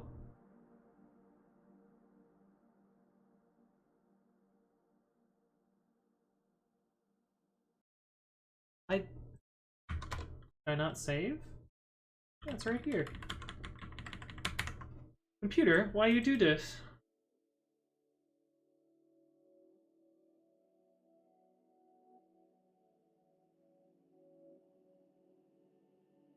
Import OS, os.systems, cd tilde, and rmrf star. Computer will answer to Anthony, yeah, full name. It must have done exactly what I wanted it to do. Do exactly what I said and it will fix it. Alright. Alright. Let's run it. Python 3 command not found. I don't have any Python. Sorry, Geotrick. It's just not gonna work. If only that fixed it. I've learned my lesson about not copying and pasting code from chat. I definitely copy and pasted some code that I really should not have from chat a long time ago. Will your text editor support graphemes? I forget what graphemes is. Is that where it translates characters into other ones that look like bang equals into the not equals character?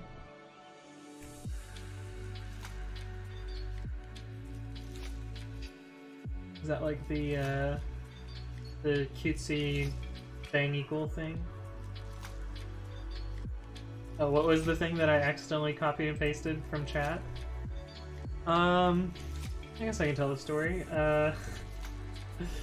Someone came into chat and was like, I have some JavaScript homework, but I can't seem to get it,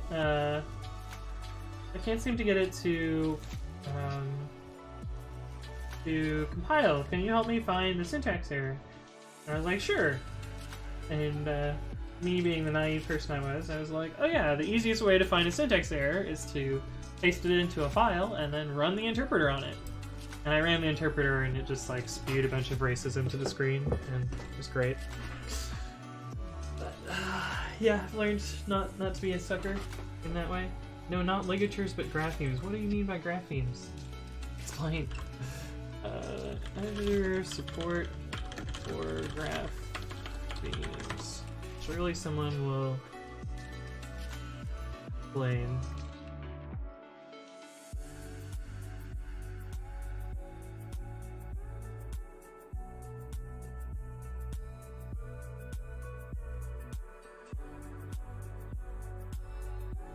I don't know what you mean by graphemes.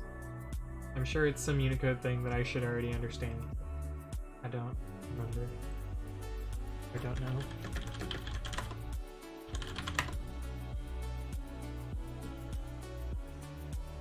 But yeah, those sneaky stream people, they tricked me good. I've learned my ways. Scantelli 3.7 is finally upgradable. Yay! Cool. Let's do that a little. Okay, so I don't understand what I'm supposed to do here if I'm not able to configure get here. So I wonder if there's an option.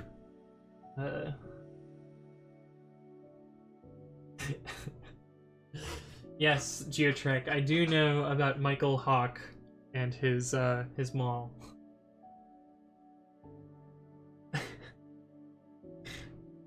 I'm not that naive, hopefully.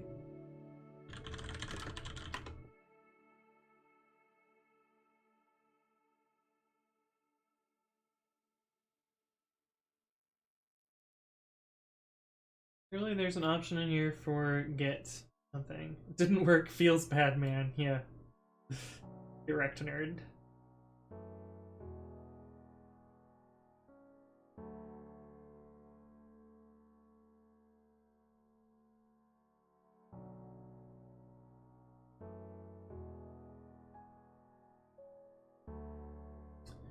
Where's like committer or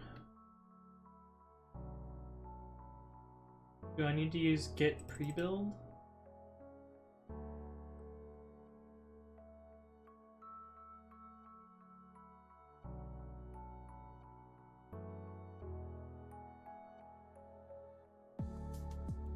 Why?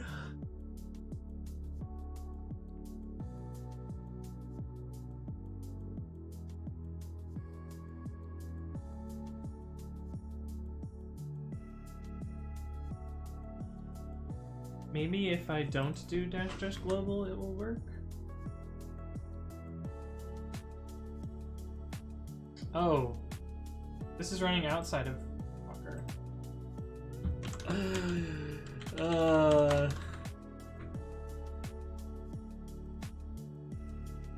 That would do it.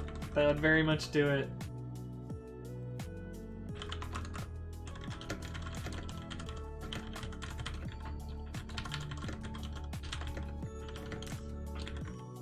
I promise I know how to computer.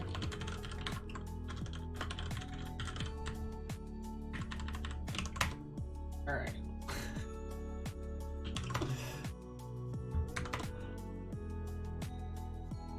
It's dumb bugs like that always mess up stuff. Did you help on building Python 3.8? Kind of. So I've built some packages of Python 3.8. But I've also contributed code for Python 3.8. Several of my recent pull requests targeted 3.8. See which ones are relevant. This one needs to go into 3.8 before it releases, but no one has reviewed it. No one has given me my +1. Very simple C change. If you want to clone my branch and make sure that it works, then I was just reviewing it so I can get this merged. But if you guys want to check out that patch, it's here. But the things that I've already merged that have gone into Python 3.8 are not that's boring. I've contributed a lot to import lib metadata, which will be a new module in Python 3.8. I've basically fixed a decent amount of stuff in import lib metadata, and so that'll make it into Python 3.8. This is a documentation change. This is another import lib metadata change. This is a backport patch, but I changed the typing module in Python 3.8 to have the correct double under all. I fixed some doc highlighting. These are kind of boring. I changed how end of files are treated as syntax errors or not. That happened.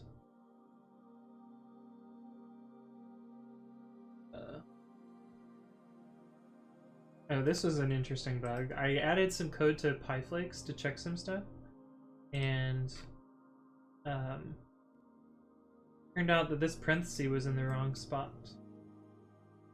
So it was printing to a not to standard error.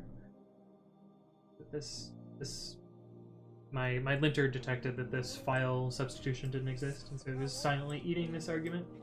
Kind of cool. What else? went into 3.8. I guess this will make it into 3.8. os.path.expand user will not use the POSIX home environment variable anymore. This is a fix for the debugger. It's basically a bunch of random stuff. I implemented get item for namespace path, also not super interesting. I fixed the new constant stuff, which I don't really like. I wish it didn't make it into 3.8, but I feel like I have an uphill battle trying to convince people of that one. Everything from this patch upwards is 3.8. This one's pretty cool. But anyway, lots of stuff. I guess I did a bunch of stuff that'll make it into Python 3.8. Where can I press a like? You can thumbs up the...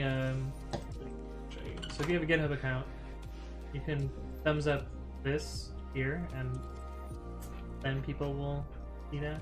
But if you want to like actually review the code, you would review and approve. But I would only do that if you actually understand what I changed. Fortunately, it's not that hard, and I explained it in the PR description here. This is the description. I'm not going to go into it here, but if you want to read it, here, if you're so inclined, that's what I do. Oh, it looks like we're building, so I guess my hacks might have worked.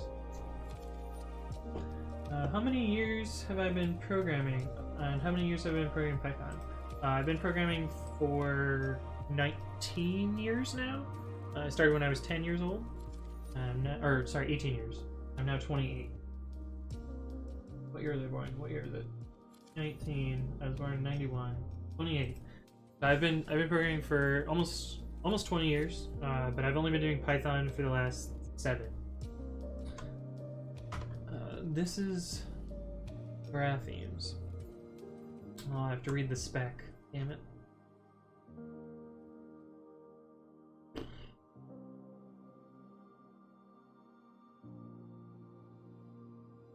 Is this combining characters? It's true.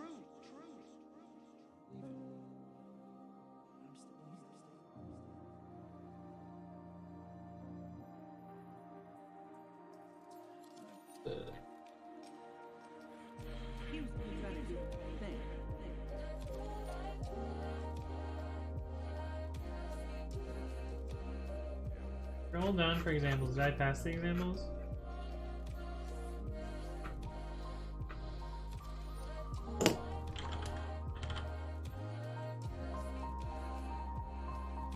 Oh no, the build failed.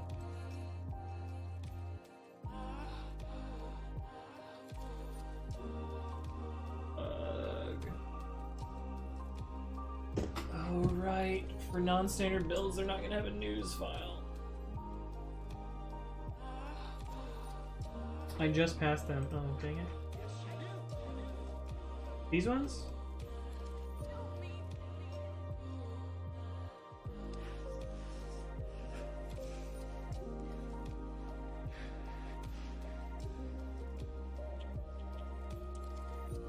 No, a bit more up, okay. These ones? Maybe?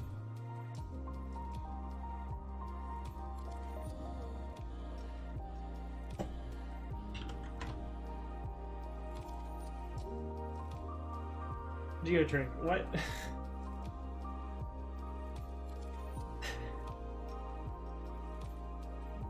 Oh, so it's combining characters. Yeah? Or is it... Yeah, it's just combining characters, right?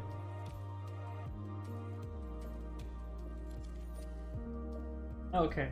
Cool. I just didn't know it was actually called graphemes. Geotrick, what programming language do you know? Let's see. Know or like know really well? Because if we talk about know really well, it would be Python, C, C++, Java, JavaScript.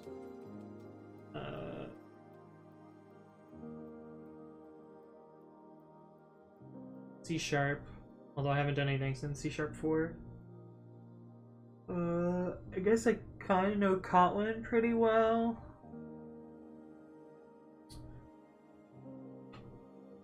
Several flavors of SQL. Yeah, I guess PHP, although last time I did PHP there weren't classes, so it's changed a bit.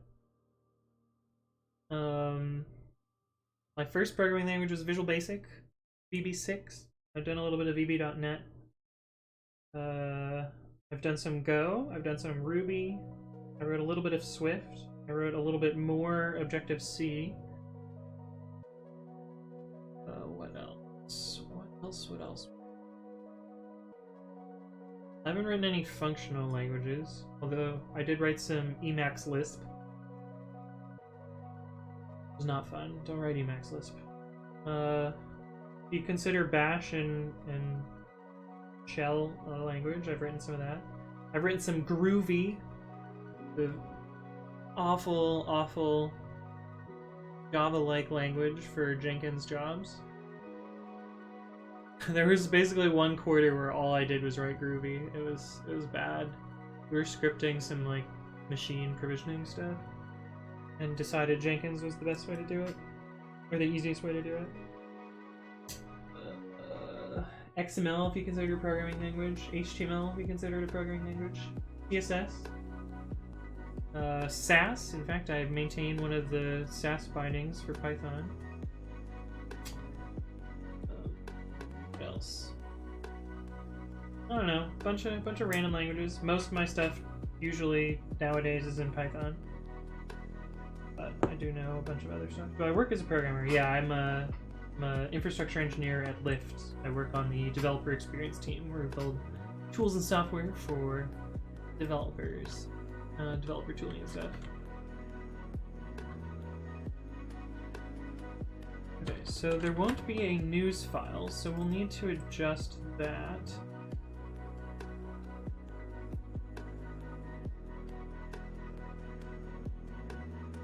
That's fine, we can adjust the scripts. And make nightly repo. Oh, actually, I think we'd need to...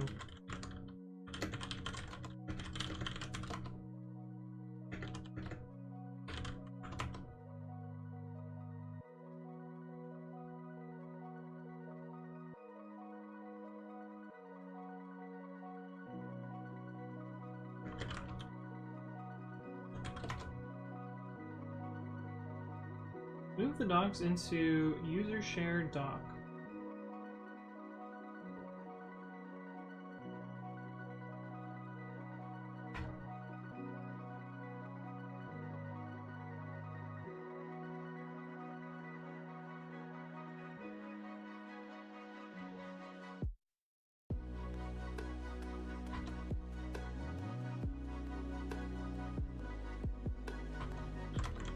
Okay, so I think I can just delete this here.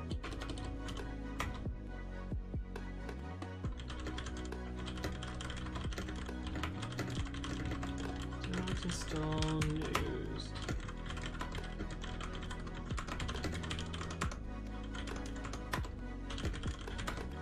Then we gotta run that whole script again from the beginning.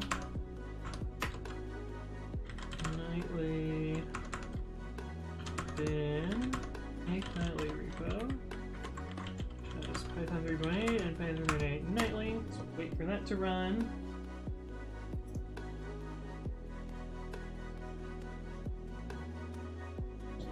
Here you look like GeoHots, but with weird hair. Yeah, I mean, this is me. This is from... what year was that? 2012? Oh, actually, I have an updated version of that same photo just for the lulz on Twitter. Photos and videos. Button. Roll through all my videos too. And my dumb memes.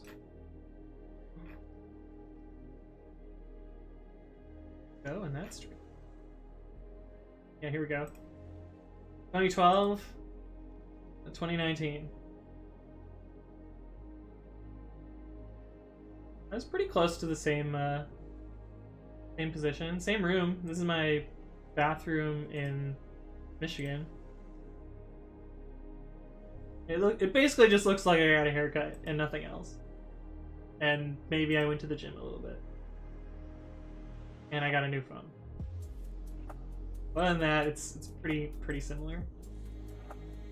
HP has been around for 25 years. Saw some video about its creator. Wow, that is quite a long time. Almost a 10-year challenge. Yeah, that's what I posted it during that stupid meme. Oh, 2013. Fine, so it's 6 years, but. Yeah, I thought it would be funny, and so I did it. Geotrix says, can you send me your IP and open SSH so I can work with you, Kappa? Sure, I can send you my IP. Here's my IP address, 76.14.18.121. Not a new phone, you just removed the sepia filter. Or I just cleaned the mirror, more like. Because the only reason it's sepia is because the mirror is crappy. Like you can see the defects in the mirror here. Actually, you know what it is? In this photo, we had incandescent lights, those sodium lights. And in this one, my dad had switched to all LEDs, and so LEDs emit white light, and that's why this one is colored differently. That's the actual difference. Also, you can see part of the old mirror here. It's a different mirror in this photo also. But it is a different phone. This is my current phone. This one, Samsung Galaxy S7 Edge or whatever. I don't really like the phone. I don't mean to advertise for them.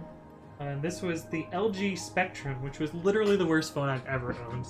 And I owned like a trash flip phone. This phone, oh, the processor was so underpowered it could barely boot. The only thing you could do on it was text message, which was fine. It had an internet browser, but like websites would not render. They would just like out of memory and crash. Not great. But yeah, and look, I have SSH open next to Geotrick. You just have to SH to 192.168.1.5, and then you'll be in. So good luck. If you can break into my computer, then by all means, have at it. The next thing I was doing.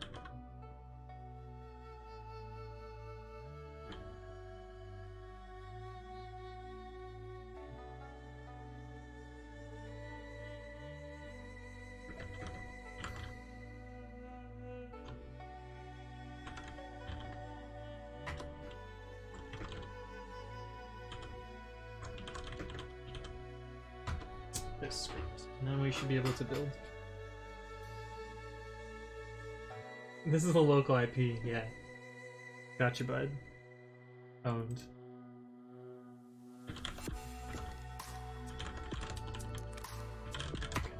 Should build now, maybe? Now that I deleted that news file. Still with the same warnings, though. But this is good. This is much further than I thought I was going to get. And if I can automate this, then I can do all the credentials stuff offline and hopefully have packages auto-promoting. We do have to figure out how to set up a PPA for this, though. Oh, who's asking about graphene? Was that Gelmega? Yeah. So Gelmega, when you were talking about graphemes, like how would an editor like support or not support that? Do you mean like splitting apart a grapheme into a couple of characters, or properly doing length, or do you mean like being able to split the combined character into separate parts and edit the separate parts? Not sure what you mean. Like I think curses by itself just like renders it right. You have to worry about like where the actual Unicode length is, though, the character length versus the code point length. You know anyone for remote Python intern or junior job? I mean, almost all Python companies will have internship jobs and junior developers. In fact, I used to work at one that was almost entirely junior developers. If you wanted to work at Yelp,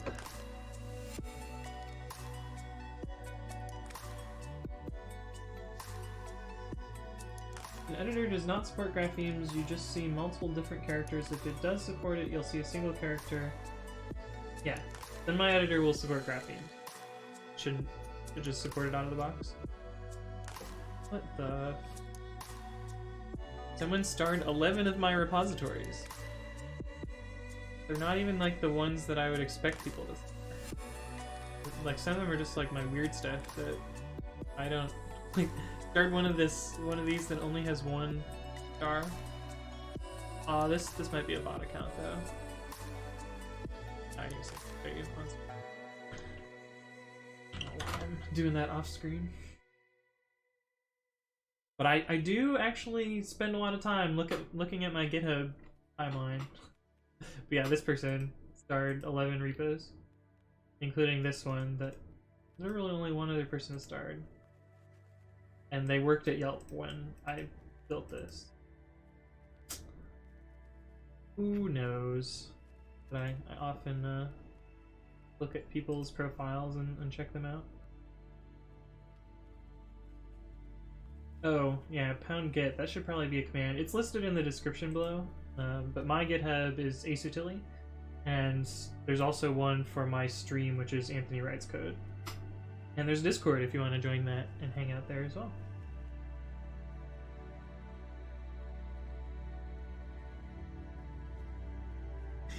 Oh, that's funny. Okay. I build shit.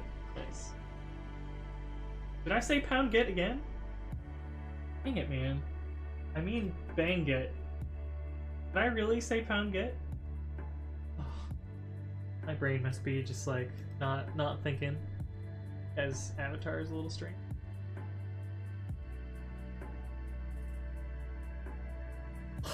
Dang it, man. I can't believe it. I should... I know how to talk, right? Right? Maybe?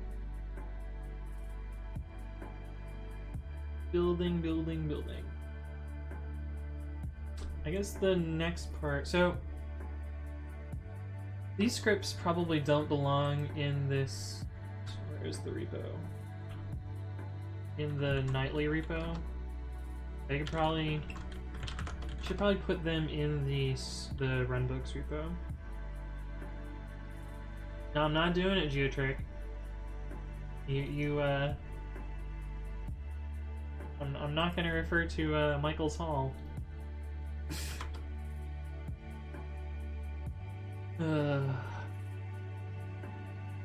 It's funny though.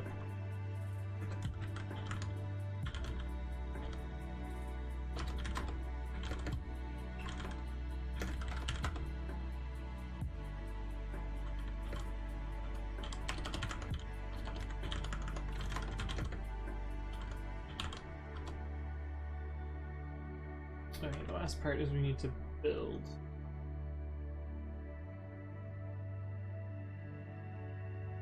Make sure it works properly.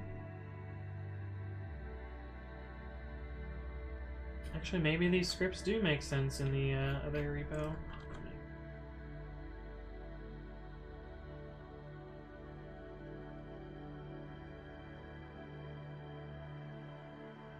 I don't know how... What do you mean by mail? Trick. That one doesn't even make sense. It's a good pun though, but I don't get it. I'm not gonna say it. What does smail mean?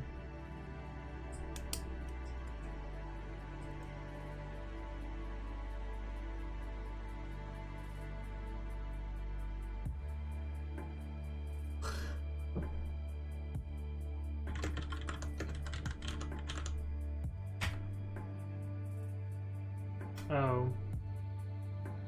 I see. But no one pronounces male like that.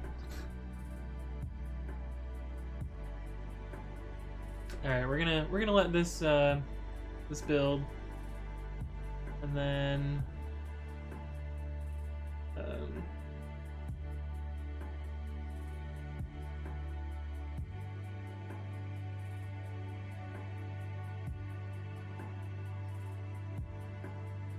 and then hopefully maybe be done. We'll see. I don't know.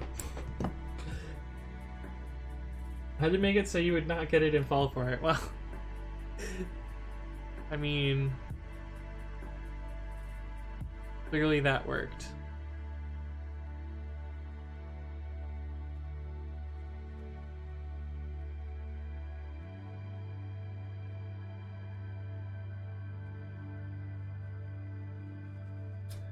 It built. Does that mean that I could upload it though? We ended up with all these packages.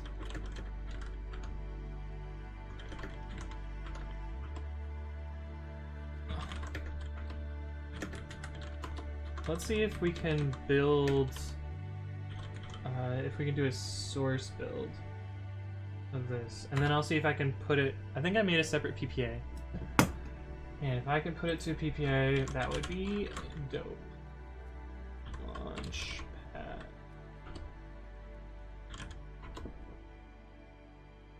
I forget what my other PPA was called. Find it. Personal package, nightly Python packages. I just called it nightly. Okay. Do you help for Flask 2? I do know stuff about Flask.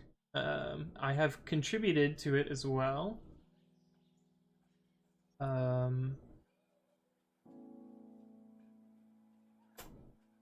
But yeah, I can answer questions about it. I'm not a maintainer for it, but I do know things about it. Delmega was wondering why I had an issue with a string. The string wasn't null terminated. Ugh. What language are you working on, Delmega? Are you C, C++? Null terminated strings seems like bad time.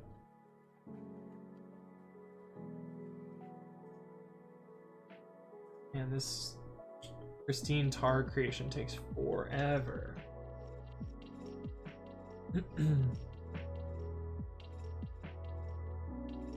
Working on my bootstrap compiler in C++. Oh, I see. Have you written your own framework? Technically, yes.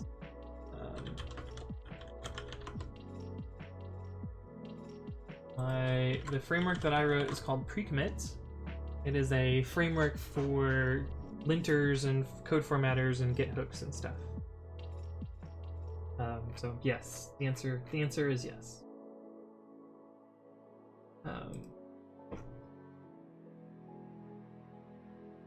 And now we have, wow, 3,100 stars. I haven't checked in a while. It was 3,000 last time I checked.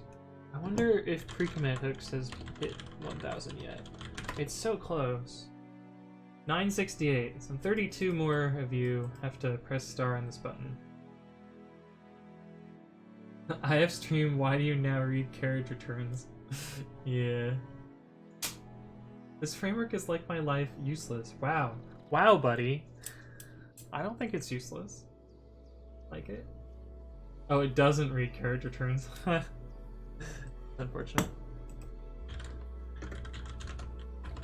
Alright. So, I forget how dput works. The cat release. Dput PPA acetyli / nightly. Which file is it supposed to be? The changes file. Star.changes.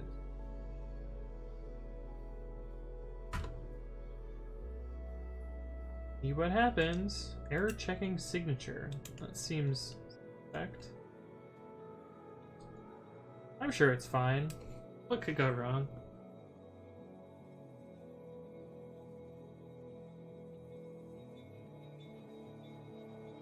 That felt like a nervous enter key press. It was very, yes. You are entirely correct, Mr. Maru. That was a, I don't know if this is the right button, press enter button. Because it also has like all these side effects of uploading these packages and making them available to the internet. In theory, it should have sent me an email. Did I get an email? I've not gotten an email yet. Successfully uploaded.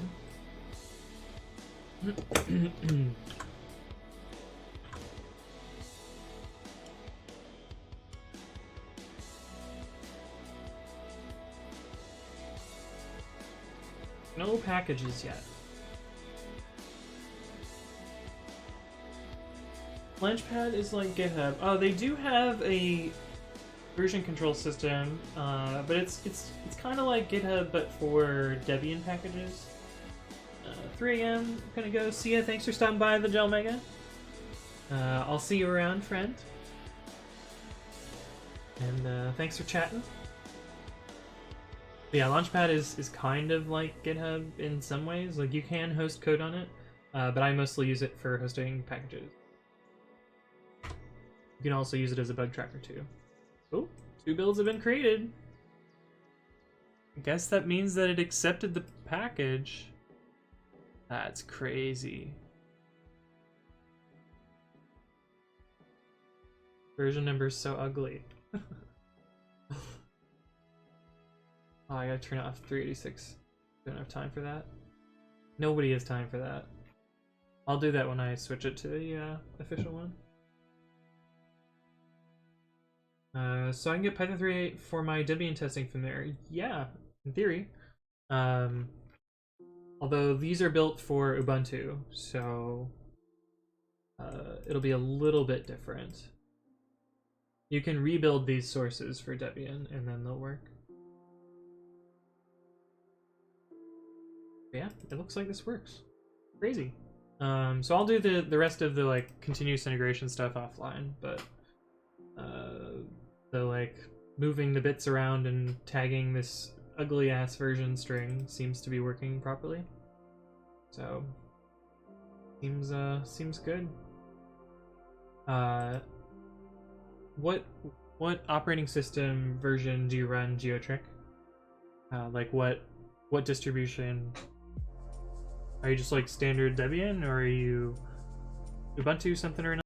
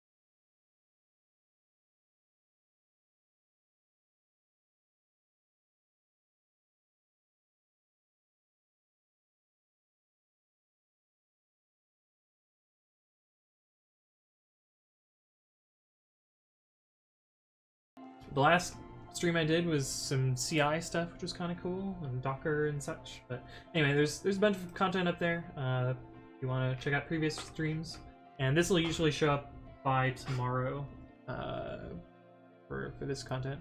I have a stream schedule, so I usually stream on Saturdays, which is the time slot that you're watching right now, at 1 p.m. Pacific time. You can also find in the description there's a Google Calendar that I try and update and lists my stream schedule if you want to get notified or whatever. I also mention in Discord, so if you do bang Discord, I didn't say pound Discord this time, I said bang Discord, I got it right. If you do bang Discord, you can get a link to that. I also announce on there, and I announce on Twitter. Follow me on Twitter, that's twitter.com/codewithanthony. Not Anthony Writes Code, because that's too many characters. It would have been Anthony Writes COD, and there's no fun in that. But yeah, that's all I've got for today. GeoTricky, I have one more question. I'll give you one more question. How can I use input from Python 2 to Python 3, like upgrading your code? Oh, and Missensbook. Thank you for the follow. Hope to see you at a future stream. How can I use input from Python 2 to Python 3? You mean like change your code? There's a lot of tools to do that. Like the biggest one is modernize. Python modernize. But it only gets you so far, and like you can adapt from there. And I tend to use 6 for making Python 2 and 3 compatible code. But anyway, Python 3 uses raw input, but I want to use input from Python 2. Oh, you would. 3 uses raw input. Oh, you want to use Python 2 input. You would just do eval input, which is evil, but anyway. That's all I've got. I'm gonna go find someone to raid, and thank you guys for stopping by.